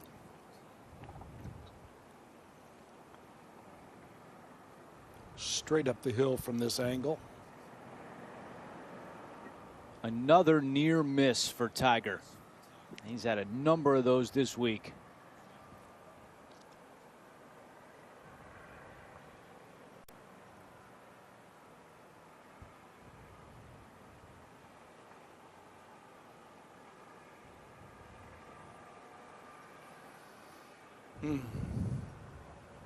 And Tiger tapped in for par at 14. He remains at +3. Tiger, of course, will be around for the end of the final round to put the green jacket on the new champion. And Brooks Koepka just not able to get that one on the putting surface.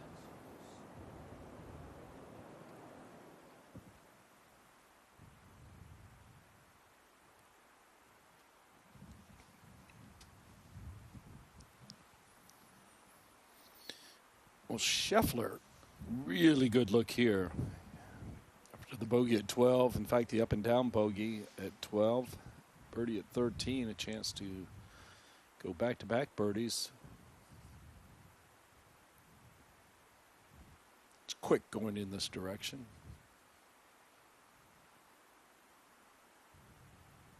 Nicely done by Scottie Scheffler. Back-to-back circles on his scorecard, and he takes it to 6 under.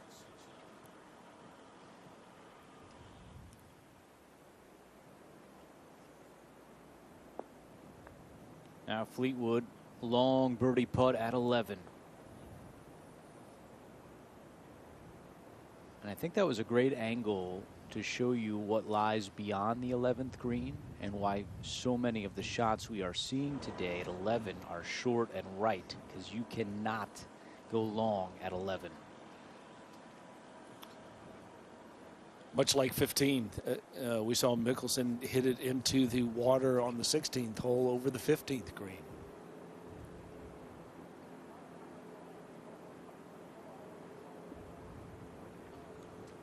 So Koepka is going to drop one here at 11.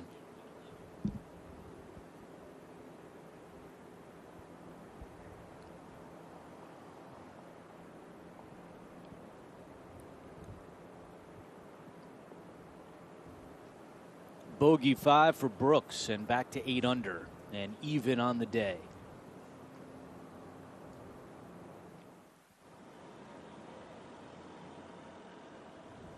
All right, here's Lowry's par putt at 14. And he walks that one in. And now coming up, the par 5 15th for the 2019 Open champion at Royal Portrush in Northern Ireland. Won by 6 over this man, Tommy Fleetwood.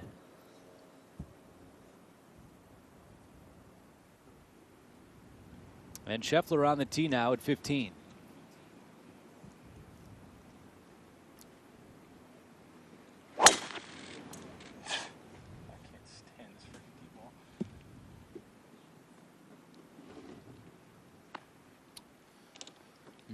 We saw Phil Mickelson in a similar spot yesterday here at 15, and then that's when Phil hit a tree and it came back. Fleetwood. And he's going to drop another one.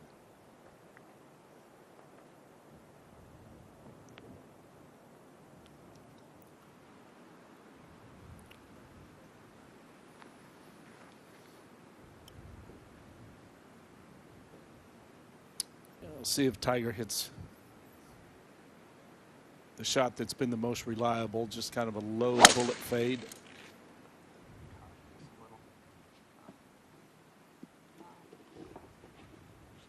Trying to get it to cut, but that should be fine. They try to avoid that outcropping of pine trees at about 340, 350 off the tee. That's a good up and down for Rory McIlroy.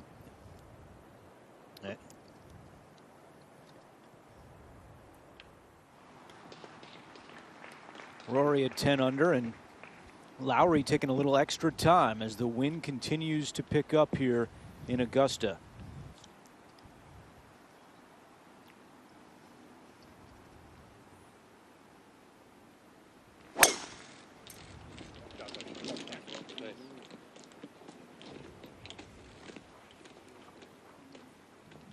And a good tee shot there by Shane Lowry. Dustin Johnson has just begun the second 9 on Sunday at the Masters. You can get your junior into the game. Go to drivechipandputt.com to learn more and follow on Facebook and Instagram.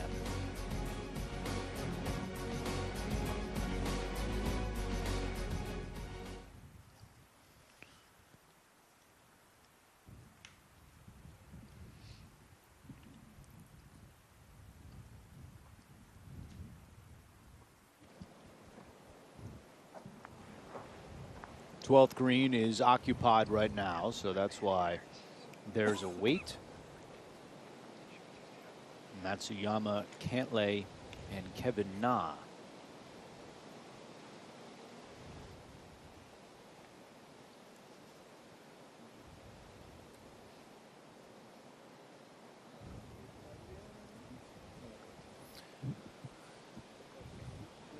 A lot of guys trying to figure out what the wind is going to do here at the 12th in this final round.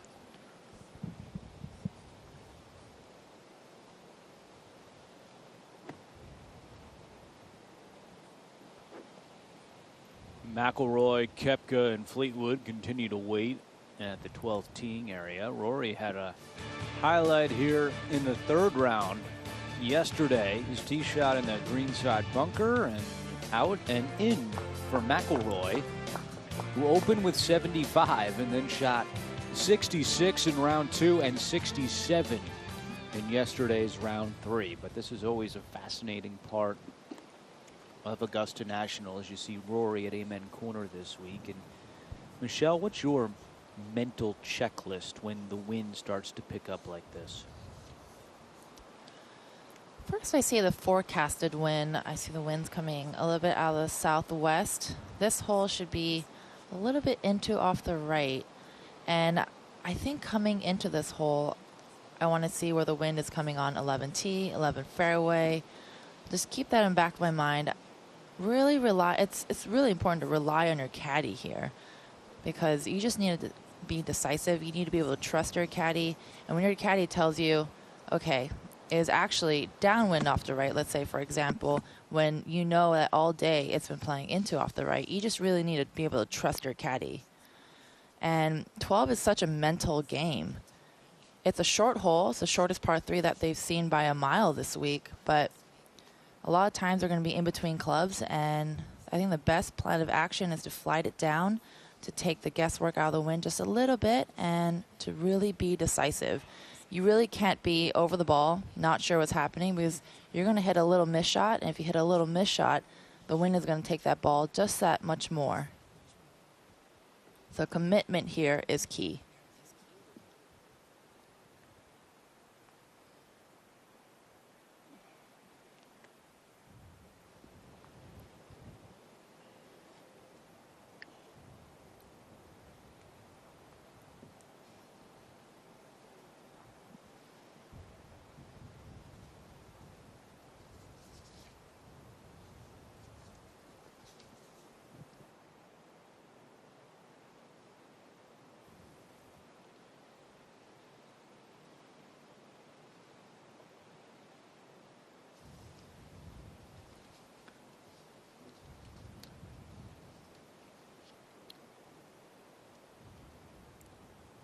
Still waiting for the green to clear at 12. It gives McIlroy some extra time to survey the wind.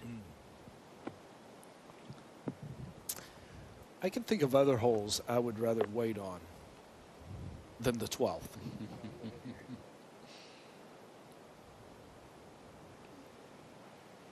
I think as a caddy too, this is a hole you're really sweating on. Yeah, and you talk about the relationship player-caddy, and you can see Rory looking back at the 11th to see if there's going to be any approach shots coming in while he's playing. But you have to have the full trust of your guy pulling you off the shot if all of a sudden the wind flips. 8 iron for Rory. A bit longer? I mean, it is playing long, but I like because it is sheltered enough. I'm just feeling it on the tee. You know? Lighten it? Yeah, I just need it. Cool.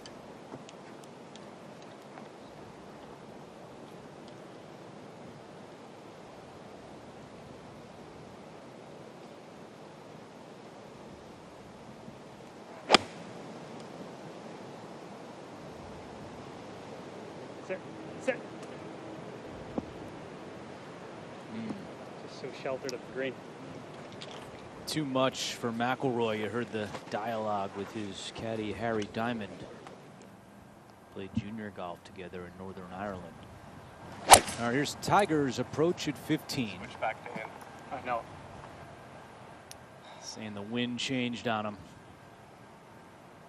And he is okay, right of the green.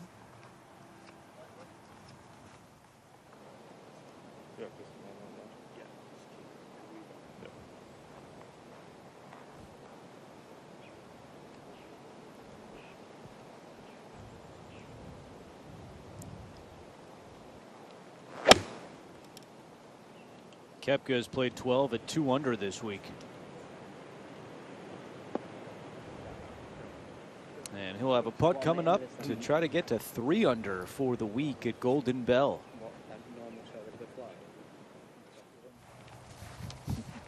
Little relief there. Up ahead at 15, you saw Scheffler's tee shot in the pine straw down the right side, so he punches out, and the further left that ball goes, the more flat it will be for his next shot.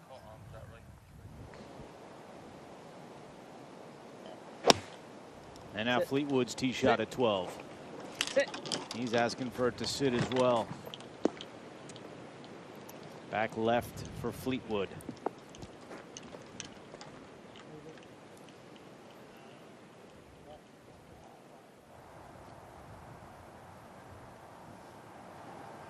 Lowry's got 245 in at 15.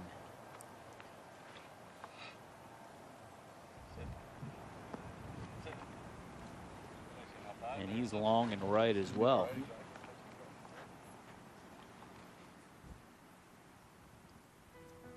The wind is changing here at Augusta National, and we are set up for a fantastic finish for the final round.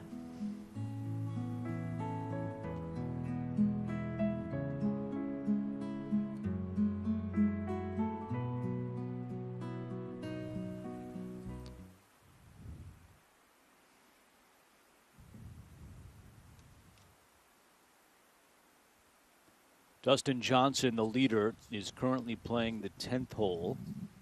And he is on the green in 2 at the challenging 10th. He leads by 2 over Cameron Smith.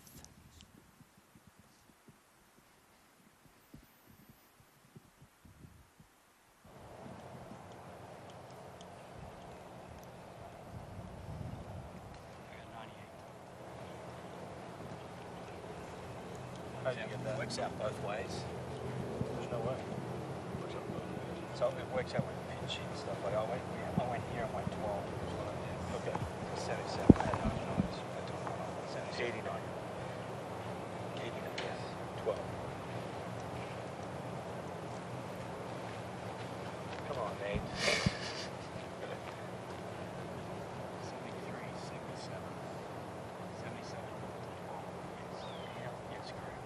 And what did you get on the other one? That's why it doesn't match up. Yes, I got you. I got you. That's 100% right. Okay. 100% right. I have a 50 degree because of spin. What do you think? I love it. You guys can go 56 or no?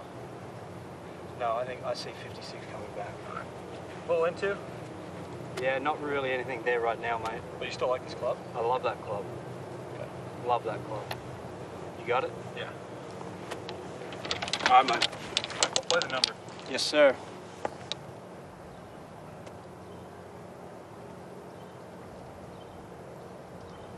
Very commanding there by Scotty McGinnis, Scotty Scheffler's caddy. 100%, that is right. I love the club, and now it's all up to Scheffler to make McGinnis look good.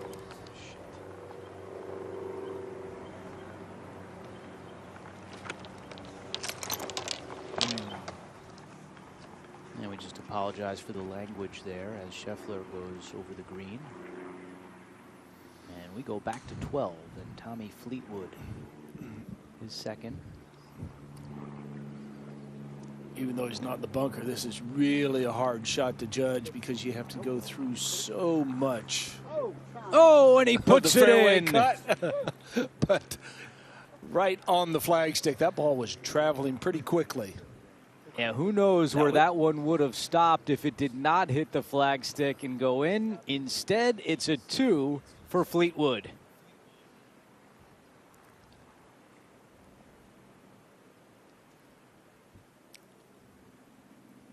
Yeah, that was moving pretty well as it got closer to the hole, and Tommy's thinking, no, no, no, yes. Oh, I like that smile over there. Yeah. Okay. He knew what might have happened if it didn't stop. Yeah, Ian Finnis enjoyed it as well. Yesterday on 12, we showed you McIlroy hole out from the front bunker. Let's see how he does from the back bunker today. Just has to drop it over the fringe just ever so slightly. Actually played a little, kind of a little chunk and run there through the fringe.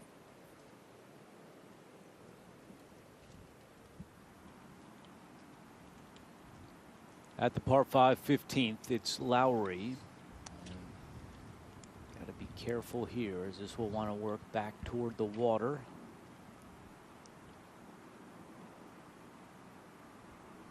And he plays it short.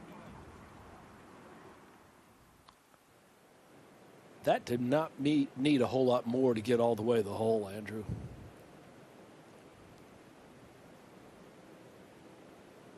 Let's see how Tiger plays his third.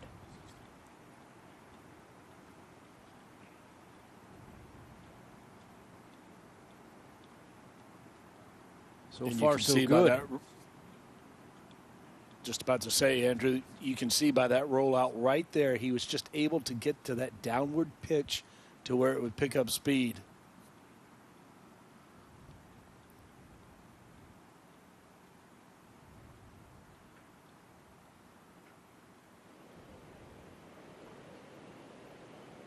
Now back at 12.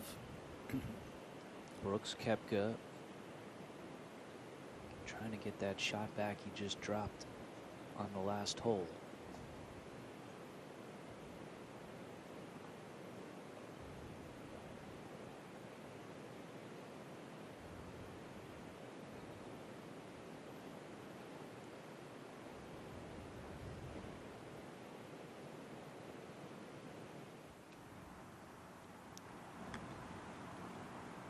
Here's Scheffler's 4th shot. Remember, he had to lay up. And from back there, that is really well judged. Certainly is. That was a tough spot. To be able to play that bump and run and get it that close, really good.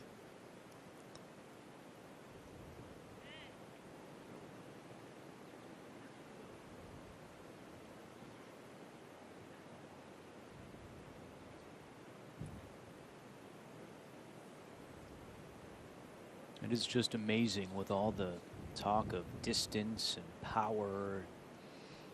How long can we make certain courses? That Golden Bell, the shortest hole on the course, is the one that continues to give the players fits trying to figure it out.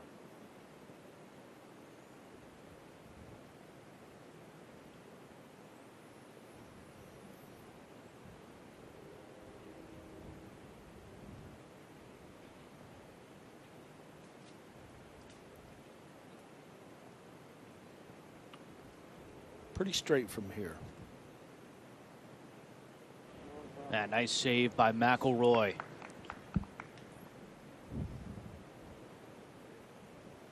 Still 2 under on the day and 10 under for the tournament as we take you back up ahead to 15. And Lowry with this quick putt for birdie.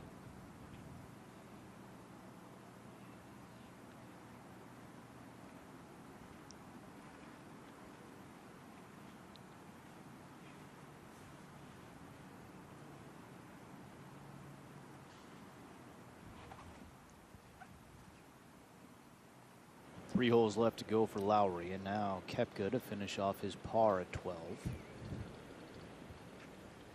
And our featured grouping will have some good scoring opportunities coming up with par 5s on 2 of the next 3 holes. Yeah, and I think Rory, he's thinking birdie, birdie, birdie.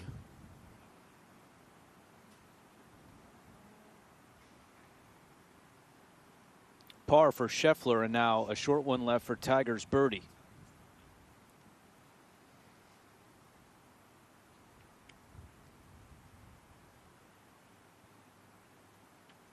'23rd Masters appearance for Tiger Woods.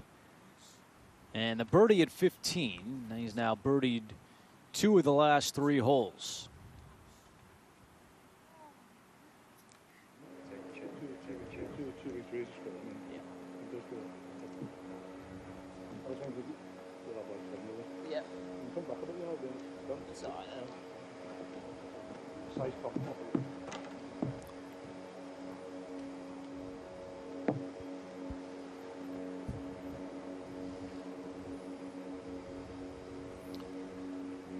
Fleetwood's going to go with 3-wood, and I actually, the way that he maneuvers the ball, I think this is a good play, Michelle.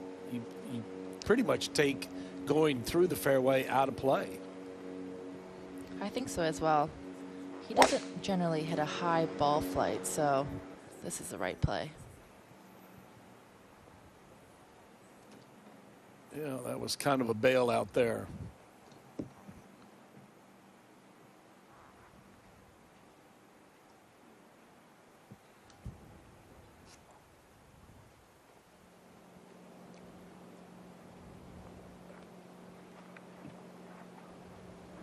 At 16, where Tiger in the final round last year nearly made a hole-in-one. Yeah. At the moment, not a lot of hurt. Okay. Just to know. You know, I mean, a minute ago it wasn't. Doesn't feel like a lot of hurt at the moment.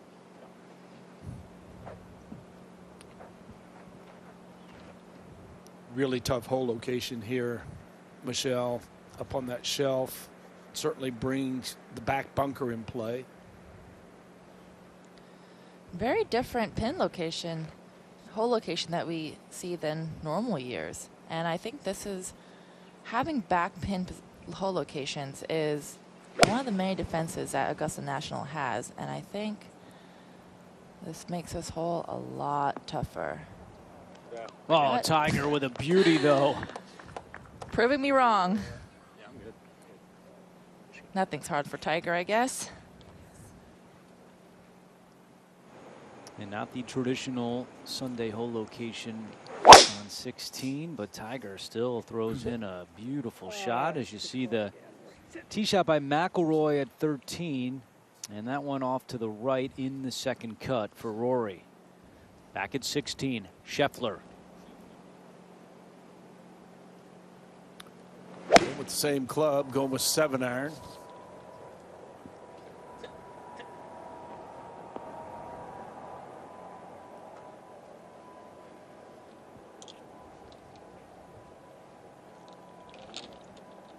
That'll stop. Scheffler will have a roll at it.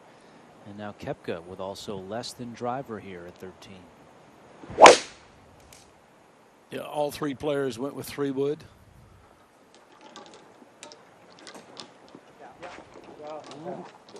Oh, that's just about perfect. Just right at the holes. And the way you're going to find it's going to be. Lowry on the tee at 16 4 years ago in the final round. He knew exactly where to put this one. Wind was whipping that day as well. No bother to Lowry. And how about the reaction?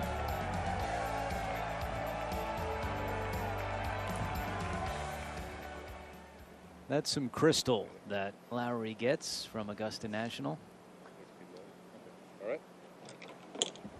Trying to channel that same feeling here in 2020. A little indecisive with the wind direction.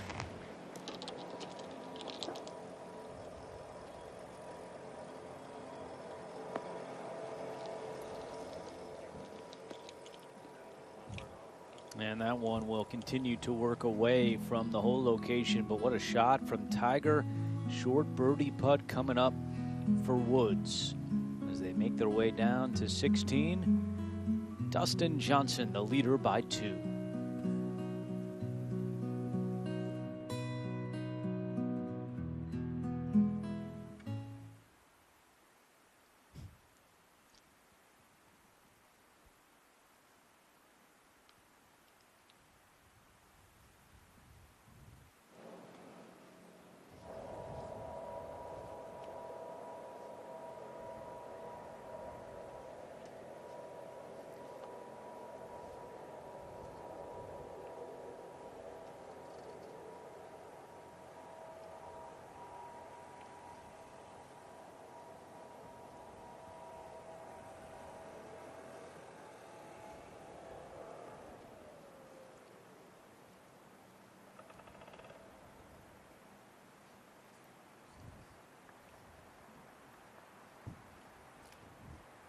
Looks like there's some friends down just off the water that want to see Tiger attempt to make this birdie.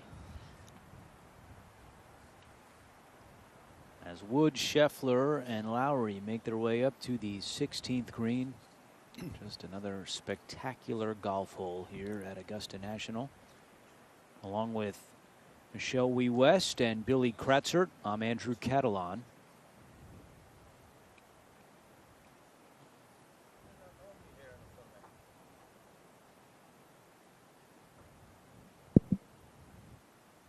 .60 players made the cut this year, and the cut of even par was the lowest in tournament history.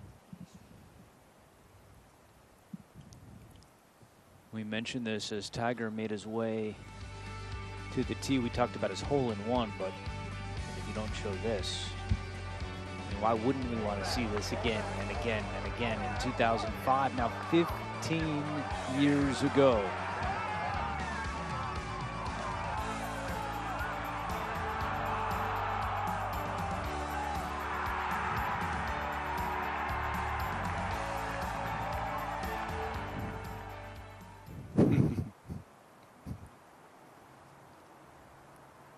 Never gets old. I just can't believe when you said 15 years ago.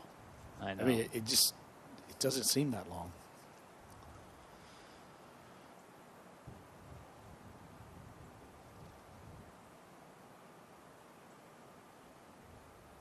All right, while we wait on 16, let's go back to 15, and Fleetwood's trying to plot his attack here since he missed the fairway right.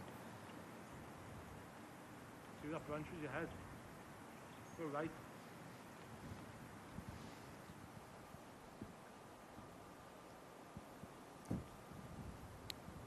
Now back to 16 and the birdie putt for Lowry.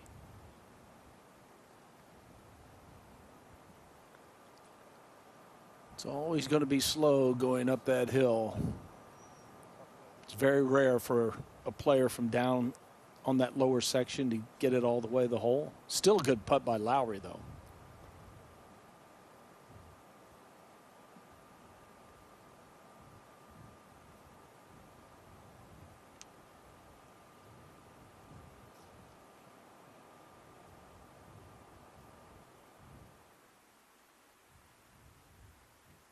Here are the drives of our featured grouping at 15. And Michelle, we saw what happened with Phil Mickelson yesterday in a similar spot to where Fleetwood is today, when Phil just tried to punch out, instead hit a tree, and it hit it backwards behind him. That's what I'm saying. Just be right. Let's get it right. Right, did you hit that little hole there? Yeah. That's straight forward. Yeah, I can rip it that way. One is that hole up.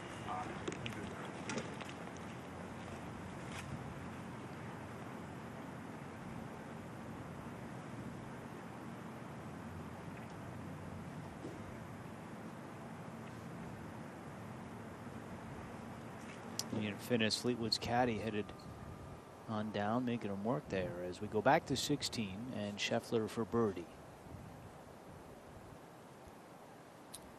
Good line. Good. Really good line.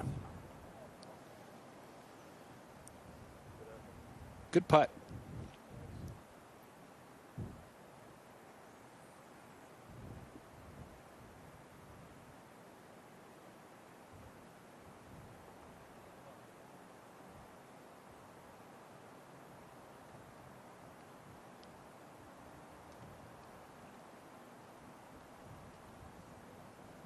Scheffler, the PGA Tour Rookie of the Year, 7 top 10s in the 2020 season. And now Fleetwood appears ready at 15. I'm sorry, 13. Yeah.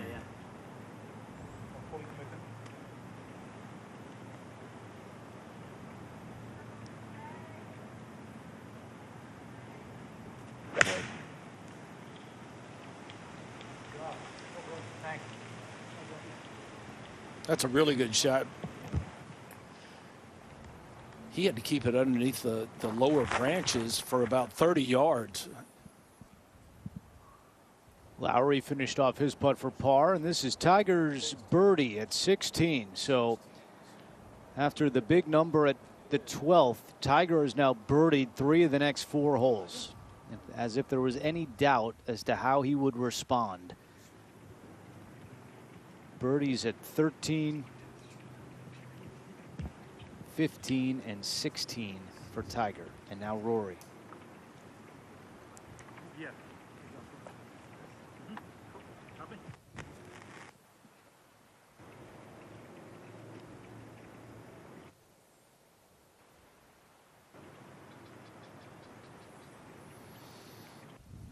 Well, it's a pretty good lie in that second cut.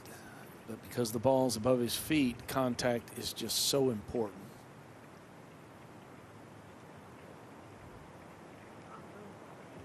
It shouldn't be there, should it? Straight back in.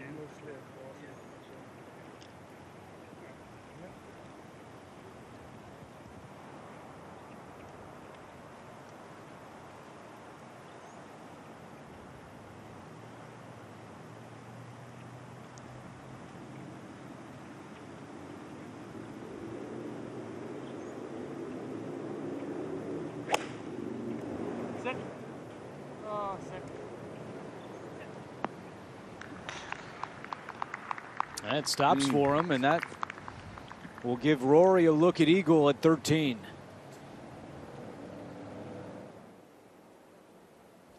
Now on the tee at 17, it's Tiger Woods.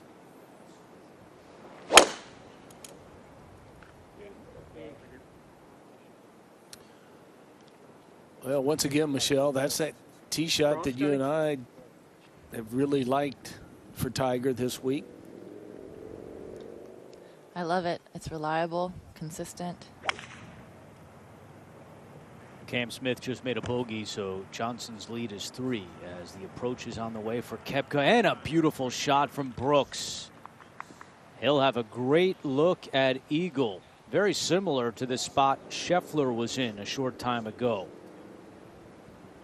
And here's Scheffler on the tee at 17.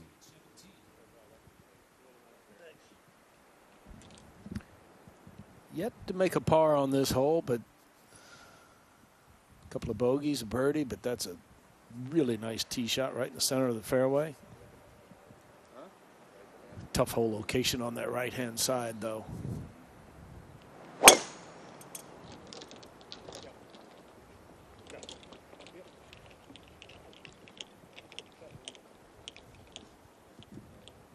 And Lowry in the fairway at 17. 2 holes left to go for this featured grouping. It's a 3-shot lead for Dustin Johnson. Final round of the 84th Masters.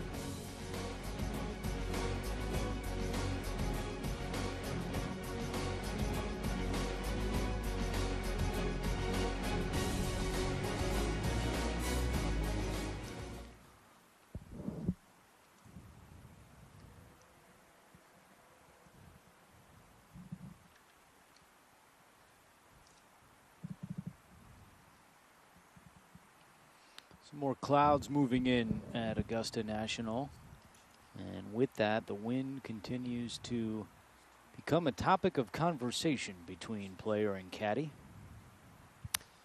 Yeah, I think this is the only round this year that I've really seen the player caddies continue to look up at the treetops to figure out what's going on with the wind.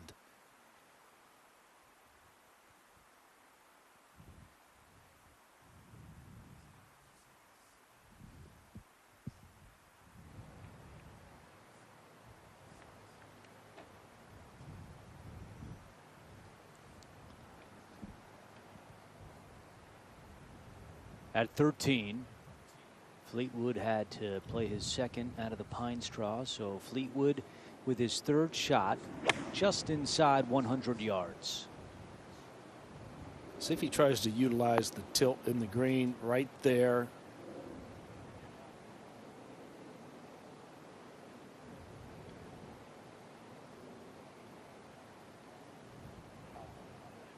And used it too much.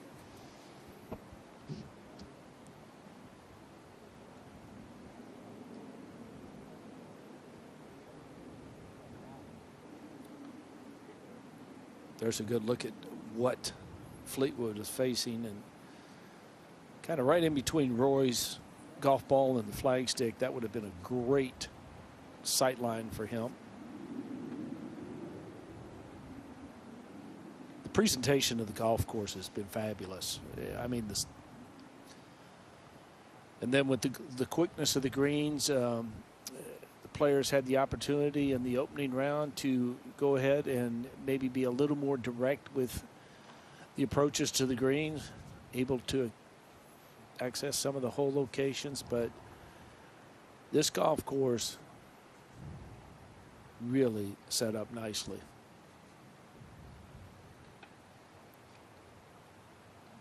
It was good to see the speed of the greens get back to the tournament speed that they originally planned for. And it took the players a while to adjust, Michelle. Yesterday we saw Mickelson, we saw Horschel. Opening 5 holes, they just could not find the pace. What's hard about it is the mental shift that they have to have on the greens. The first couple of days, especially the first day, players had to like almost amp themselves up to get the ball to the hole. And Justin Thomas said in his press conference after the first round, you'd almost want to be above the hole because the greens are that slow. But the last couple of days, today and yesterday, more so today, people are now very defensive. And to have that mental shift that quickly, it can be a bit challenging.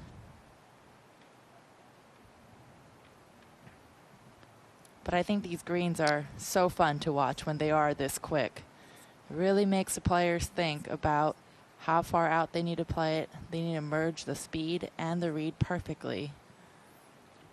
Yeah, then it truly does become that second shot golf course that all the Masters champions will tell you.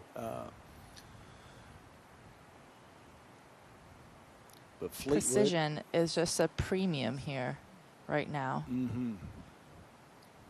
Absolutely. And no, Fleetwood, long birdie putt.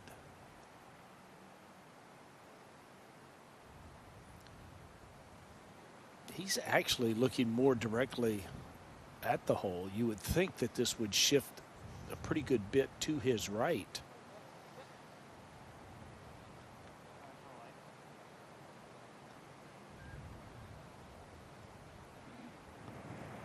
All right, meanwhile, up ahead at 17, it's the approach for Lowry.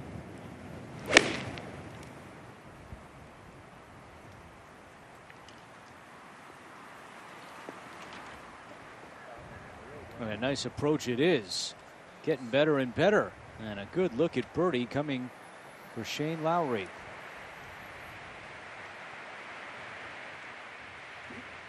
Look at the wind. All of a sudden, a gust of wind. You can see it right there in his shirt. But that's going to be one of the better iron shots we see at the 17th today. That's a whole location that a lot of players will shy away from. You certainly don't want to go long. Now Tiger 161 to the hole.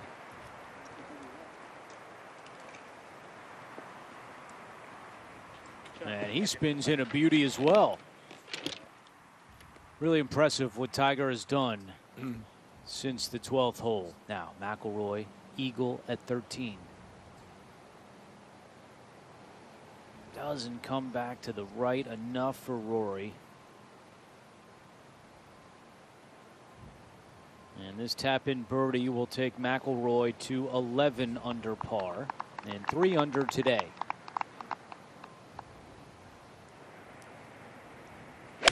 At 17, it's Scheffler's approach.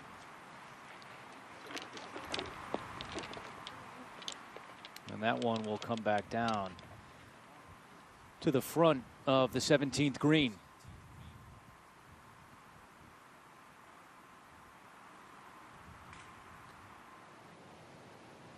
Now Koepka, he put this in Scheffler range. Just inside 8 feet for eagle.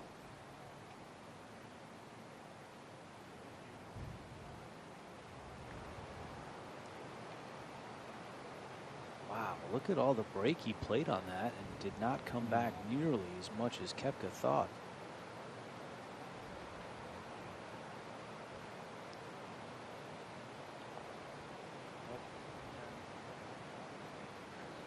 So birdie for Brooks at 13, and he's at 9 under.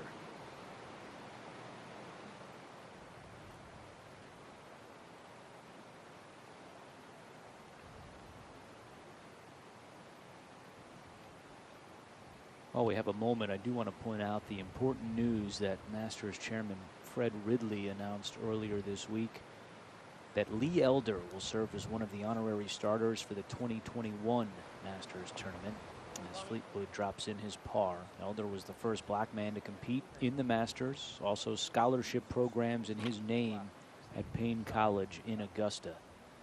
We look forward to that next year with Elder, Nicklaus, and Player.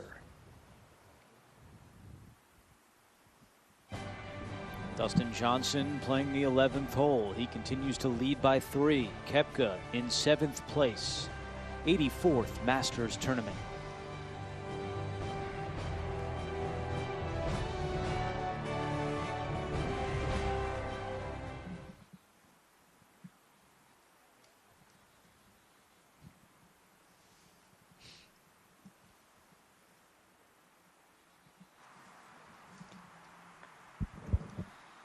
Here's Scheffler's 3rd.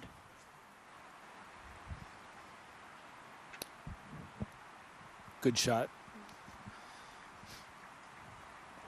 that false shoulder over on the front right of this green.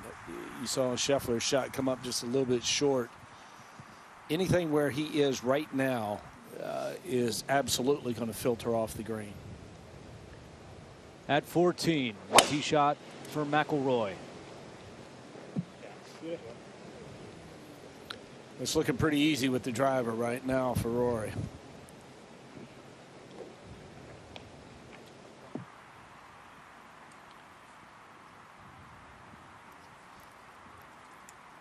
At 17, Tiger Woods looking for another birdie. And while he looks it down at the green, we take you back to 14 and the tee shot for Brooks Koepka.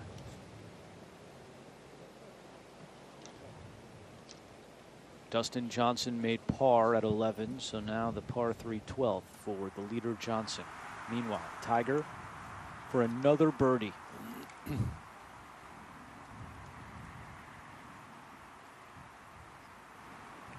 And he walks it in. Tiger Woods has now birdied 4 of his last 5 holes, and he's gotten back to even for the tournament with 1 hole left.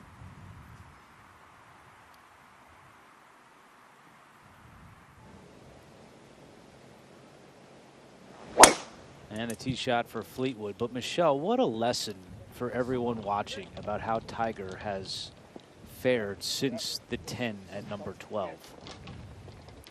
There's been a different look in his eyes, and a real Tiger look, as might say. But he's just impressive. He's so impressive.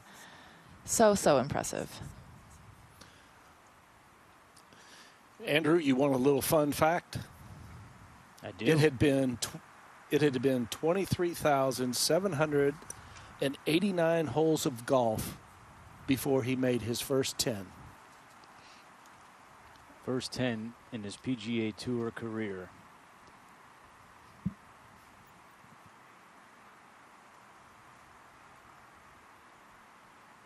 But what a response as Lowry for birdie.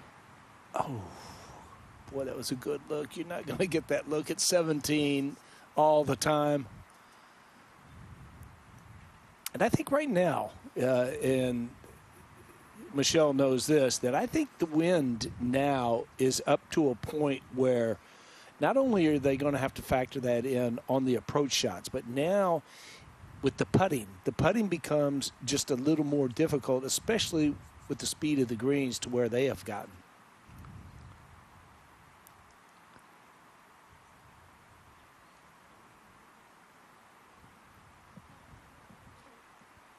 Scheffler for par at 17 with 1 hole left to go. You can stay connected to the 84th Masters Tournament anywhere, anytime. Visit Masters.com, download the official Masters apps, and sign up for the official Masters newsletter.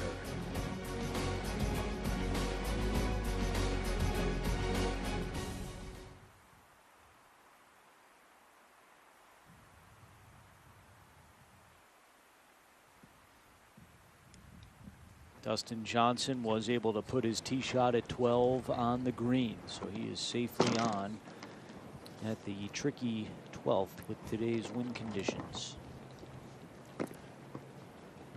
Golf course playing a little bit tougher. Playing to, right now, stroke average of 72.25.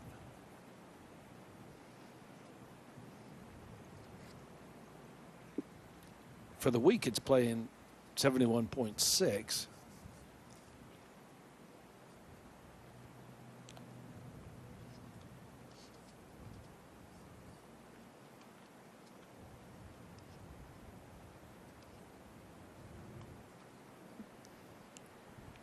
Closing hole for Tiger Woods, the defending champion. And when he's done, he'll have important responsibilities to hand out the green jacket. And right now, the leader is Dustin Johnson by 3.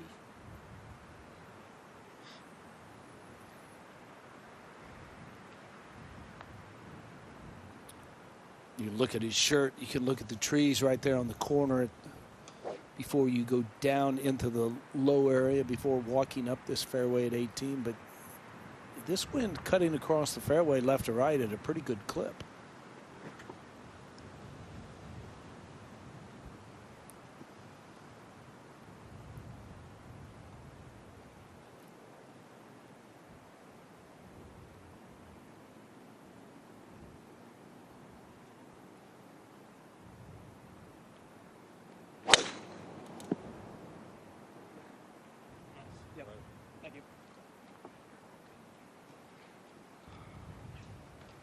And a big tee shot by Tiger to close out his 2020 Masters.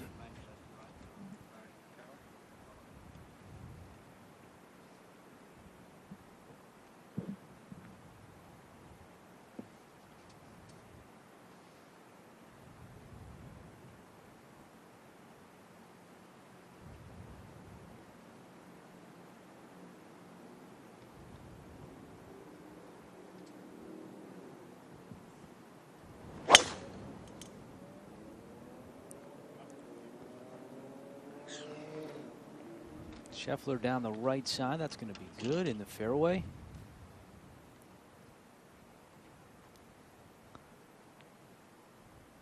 He's hoping this is the first of many Masters tournaments for the PGA Tour Rookie of the Year. And you go back to the fact the Rookie of the Year, the honors, he played so well at the end of the season. Then prior to the start of the U.S. Open, contracted COVID-19 and was unable to play. So really a nice performance by Scottie Scheffler this week.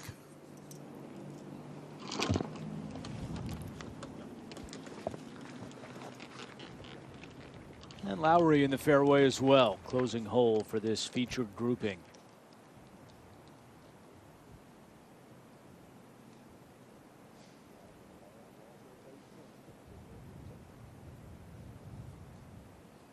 Green has been occupied at 14 for our other featured grouping. It's just starting to clear.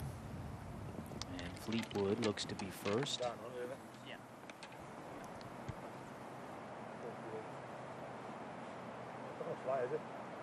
It's a good look at that second cut. It's getting longer and longer from the start of the tournament.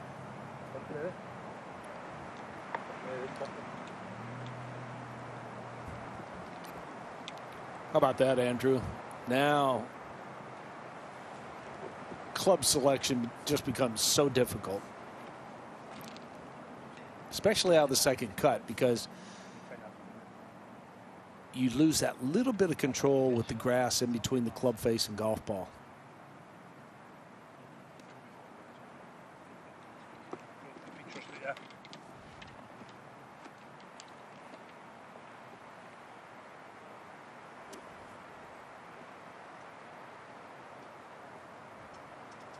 .150 to the hole for Fleetwood.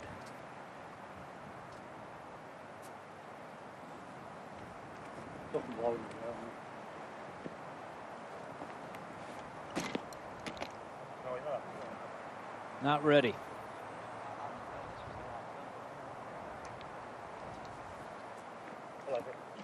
Yeah. Trust that wind's there. Come on, hard one.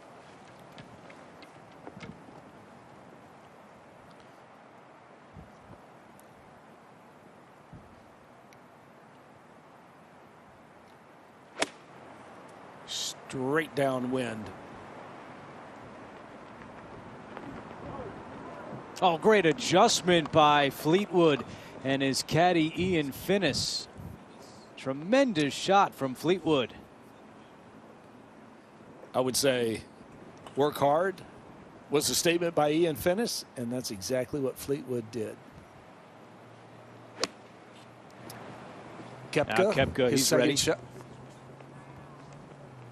And that too, a good brings one. in a beautiful one too. Yeah, Billy, how about this? With that wind whipping, two tremendous approach shots here at 14. Well, the judgment, the club selection, I mean, it has to be at a premium now that the wind has gotten to this velocity. Now Rory trying to tone it down just a little bit. And how about those 3 shots? You're hard-pressed to find a better 3 here at 14 with the wind the way it is. McIlroy, Fleetwood, and Koepka all with makeable birdie putts coming up. Excellent shots at 14. At 18, you see Tiger's caddy Joe LaCava with a Giants shirt on. He's a big New York Giants fan. They take on the Philadelphia Eagles today. Most wins all time at the Masters tournament. Jack Nicklaus leading the way with 6. He will continue to lead the way as Tiger will remain at 5 and Arnold Palmer at 4.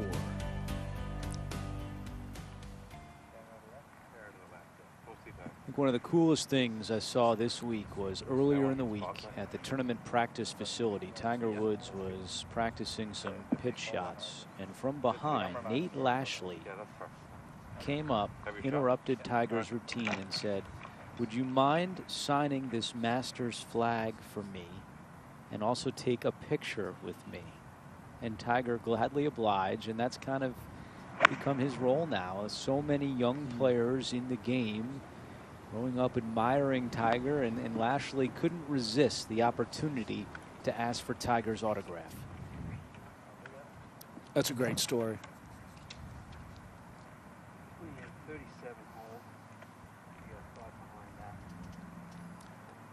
Who was that first autograph you asked for, Billy?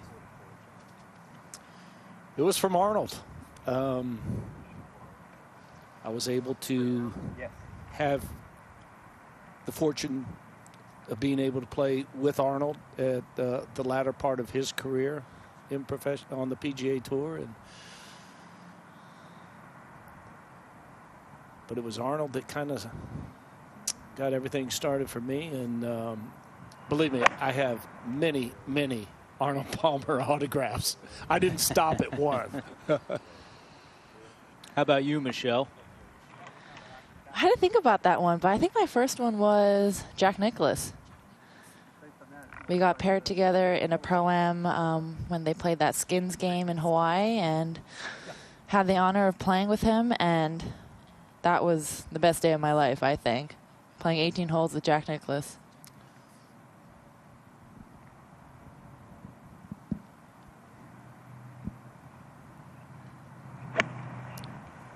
Tiger 133 on 18.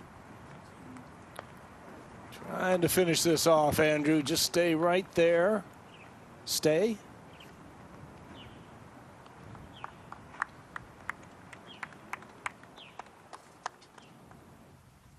Now back at 14, Koepka will be first. His birdie putt to get to 10 under. Wow. Missed a short one for eagle at 13 and not able to capitalize with that birdie here at 14. And Michelle, he has hit a lot of corners this week.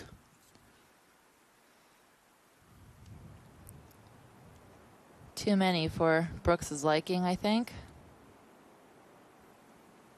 Here's a guy as well that has had his opportunities, and he's actually hit a lot of good putts.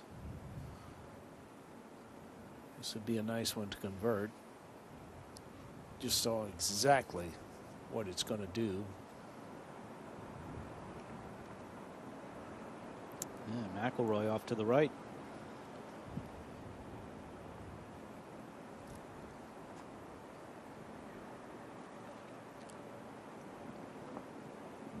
I think he'd like to have that one back, Michelle. That was not his most committed stroke there. No, he didn't commit to that at all. And when you're playing so much break, and even though the putts are fast, you still have to commit to them. And if you don't, if there's just a little ounce of non-commitment there, you're going to see that type of putt come out. Just low from the very beginning. Koepka for par at 14.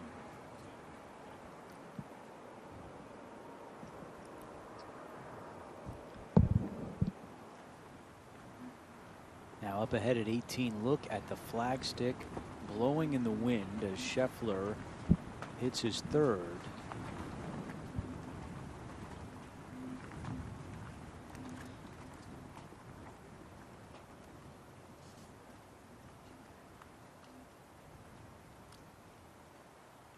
it's actually shifted just a little bit more in a different direction. The second shot playing directly downhill now. Fleetwood, the only one of the three at 14 to make their birdie putt. So 2 birdies in the last 3 holes for Fleetwood, and now the par 5 15th awaits.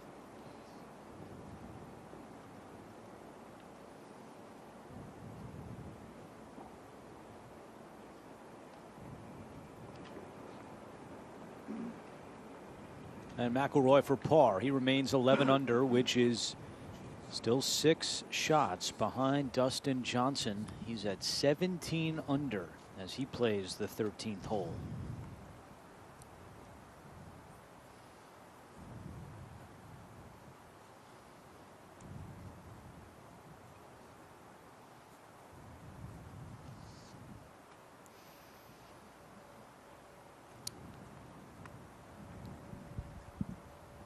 Good week for Lowry. This one coming across the greens, not going to have enough speed.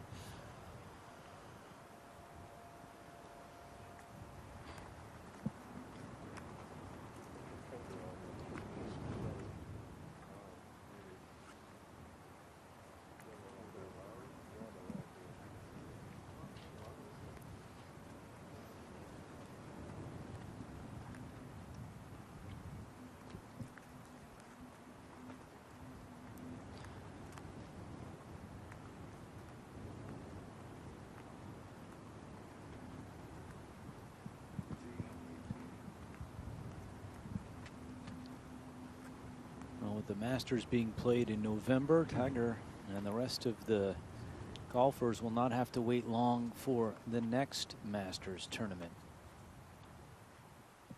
And you know that Woods will be excited to get right back out here and continue that quest for a 6th green jacket. And what a finish for Tiger Woods. A 10 back at the 12th hole, but he responds by putting on a clinic down the stretch.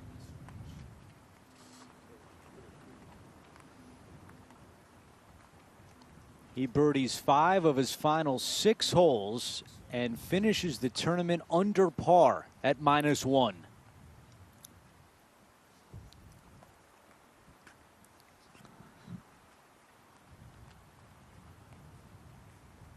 Again, we're not surprised at how Tiger finished, but it just speaks to the quality of not only golfer but man that he is. I mean, he could have easily just kind of limped to the finish line. Instead, he did the exact opposite as Lowry misses that putt for par.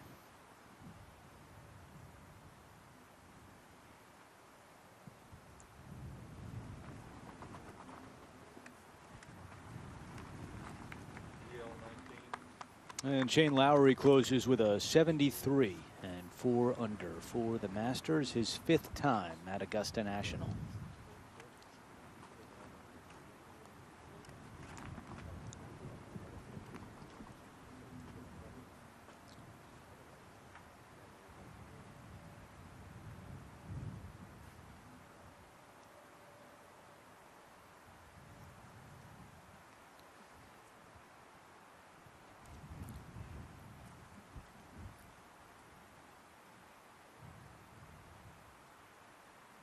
Scotty Scheffler for par to close out his first Masters tournament appearance.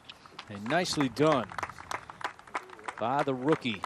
Scotty Scheffler, 6 under, highlighted by a 68 in the second round. And he hopes this is the first of many appearances at Augusta National. Just 24 years old. What a finish by Tiger. Him and Joe LaCava smiling as they exit the 18th green. I assume that Joe LaCava's happy at the way Tiger finished and not just because the Giants already lead the Eagles 7-0.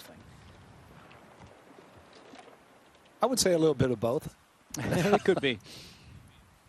What a rally by Tiger. Tied for 38th right now. Scheffler at 6 under, hoping to finish in the top 20, and Lowry at 4 under par. As we go back to 15, and the tee shot for Fleetwood.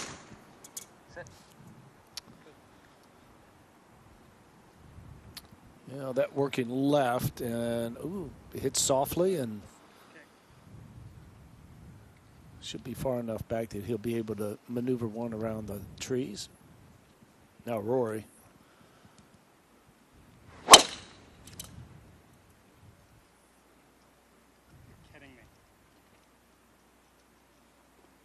Wow. Yeah. It's actually a pretty good lie in the second cut. I think he was a little surprised that the ball moved that much in that direction, but that could have been wind induced. Koepka has enjoyed his time at 15 this week, going eagle, birdie, eagle here at the par 5. And he's in a great spot again off the tee at 15.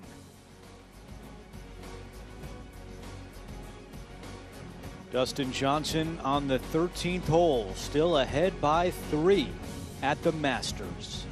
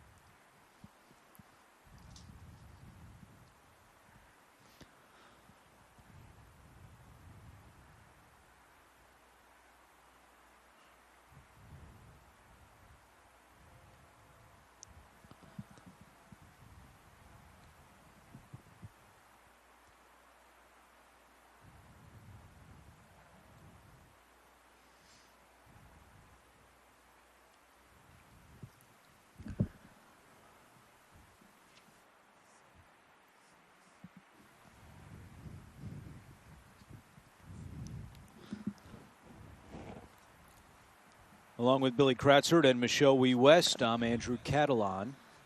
We continue to watch live coverage of the featured groups here for the final round of the 2020 Masters Tournament. With the wind blowing, our leader Dustin Johnson just laid up at the par 5 13th. So he's starting to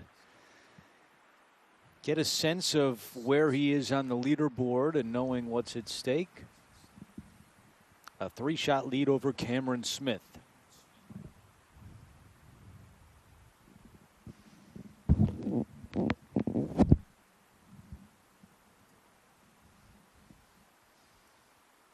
Tommy Fleetwood at 15, waiting to hit his second shot for the green to clear up ahead.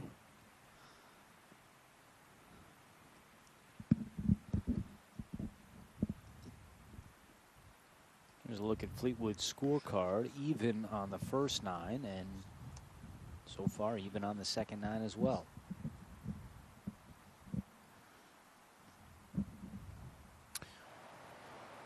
Once again, taking a look up at the trees.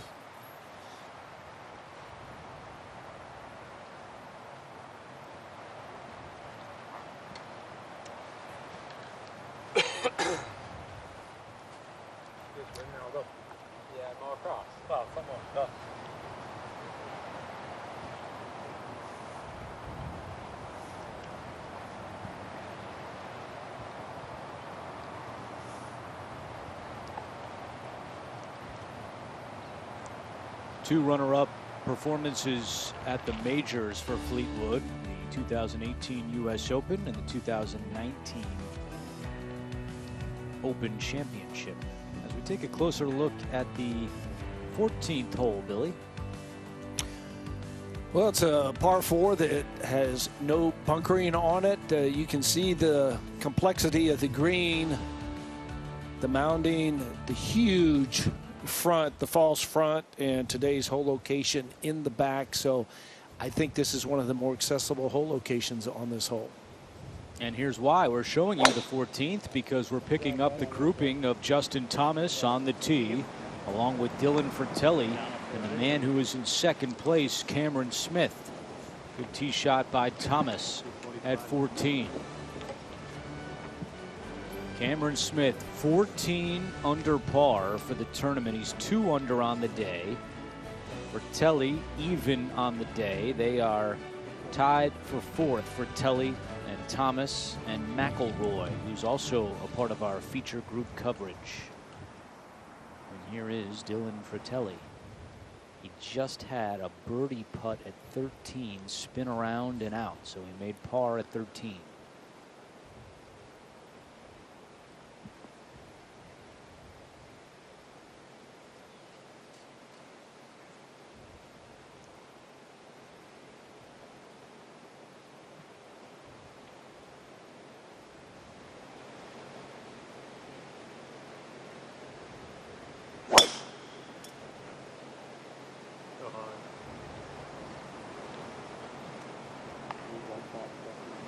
Ooh, hits a tree and heads back toward the tee. That's actually a pretty good break right there. Now Fleetwood ready at 15. 255 to the hole.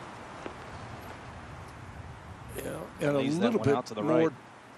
Yeah, more to the right than what we saw Lowry and Tiger Woods earlier, Andrew.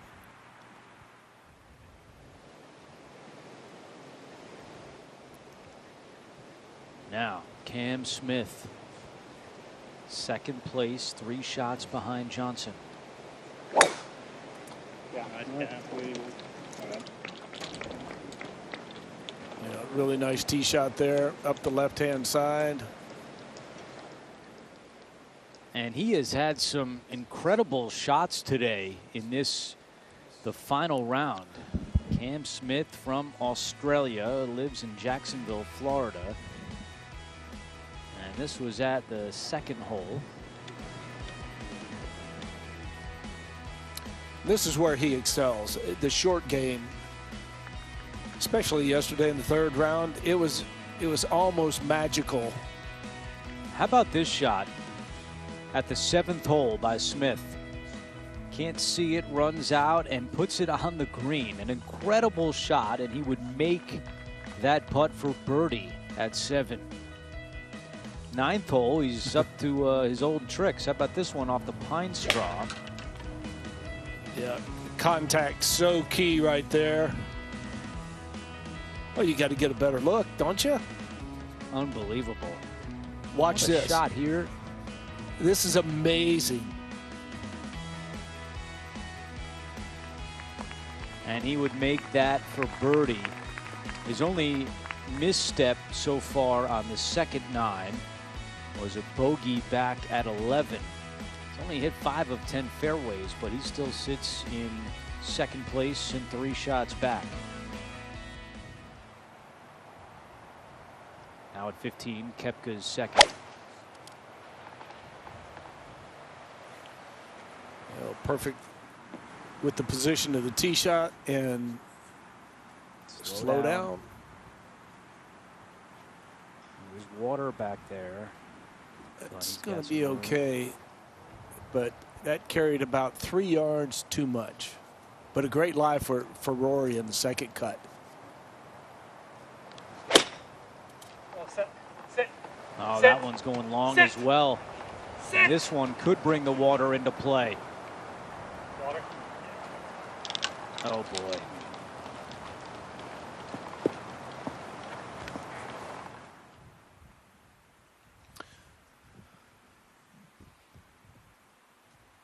Well, you talk about going over this 15th green, and that's happened to a lot of players. And with that much speed, that much tilt over the green,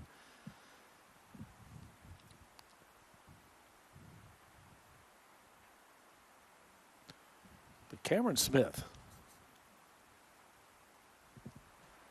you know, he has such a good short game. Certainly on display yesterday, and working a little bit of the magic again today. But he's a young man that, you know, when he kind of sticks his nose in there, he just kind of stays there. And if the ball striking improves just a little bit, he can certainly put up a lot of birdies.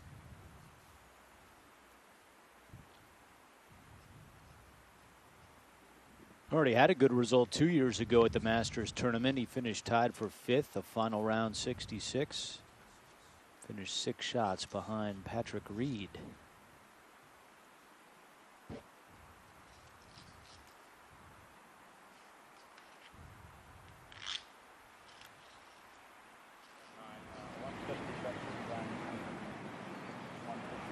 Back at 14, it's Fratelli in the fairway.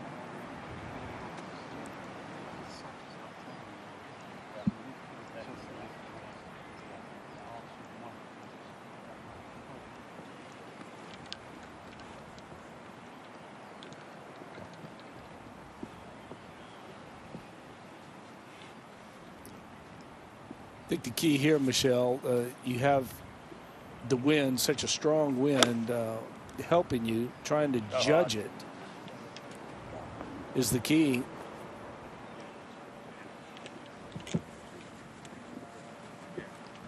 And the wind seems to be shifting from downwind to right to left wind here for the players, which can make it extra tricky trying to figure out what club to hit.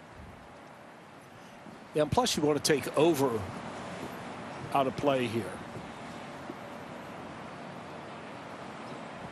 157 yards for Smith. Yeah, for Cam Smith. 3 shots off the lead. He's looking for birdies coming in, trying to put the pressure on Dustin Johnson.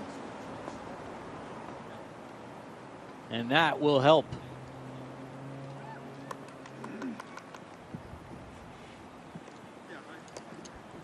And he's going to need that one because Dustin Johnson just rolled in a birdie back at 13. So Johnson is now 18 under par, a 4-shot lead.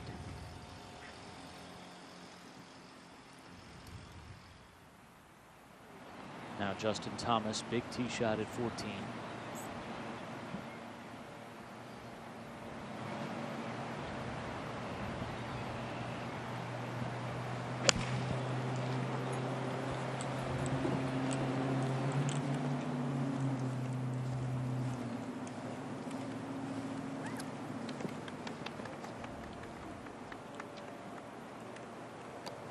Just inside the approach by Cameron Smith.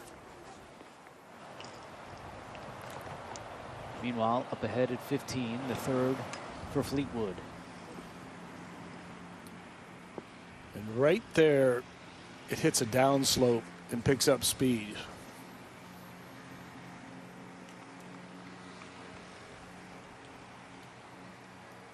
And even though that's going to be in that 15-foot range, that was pretty well judged from that angle.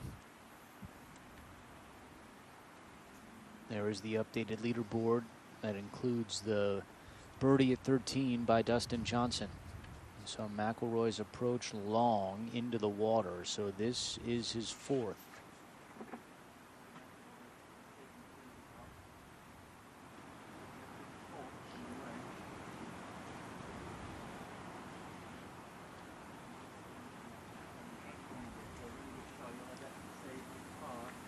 Tough shot from back there. That was pretty well done by McIlroy. A chance to save par despite going in the water. So Dustin Johnson not only looking to lock up his first green jacket, but he is in the mix to set or at least tie the low 72-hole score at Masters tournament play. He is 18 under, which currently matches the 270 by Tiger and Jordan Spieth 5 years ago.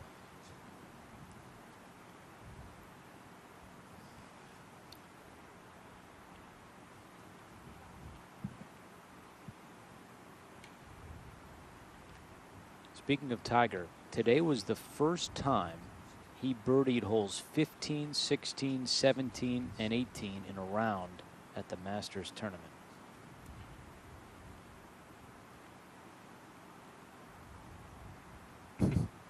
I guess there's always a first. Unbelievable. Yeah, and the golf course continues to play more difficult. Now you're looking at a stroke average that it's approaching 73. Right now it's 72.8 in this 4th round.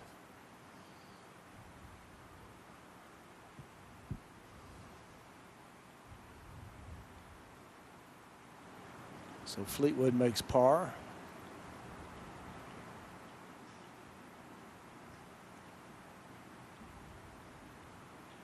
Three holes left for Fleetwood. He's at 8 under for the tournament.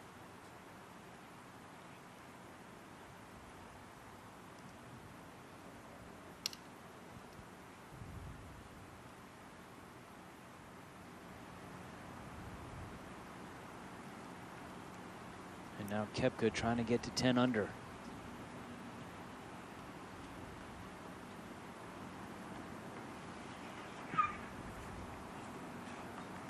Nicely done by Brooks Koepka, birdie at the par 5 15th.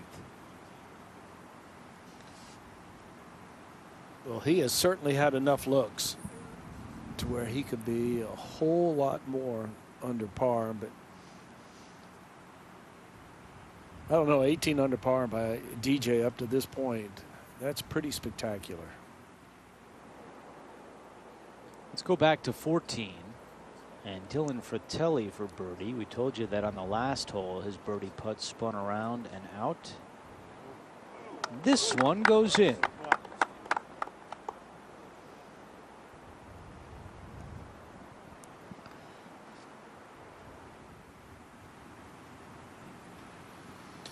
Now Rory trying to save par. Well, that's a nice up and down. That was a tougher shot than what he made it look. Big par save there for McIlroy. But you can see the Not frustration. happy, but yeah. I mean, he knows 3 was the number he needed there. Well, if Cameron Smith's going to make a run at DJ, he's got to start making putts like this.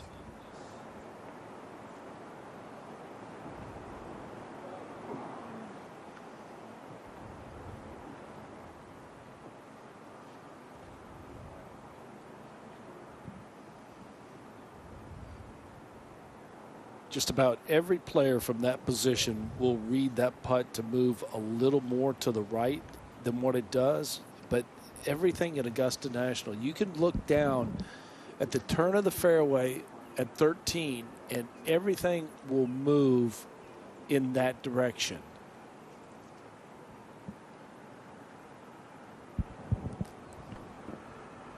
And a par for Smith at 14, so he stays at 14 under.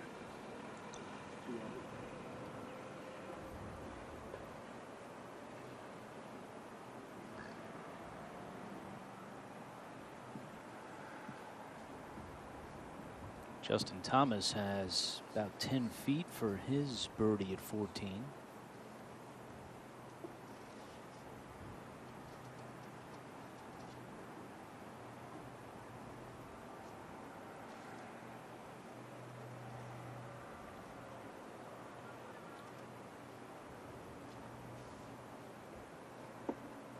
Fifth Masters for Thomas, and his best result was a tie for 12th. That was last year. He's currently tied for 5th, trying to move up even more.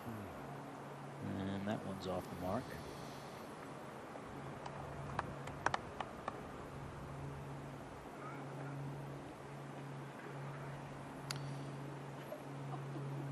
You can see the start, the bogey at number 2.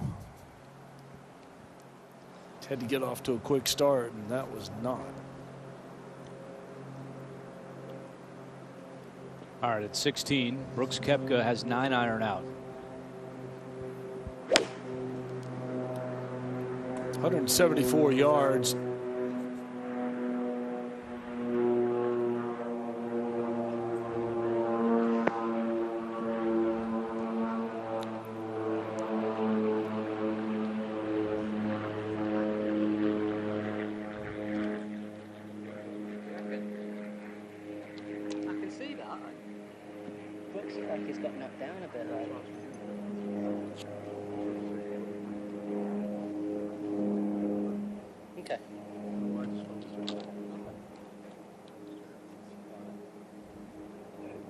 Michelle, they're really struggling with the wind right now. You saw Koepka react there, and now Fleetwood 2 clubs more than what Koepka hit.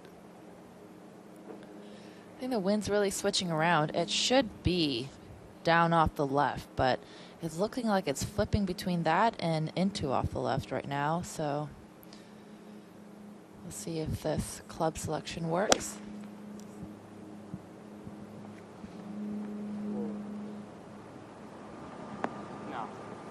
Yeah, same spot as Koepka. And you can see that pin, that flag stick right now. It is moving a little bit more into them than what it has been doing on the previous holes. All right, at 15, Fratelli has played the 15th at 3 under this week, but he has pulled this one well left. Into the second cut for Fratelli. Now McIlroy on the tee at 16.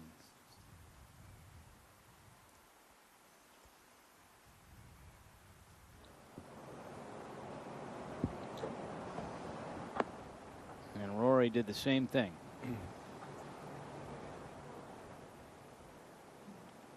So 3 long birdie putts coming up at the 16th hole. Yeah, with this whole location, that is a common result here at the par 3. You know you can't miss right. You know you can't miss long in the bunker. Just have to be so exacting with that tee shot. Justin Thomas tee shot at 15.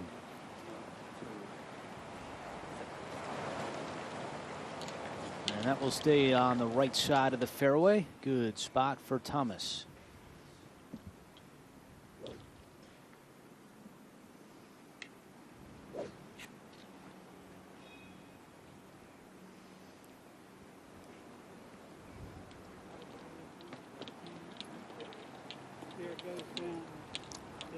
Well, really important tee shot for Cam Smith. I mean, he has to put it in the fairway. Thank you. And he Michelle, does. he has, so yeah, he's got to look at eagle here. Yeah, he's got to be thinking of 3.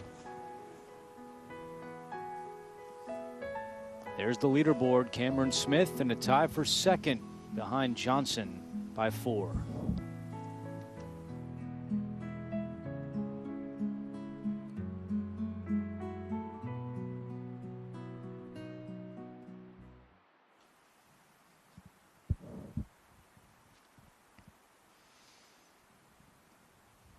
Could see history here today with Dustin Johnson at 18 under par. If he gets in at 19 or better, that will be a new 72-hole scoring record for the leader, Johnson.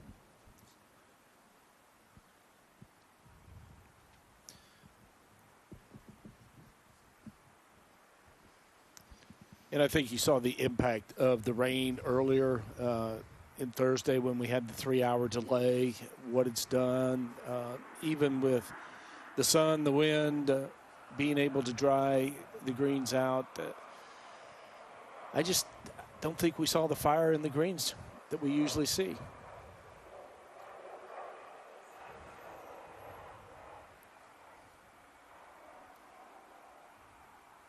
Great look at the 16th green with a whole location in the back right here on Sunday, and all 3 in our featured grouping coming up short and seeing their tee shots drift back towards the front left portion of the 16th green.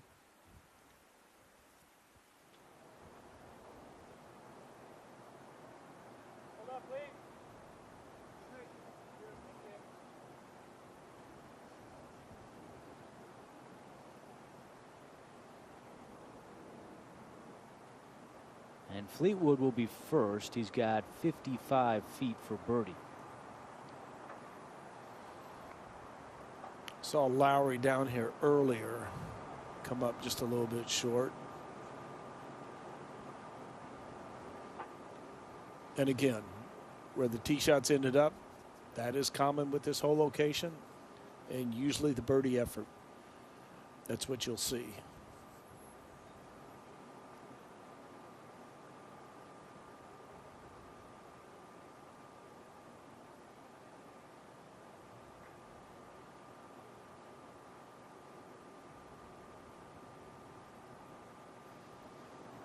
Now Koepka for his birdie. Good line there. Good putt by Brooks Koepka. Would like to point out that we had Andy Ogletree in our feature group coverage earlier this week. Got off to a rough start. Kind of got that round back on track. Well, the amateur just finished the tournament at 2 under. And in all likelihood will be low amateur at the Masters tournament. So what a debut for Andy Ogletree. Pretty neat how he came back from a rough start playing alongside Tiger Woods, and now looks to be in Butler Cabin to receive the low amateur award. That's fabulous. I mean, because I was really worried about the start that the young man had, what it would do, how he would react, and the last 63 holes, really high quality golf by the amateur. McIlroy for birdie. An aggressive run at it and some work to do to save par.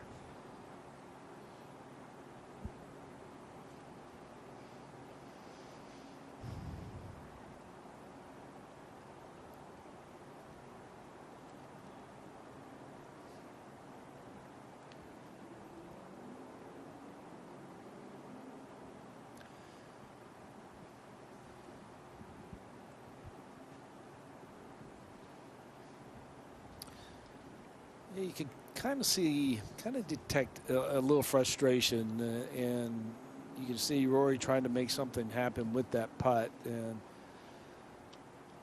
once again the disappointment. It's tough to channel, isn't it, Michelle? Yes, for sure.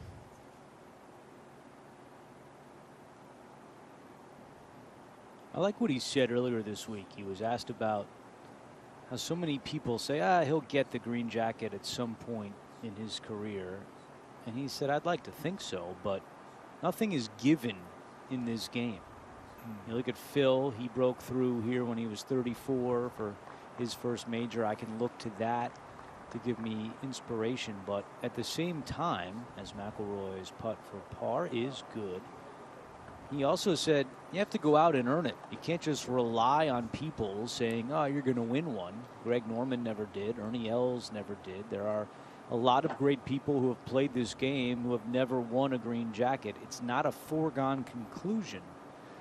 That was a pretty good answer there by McIlroy, because everyone seems to agree that at some point it will be his day. But he doesn't approach the Masters tournament each year thinking, okay, it'll happen. He knows he's got to go out there and earn it, and a lot of frustration for the way that he played his opening round of 75 as Cam Smith left and in trouble.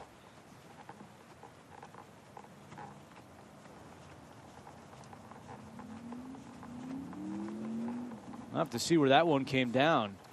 Normally he would have hit it right into a patron observation stand, but those are not on the golf course this year. Meanwhile, we go back to Fleetwood for par at 16.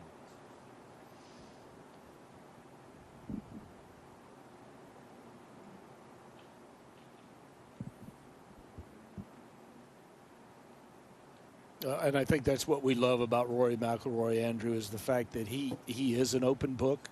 He will tell you exactly how he feels, and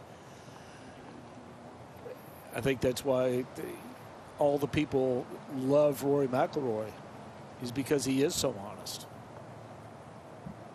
Another birdie for Dustin Johnson. He becomes the second player in Masters tournament history to ever reach 19 under par. Jordan Spieth, the other player, 5 years ago, and he finished at 18 under to tie the record. Here's the approach by Thomas. Right at it, and what a shot by Justin Thomas. You could hear him say, be right, and it certainly was.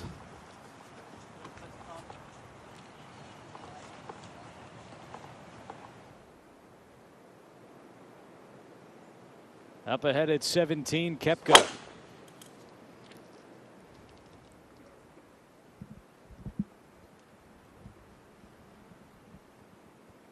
And Koepka in the second cut.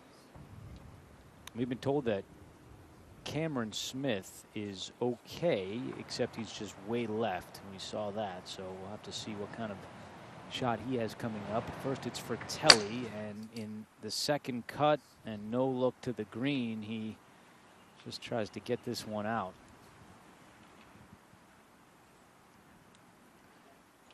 Actually, he was so far left. That was a pretty good shot to get it back out of that second cut. McIlroy tee shot. And then headed a little bit right. Let's see if this one comes down. It's a big drive, and it will stay in the fairway. What a shot by Rory.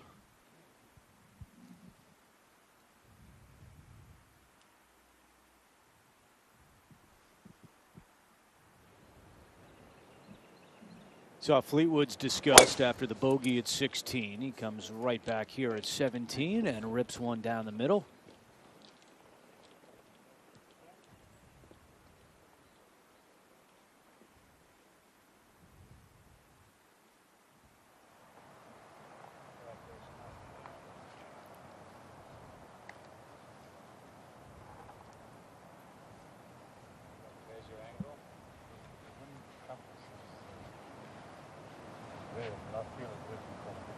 From where to where? That's there. Yeah, I know. I think that's where we play. Well, what you can feel. Yeah, 146 10. I think we got leg stump there. I'm trying to play a 150 flight as well. What have you got there? 9. You got 2 flight. That's the full flight. I'm not trying to crush it. I'm just trying to hit a normal 9 flight to the wind. Sure there's dirt there? Got it. It was. See these clouds, they're moving in that direction. So. All right.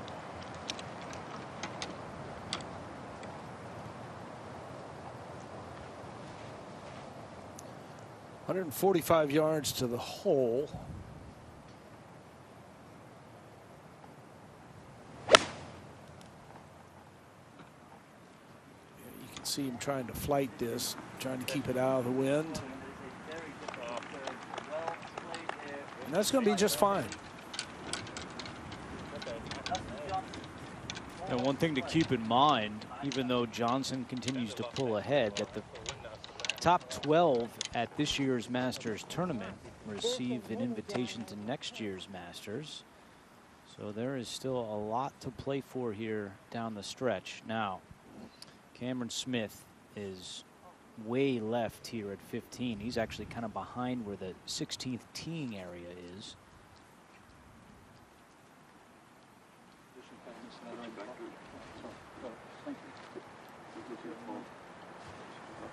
You know.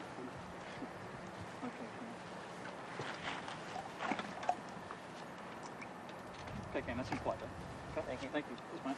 Thank you. Thank you. Yeah, please. 5 or 10 yards. Thank you.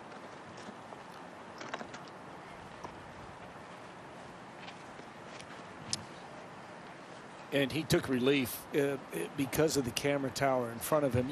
You could see it, and as he walks up to take a little better look at the shot that he's being faced with, this is actually a pretty good break, because you see the Saracen Bridge right there. I actually felt like I heard the sound that it kind of hit off the bridge there. But Michelle, I think he's doing the right thing. You know, you hit a shot like that, it can be, okay, a little unsettling, poor second shot. You get the break, put some time in the game, try to slow it down a little bit, and come up with a good shot here. Yes, the key is to slow down like he's doing right now, pacing it, really getting a good feel of where he needs to land. And don't you think, Billy, from this angle, he's actually got a really good angle into the green, all uphill to the hole. So it's very fortunate. Absolutely. And yeah, I mean, he didn't try to create the angle, obviously, but it's just part of being fortunate and getting a good break.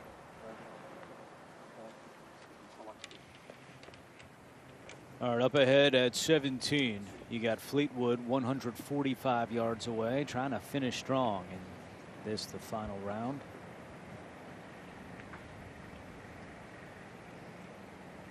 It doesn't appear that the wind has gotten much worse.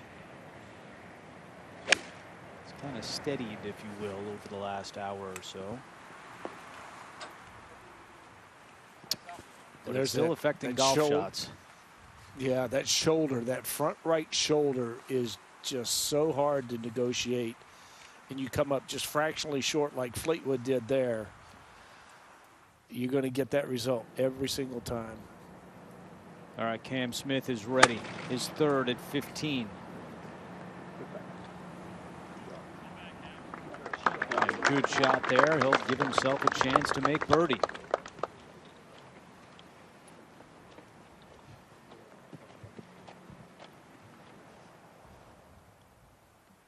Now Koepka 132, but out of the second cut.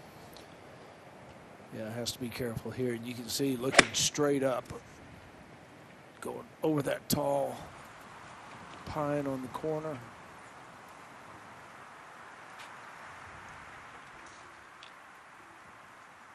May have come up short in that front bunker.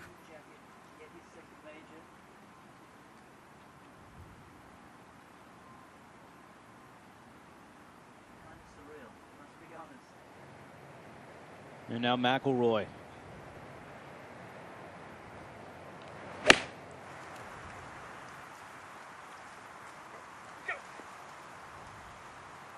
Asked for it to go, and that's why. He needed to get it up a little bit higher, and that'll roll back down, and it'll keep going.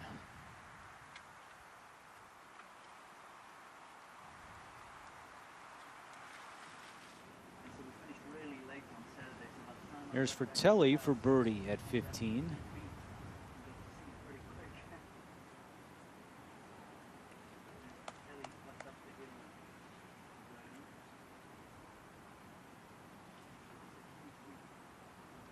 And a par for Fratelli, who was college teammates with Jordan Spieth at Texas.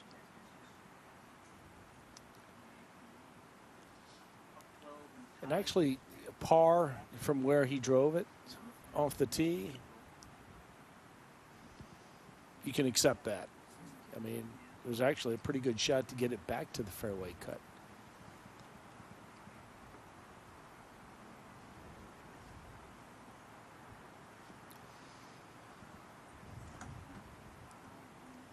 You know, this is the club that if you can get it in your hands quick enough, if your name is Cameron Smith, chances are really good you can convert.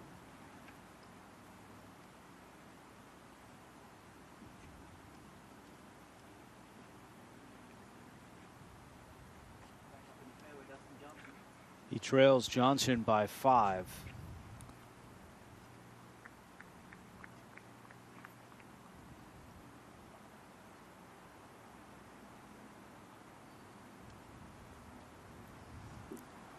And cuts the deficit down to 4.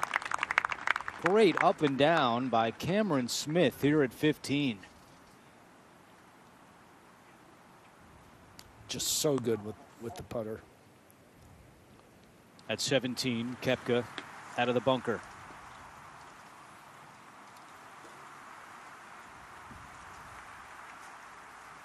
Pretty good result. It was a clean line in the bunker, but just such a difficult bunker shot. Now Justin Thomas has a chance to jump into solo third.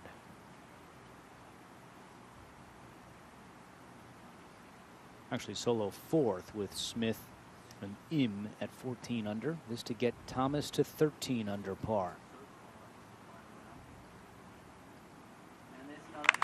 And with Smith at 15 under now, Justin Thomas making a move up the leaderboard. An eagle at 15.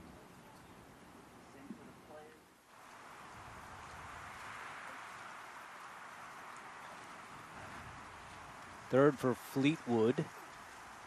And that left for his par at 17.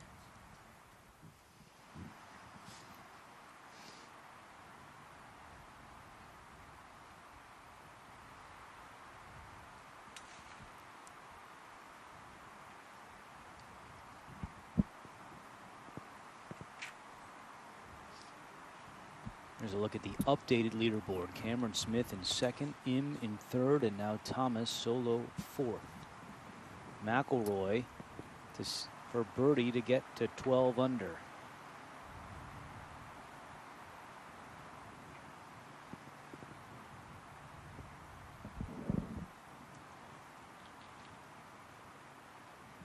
And Rory stays in 6th place at 11 under par, 1 hole left to go.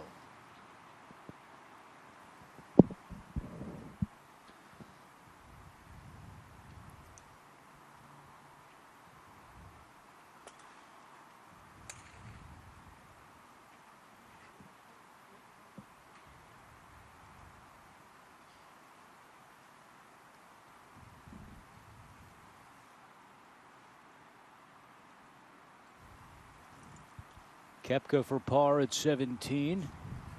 And nicely done out of the bunker by Brooks Koepka. Good save there to remain at 10 under.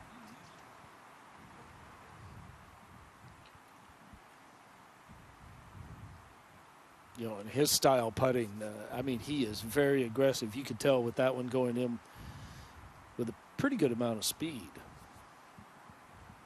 That's a nice up and down for Fleetwood, Andrew. Yeah, Tommy Fleetwood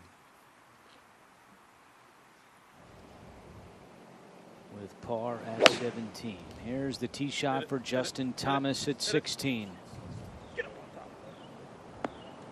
8-iron for Thomas, and that is not going to stay there.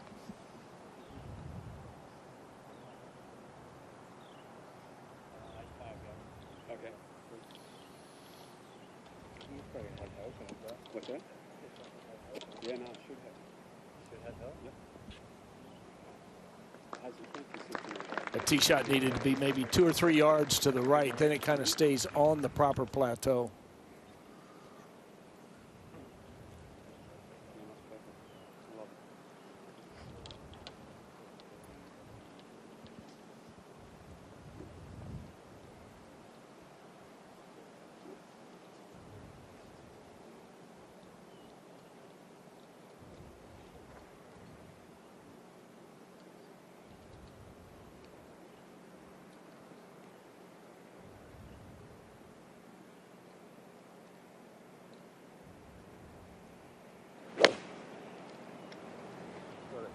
Cameron Smith in second place, his tee shot at 16. Stay there. And that one comes up short.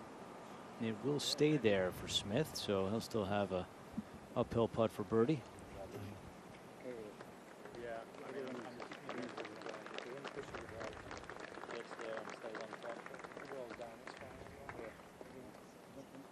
Number 1, guys.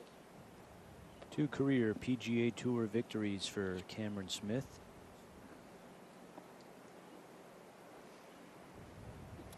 Including earlier in 2020 in Hawaii.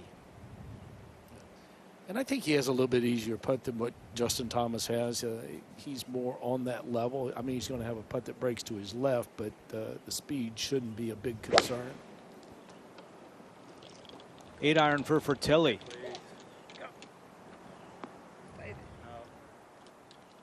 Nope. He begged for it to get there, but it doesn't.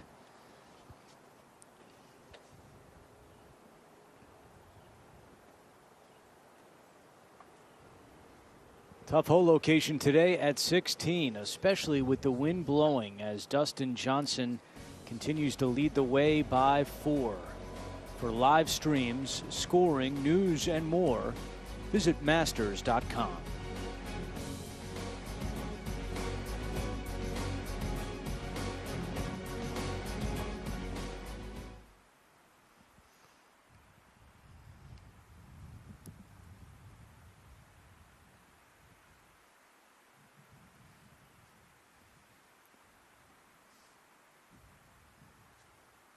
Beautiful shot of the players making their way along the water at 16 to the green here at the par 3 16th.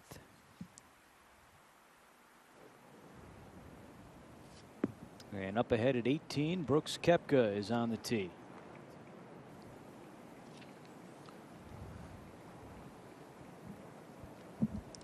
Well, in this final round, we're seeing the longest tee shots this week. here on the 18th.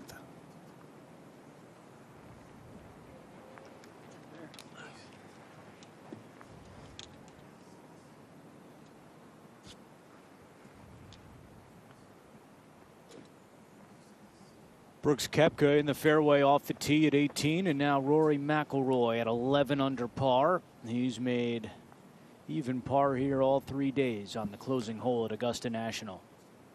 Well, that bunker straight away, Andrew, definitely in play.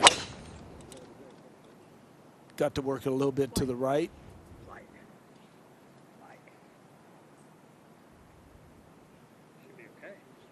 Oh, yeah, that that's is a good massive. shot. That is at the end of the second bunker. I mean, that is huge.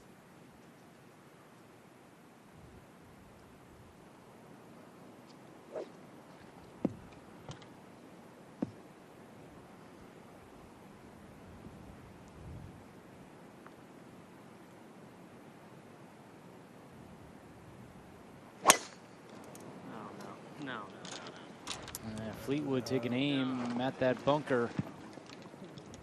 Yeah, and he goes in. Easily reachable today with this wind direction. It's 314 to reach the second bunker, and Rory's at the top of that bunker. So that tee shot had to travel in the neighborhood of 330 yards.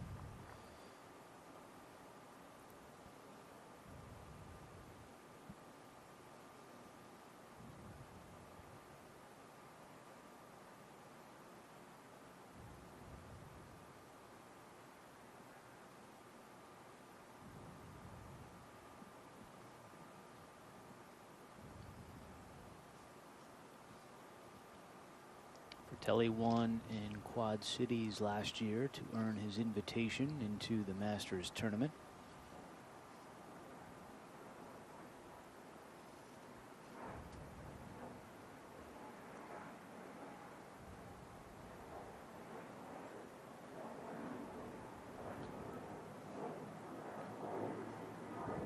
And Michelle, usually the first player to putt from this low area will come up significantly short. I think so. We've seen that plenty of times today.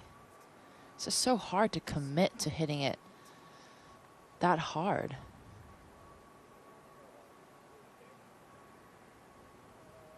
Seen that multiple times today. I think Rory's the only one that we've seen actually get it to the hole or past the hole. I think so.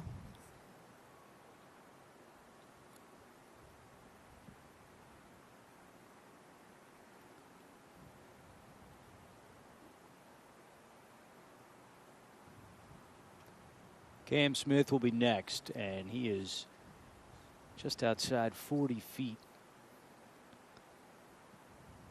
And you can see behind him on the 15th green, Dustin Johnson, the leader, is lining up a birdie putt.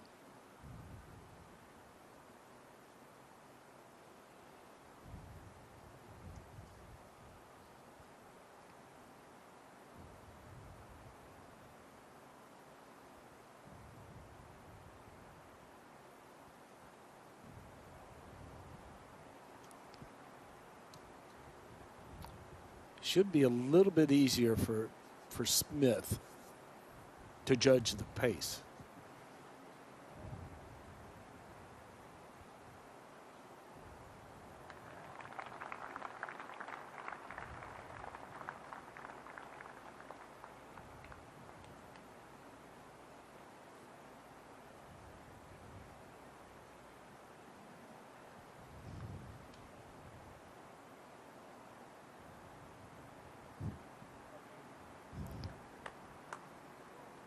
All right, good judge there, but Smith needing birdies because the man behind him, you saw Dustin Johnson walking around the 15th green. He just made another birdie to 20 under par. He is the first player to reach -20 in Masters tournament history.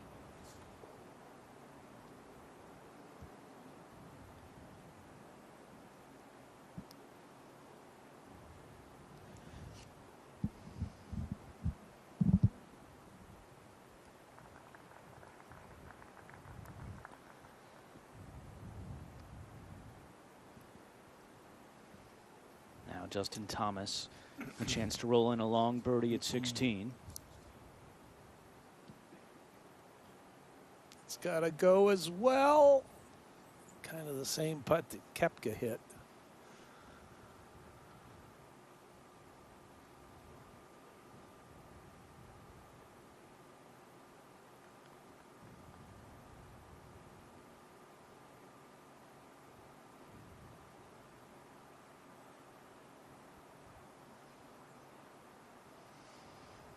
Thomas still in 4th place at 13 under par.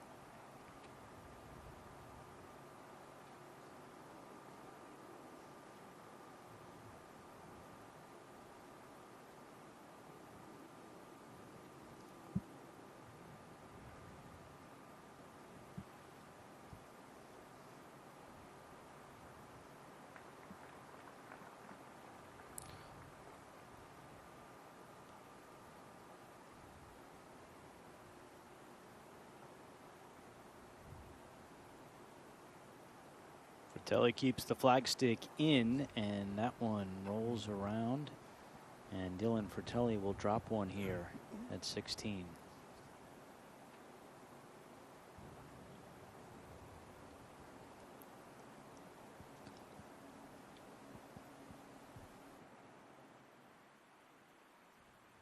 Let's go up ahead to 18. We've been waiting for the green to clear for Fleetwood, Koepka, and McIlroy, who drove it 317 yards. Koepka 5 yards behind them, and Fleetwood in the bunker will be first.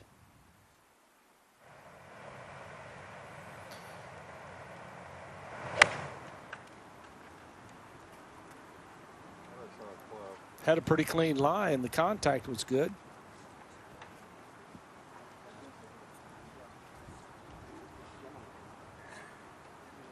It's just so hard to get up and down from there.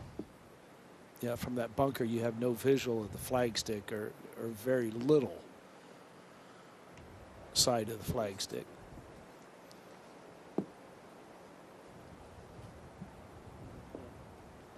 Justin Thomas is looking over at the 16th green and waiting for the players to hit their tee shot there. In his 5th Masters tournament.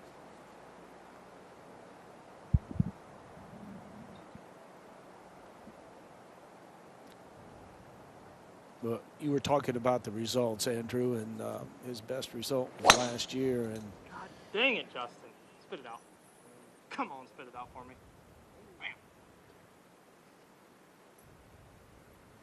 You know, I think the knowledge. Spit it out.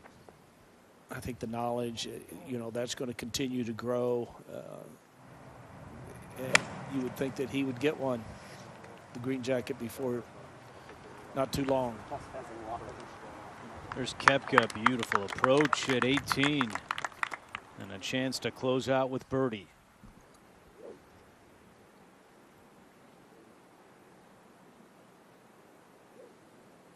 I agree with you, Billy. You look at Thomas, 13 career PGA Tour victories. Over the last 60 years, he was the 3rd youngest to get to 13 wins, behind only Tiger Woods and Jack Nicklaus.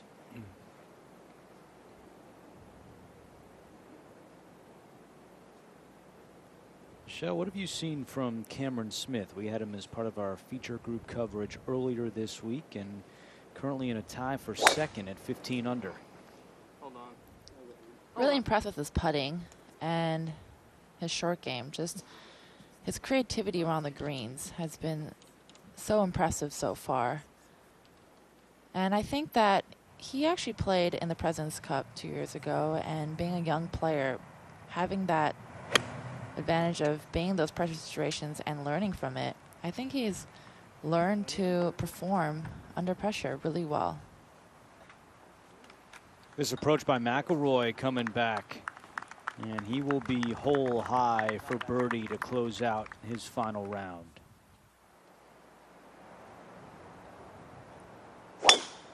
Fratelli's tee shot at 17. A little bit wind. Come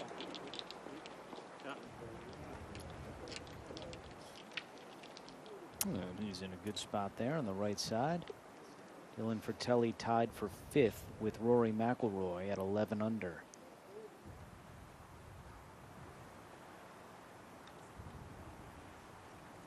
Here's Fleetwood's third.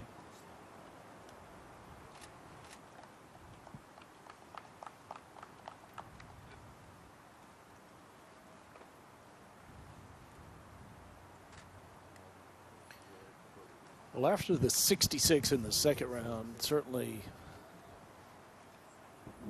had aspirations of being right there at the end, but you can see still a nice smile. He and his buddy caddy, Ian Finnis, they make a great team. And Finnis was Tommy's best man in his wedding, so they are very close.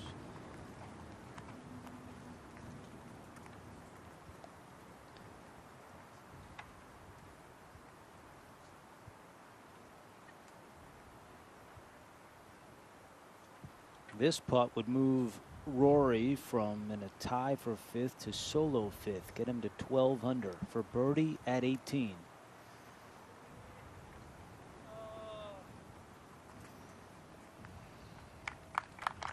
So the dream to complete the career Grand Slam will have to wait. And that 75 in the opening round is something McIlroy will leave Augusta National thinking about. Tremendous play over the final 3 rounds, but was not able to overcome the 3-over round on Thursday.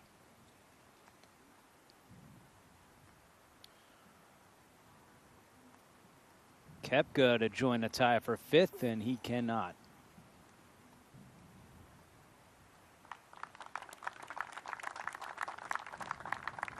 So Brooks Koepka, final round 70, and he is in at 10 under par.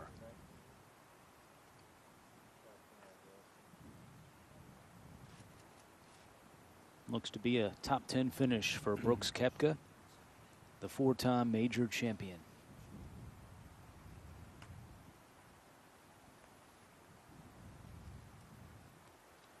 Well, I think the good thing with Koepka is now we're seeing a healthy Brooks Koepka.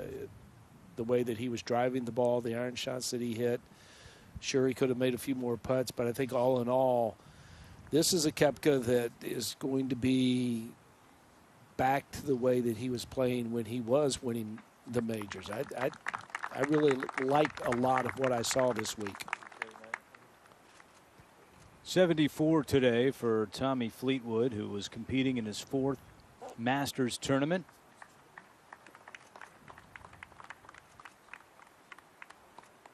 Nice bounce back from his previous major when he missed the cut at Wingfoot in the U.S. Open.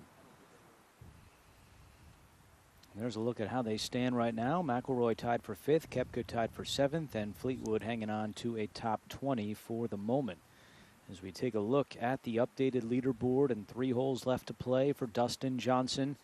If he just pars out, he will set a new tournament scoring record. In fact, if he makes a bogey and plays the final 3 holes in +1, he will still set a tournament record, which is 18 under par. And now that our featured grouping of Fleetwood, Koepka, and McIlroy have finished, we will join up with the final group at 16, and there is the leader, Dustin Johnson, playing with Sung Jae Im and Abraham Answer.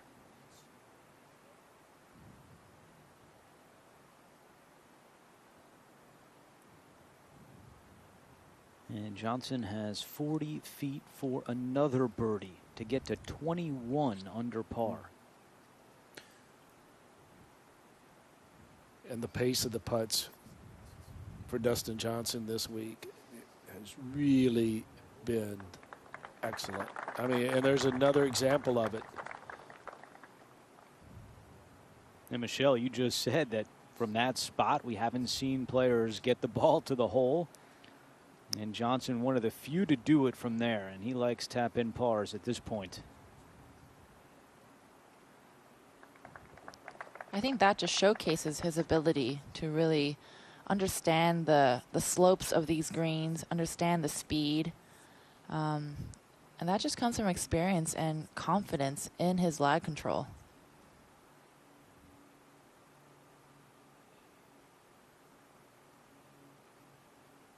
Now here is Answer. Well, it's been a tough day for Answer, but here's a young man that still looking for that win, that initial win. But I think you're going to see a lot of good things from Abraham Answer. We've already seen good things, but I think you're going to see more. He's 4 over today as we go up ahead to 17. Justin Thomas had to punch out. We saw him miss the fairway right. And here's the approach for Cameron Smith. And this one is headed left, but it'll be okay there. Could not really take on that flag stick, and he'll have a long putt for birdie.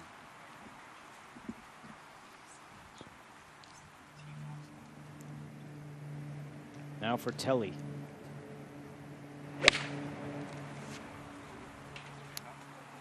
Avoid short right.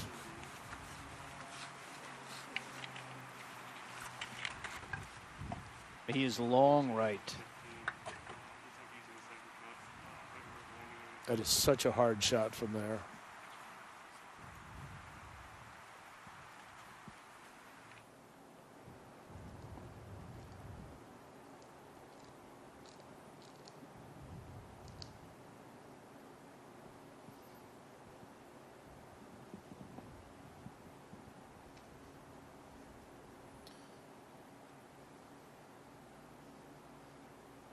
Tough little putt here for Answer to save par. Already, as you said, Andrew, 4 over par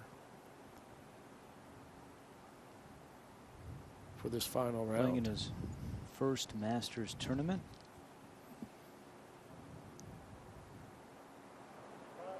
And a good save there by Abraham Answer.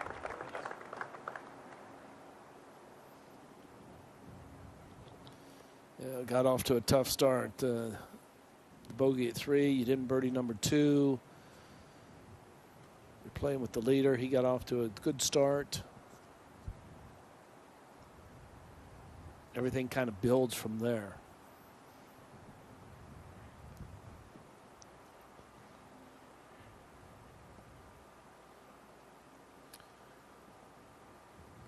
Just a little bit of a slider here for Sungjae Im.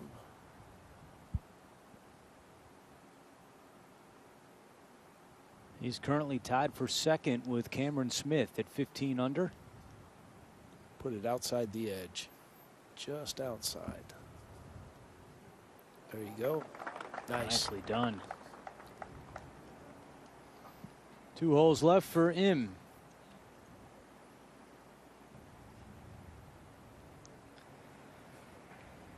Pretty straight down, don't it?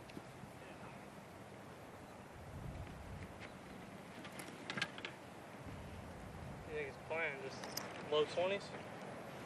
Yes, I do. I do.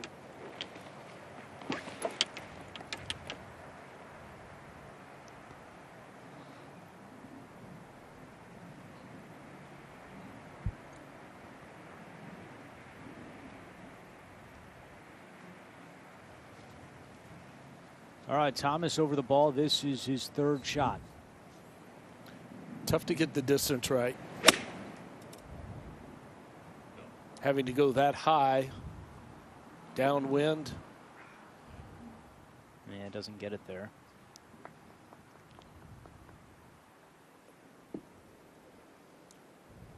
And now back on the tee at 17, the leader, Dustin Johnson.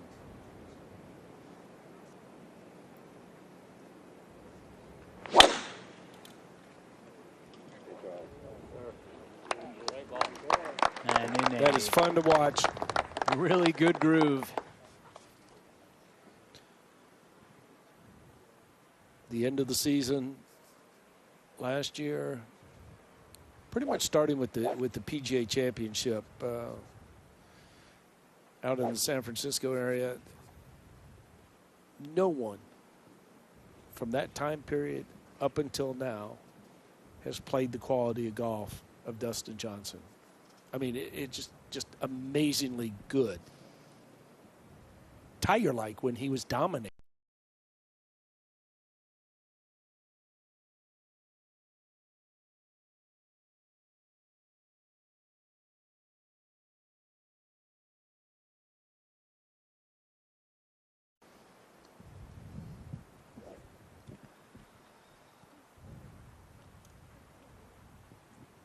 We saw Fratelli go long and right at 17, and there is a look at what he is staring at for his third shot.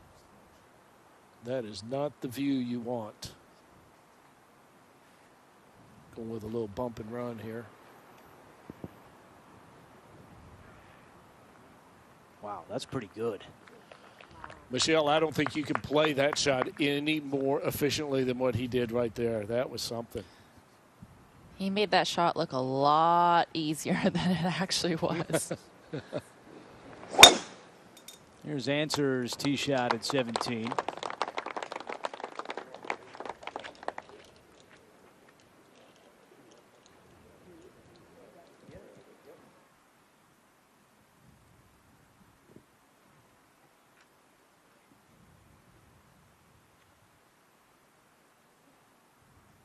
Cam Smith is looking at some really impressive history here. If he can finish par, he will become the first player in Masters history to break 70 in all 4 rounds. Dustin Johnson shot 70 in round 2, so the only man that can do it right now is Cam Smith.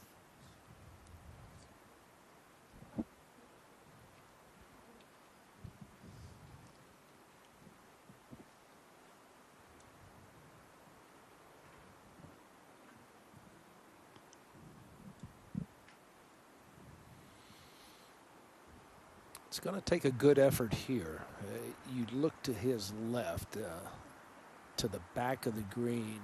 There's going to be a pretty good push of this putt down towards the front of the green, down towards where Justin Thomas is standing.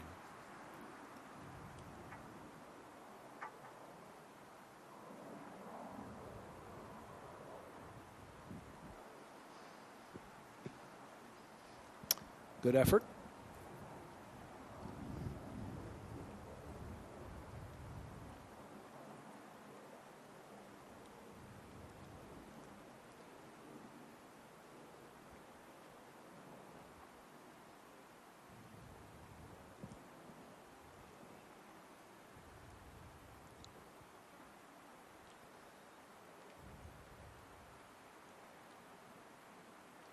Now, Justin Thomas has had some insight over the years as to how to play Augusta National, because Augusta member Jeff Knox, who actually served as a marker earlier this week, his son Lee was teammates with JT at Alabama.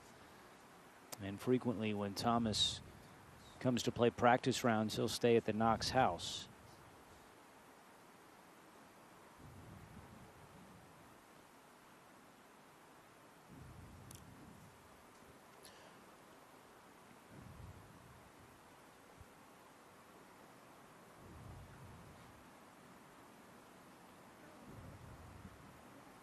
Frustration there as Thomas makes a bogey at 17 and slips back to 12 under.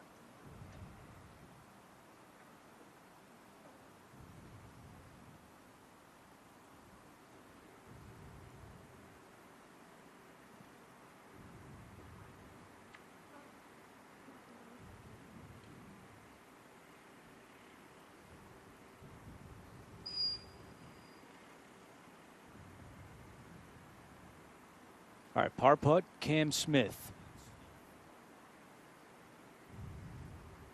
And if he makes par at 18, he will make history.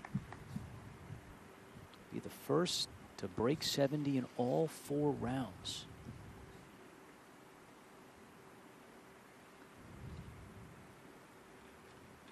And I think it tells you just how impressive DJ has been, that Cameron Smith may become the first player all time to do that, and he still won't be the winner. That's a great nugget. I certainly would not have guessed that. And this would be some kind of up and down right here. Oh my gosh. What an up and down by Fratelli. That keeps him at 11 under. Still tied for 5th with Rory McIlroy and 1 hole left to play. So now that the green is clear at 17, our last featured grouping of the day, the last grouping on the card of Johnson, Im, and Answer can fire away, and Answer is first.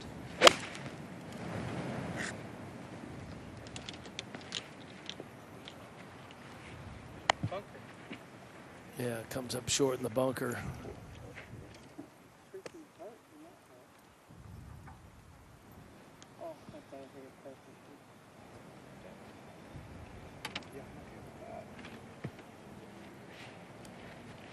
Take a little piece of advice from Roy. You can learn something from every round you play here. And Abraham Answer, that's certainly going to be the case today.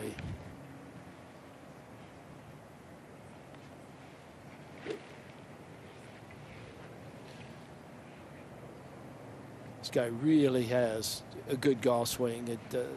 You look at the rhythm, it's a little unusual, but the mechanics of the swing are pretty solid, Michelle. I think so. The way he takes his club back is on such a wonderful groove that really allows him to, right there, really allows him to come down on such a consistent line.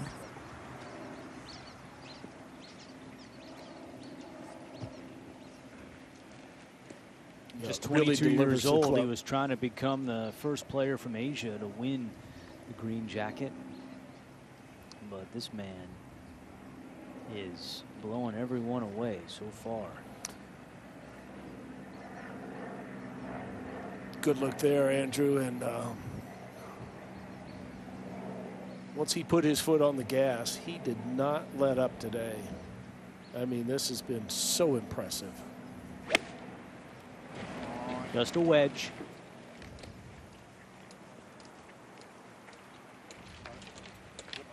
Center of the green for Johnson.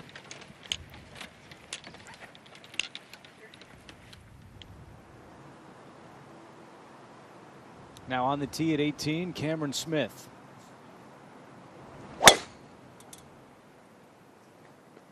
Sit down a little. Sit. And he's worried about that bunker. And it will stop. All right, so Cameron Smith in a good position to potentially make history. This man is making all sorts of history. It's going to be his 11th straight under par round at the Masters. That will be the longest streak all time, breaking a tie with Tiger. Now for Telly.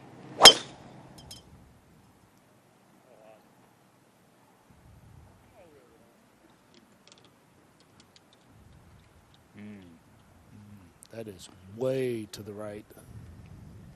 He may be far enough right that he can go right of the trees. Plug. And Justin Thomas with his tee shot at 18. Plug. Wants it to stop, and it won't.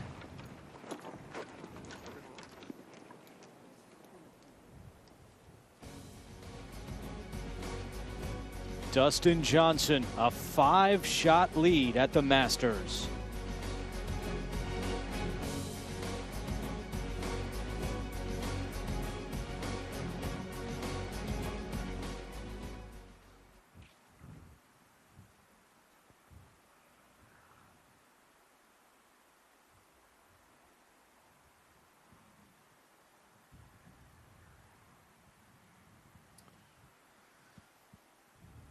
Abraham Answer came up a little bit short here at the 17th. Now the bunker shot.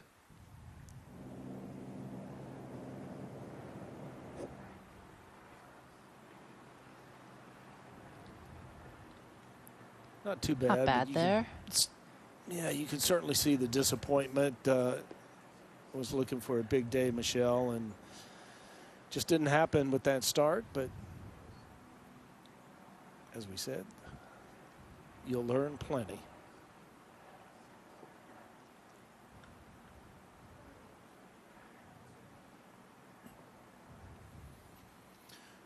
There's a great look down at the 17th green here at Augusta National Golf Club. That's where our leader, Dustin Johnson is at the moment safely on the green. 5-shot lead, 20 under par.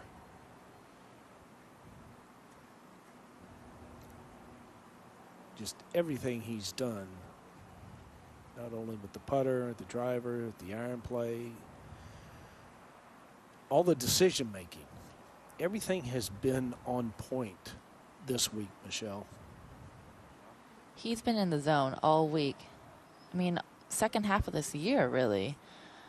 And when Dustin Johnson plays like this, like I said in the beginning of the week, he is unstoppable. There's really no crack in his game, no part of his game that is lacking. It's just so solid from top to bottom. Yeah, and I thought it was very telling when there was a decision to be made on a par 5. He did not hesitate. If he needed to lay up, he laid up. But there's a good look of just how much break he has in this birdie putt.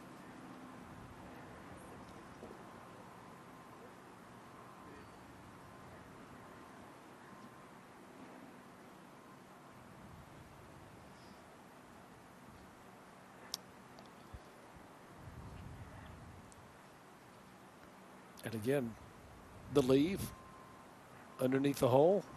Now you have 3 feet straight back up the hill for par. It's got to be a great feeling to have the leaderboard to the left of the 17th green, look up there and see that 5-shot lead. And 5 is a very comfortable cushion. 3, 2, still makes you think. 1 hole left. 5, very comfortable. I wouldn't know. All right, here's Sung Jae Im for birdie. This would move him into solo second for the moment. He's currently tied with Cameron Smith. Certainly got a pretty good read from the putt from Dustin Johnson. That's going to be low as well.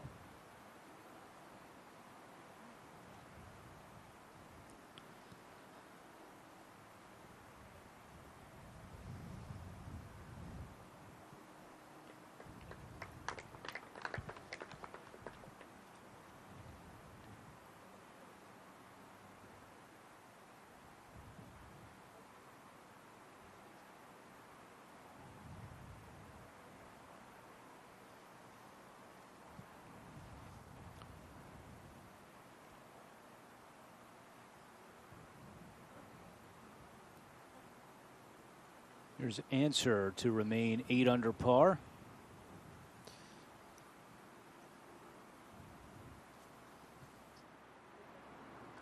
Nicely done. Nice putt by Abraham Answer. Yeah, nice putt at 16 for par. Nice putt at 17 for par.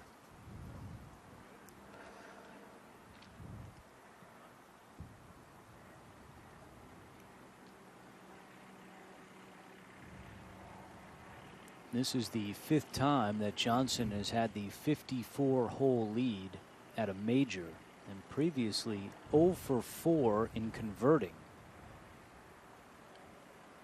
So a monkey off his back if he's able to steady the ship here, and it all looks like it's turning up. DJ, a par at 17, only 1 hole left to play.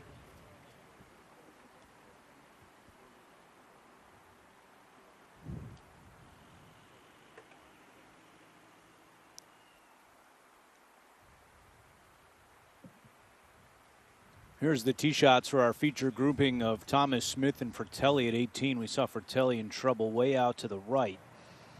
It'll be Thomas to hit first from the bunker.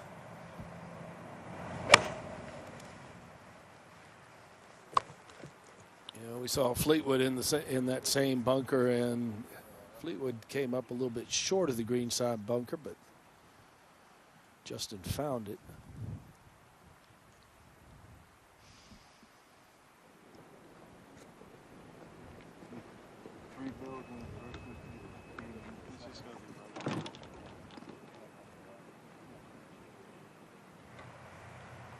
And now Cameron Smith with history to play for. His approach from 138.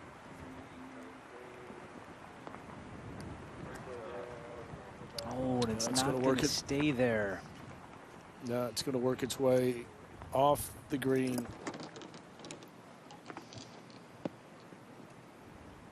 And Michelle, Dustin Johnson has the driver out on 18. I like that play. I think this hole suits well for his eye. He's going to hit a fade off that bunker.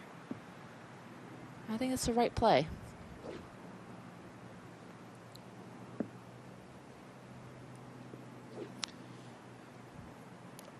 I like it as well, Michelle. And even if he does hit it in the bunker, if he hits it in the second bunker, it's going to be up there far enough. We just saw Cameron Smith with 138. It's going to be a wedge.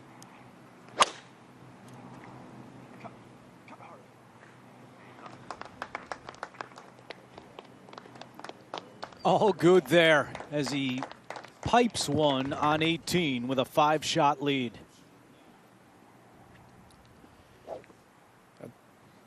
Pretty much the same distance off the tee that we saw Aurora. I mean, that was just a beautiful tee shot, executed to perfection.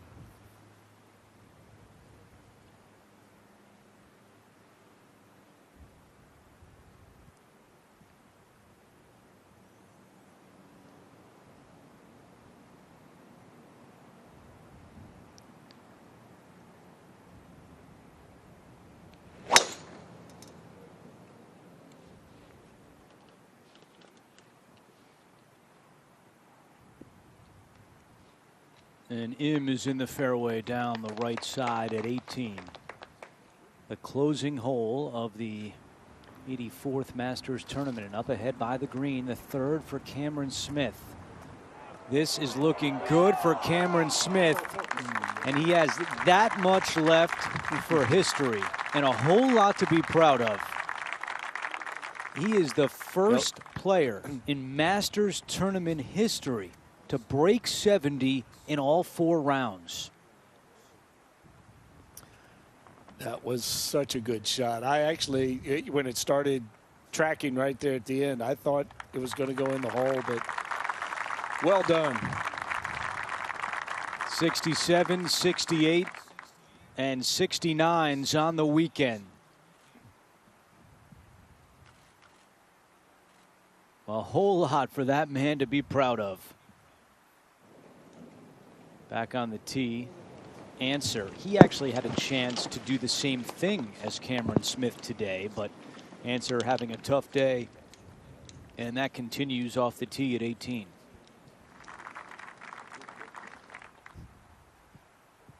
Now Justin Thomas out of the bunker.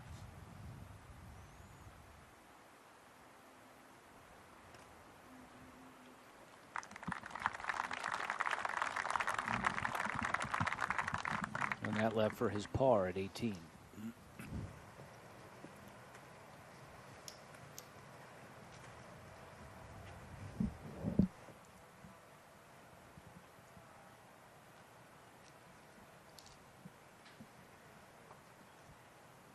Dustin Johnson making his way up 18 while Dylan Fratelli will be next to play on the green.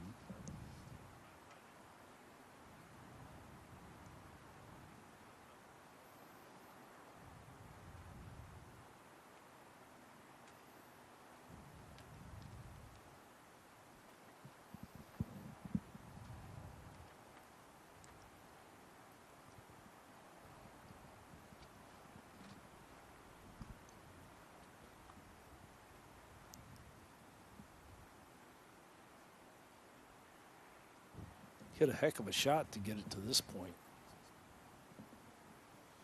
after the tee shot.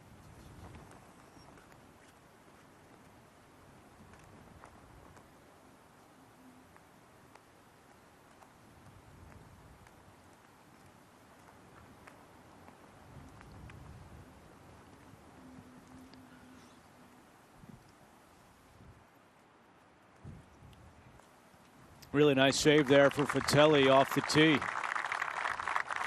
And Dylan Fratelli with a final round 72, and he is tied for 5th with Rory McIlroy.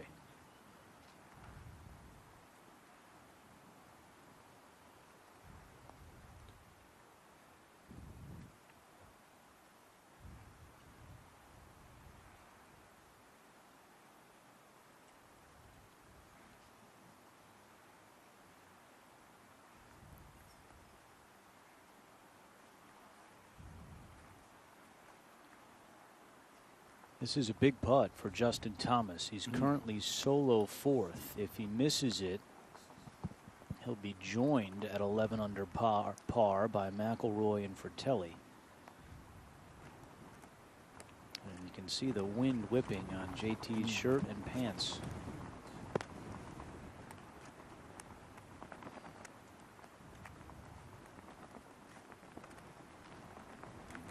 And he's able to knock it in. Great up and down from the bunker for Thomas, and he remains solo 4th at 12 under.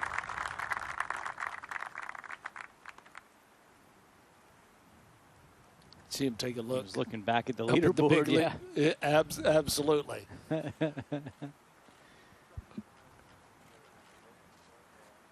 So Cameron Smith, Masters tournament history, first to shoot in the 60s all 4 rounds. Dylan Fratelli in a tie for 5th with McIlroy, and Justin Thomas solo 4th at 12 under par. And just 3 golfers remain on the course. Our final grouping of the day, and Answer will be first from 190, and he's got a 4-iron. Yeah, actually a pretty good break. That ball kind of kicking back out into the fairway. You can maneuver it from here.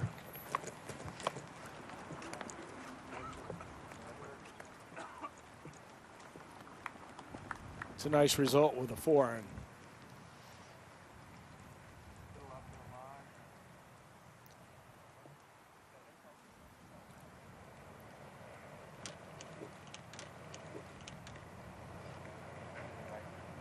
Yeah, you want to make a putt from the right here.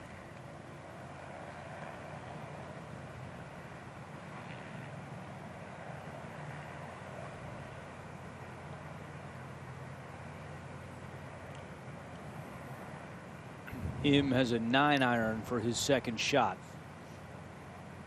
Still want to keep it just slightly right of the flagstick.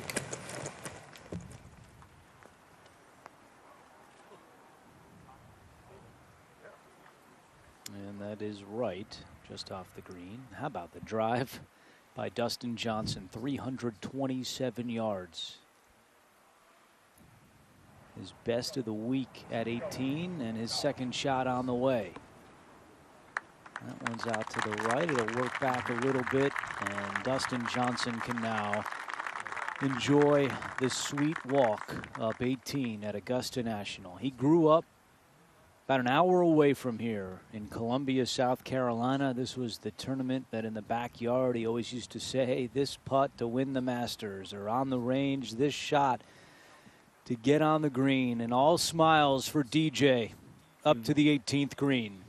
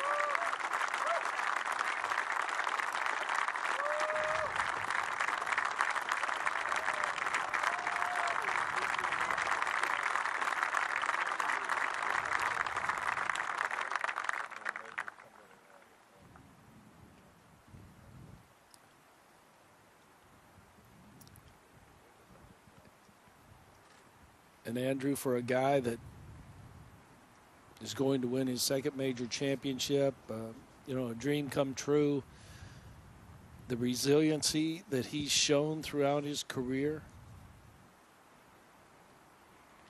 be his 24th win.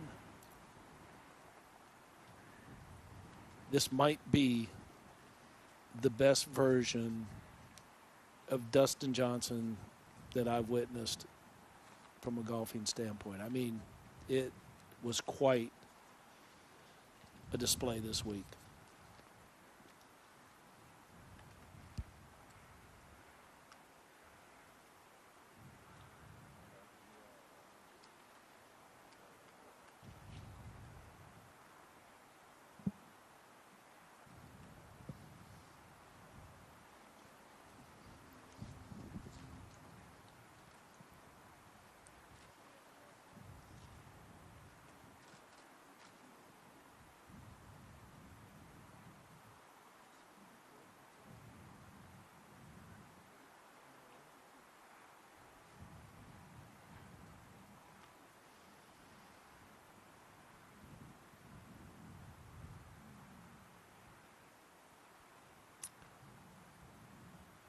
M just outside the bunker.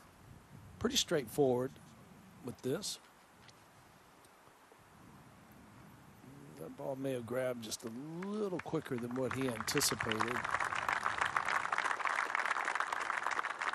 And that's going to be an important putt there if he wants to stay in a tie for second place.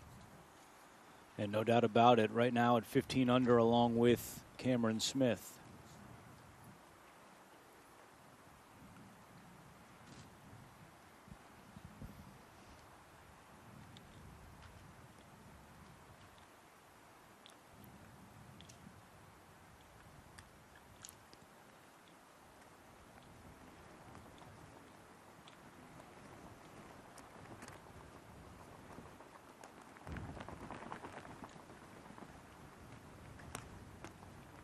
Good look at that leaderboard that Justin Thomas was staring at when he holed out here on the 72nd hole.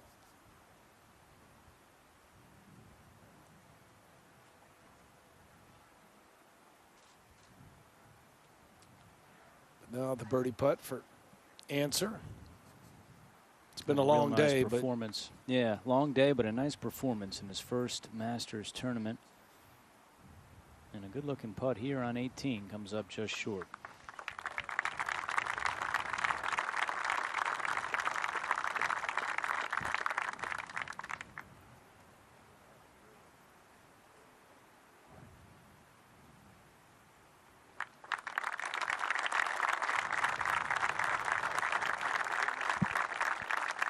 First 3 rounds in the 60s, but a disappointing finish for Abraham Answer.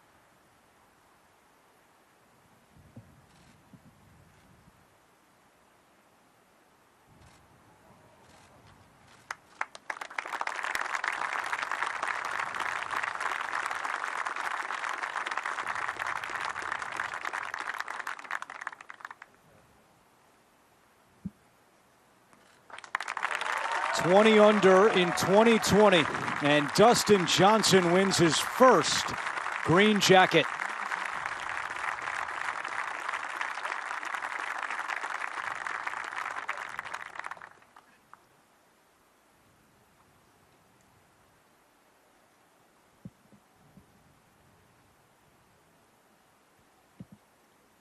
With his brother Austin on his bag, Dustin Johnson, a dream come true growing up just 1 hour down the road in Columbia, South Carolina.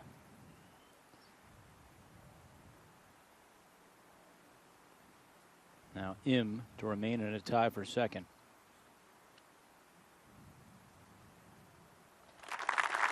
$15 under par, Sung Jae Im, a final round 69, but the green jacket belongs to Dustin Johnson, the world's #1 player.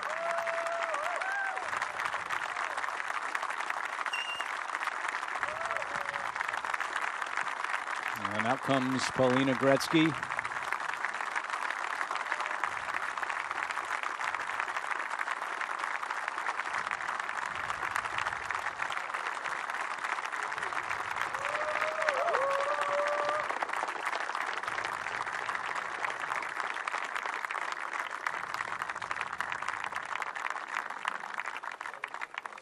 The first world #1 to win the Masters tournament since Tiger Woods in 2002. It's the second major title for Johnson, along with the 2016 U.S. Open. And you think back to a month ago, a positive COVID-19 test. He missed 2 tournaments, came back last week in Houston, a very sharp tie for second, and a new record here at the Masters, 20 under par.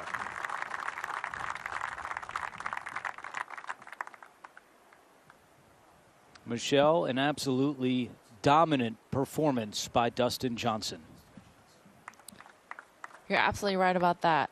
Completely dominant from day one.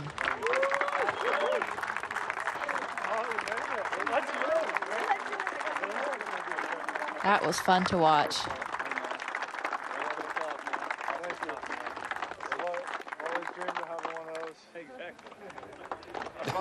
Telling Bubba Watson, I always dreamed to have one of those, a green jacket for Johnson.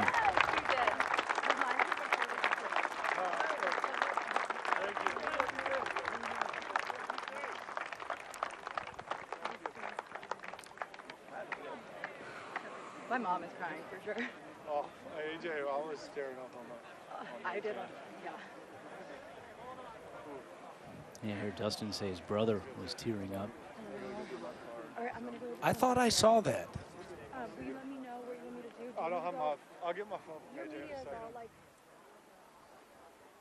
20 under par.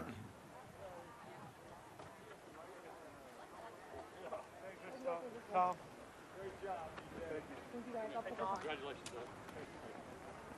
And a look at the final results. Dustin Johnson closes with a 68. Cameron Smith, the first player in tournament history to shoot in the 60s all 4 rounds. He ties for second with Sung Jae Im, but Billy, the day belongs to DJ, and most deserving as the world's #1 player. Absolutely, Andrew. And you look at the way that he drove the golf ball, the iron play. When he was faced with a decision to make, he made the right decision. He never tried to force anything. It was just a pure display of pure golf, and very much so a deserving champion.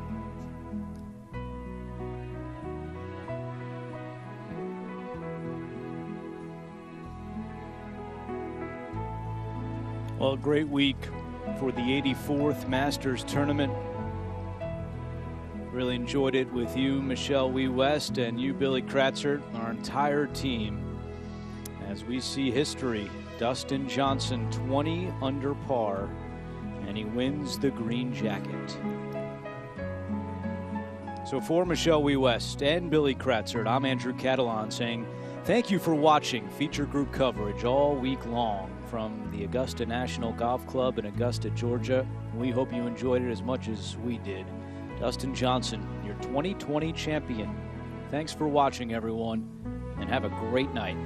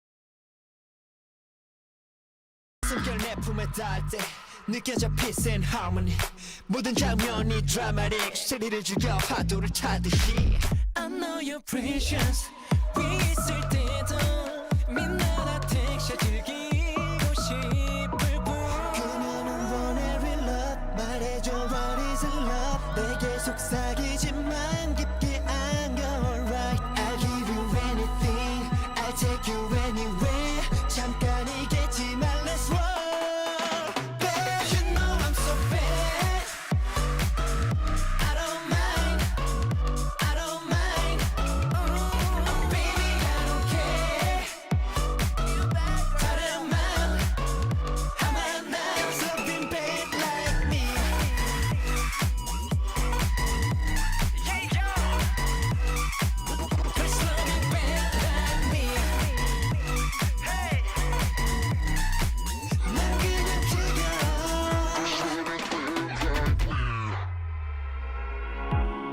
Baby, it's time to say goodbye. 이 밤이 지나 사라질 것처럼 그렇게 타올라. Tonight, you know I'm so bad. I don't mind, I don't mind, I don't mind. Baby, I don't care. You're so mine, I'm alive.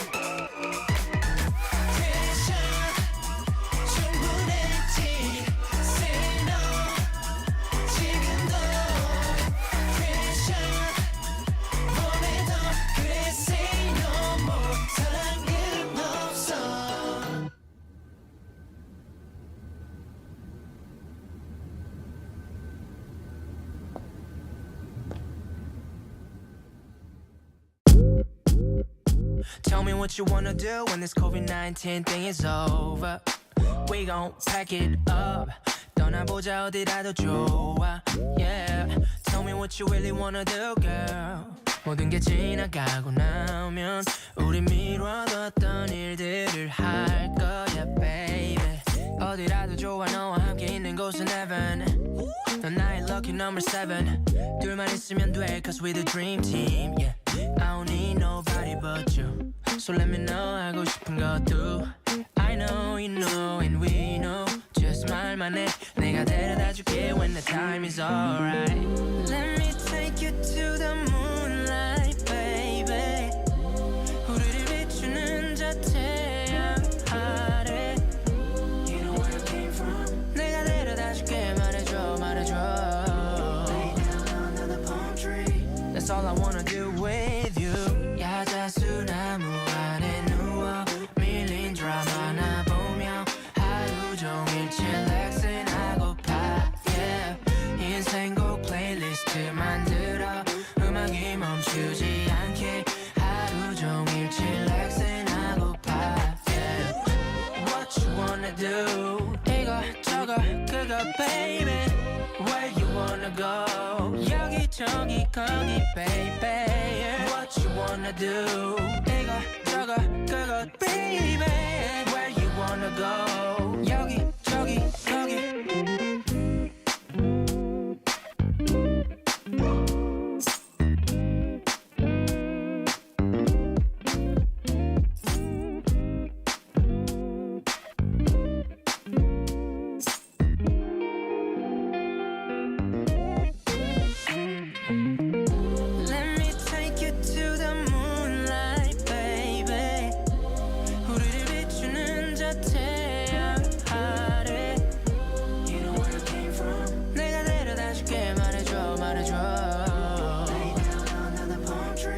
That's all I wanna do with you. 야자수나무 안에 누워 밀린 드라마나 보며 하루 종일 칠렉슨 하고파. Yeah. 인생곡 플레이리스트 만들어 음악이 멈추지 않게 하루 종일 칠렉슨 하고파. Yeah. What you wanna do? 이거 저거 그거 baby.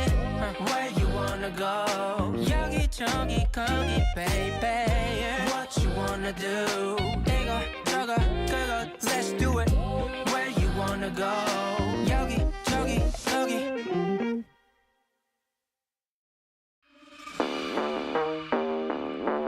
Yeah. You hear me walking to your town, right? Sunrise, feel the rumble in the ground, right? Don't lie, I'm the one. Better run. If you're with it, then you're done. Dark cloud blocking out the sun. I ain't scared, got me feeling kinda numb. Yeah, it's that problem I know. Tell me something I don't know. What you gotta got more. Keep it coming with the reload. Ain't no stopping me though. I go and I lose control.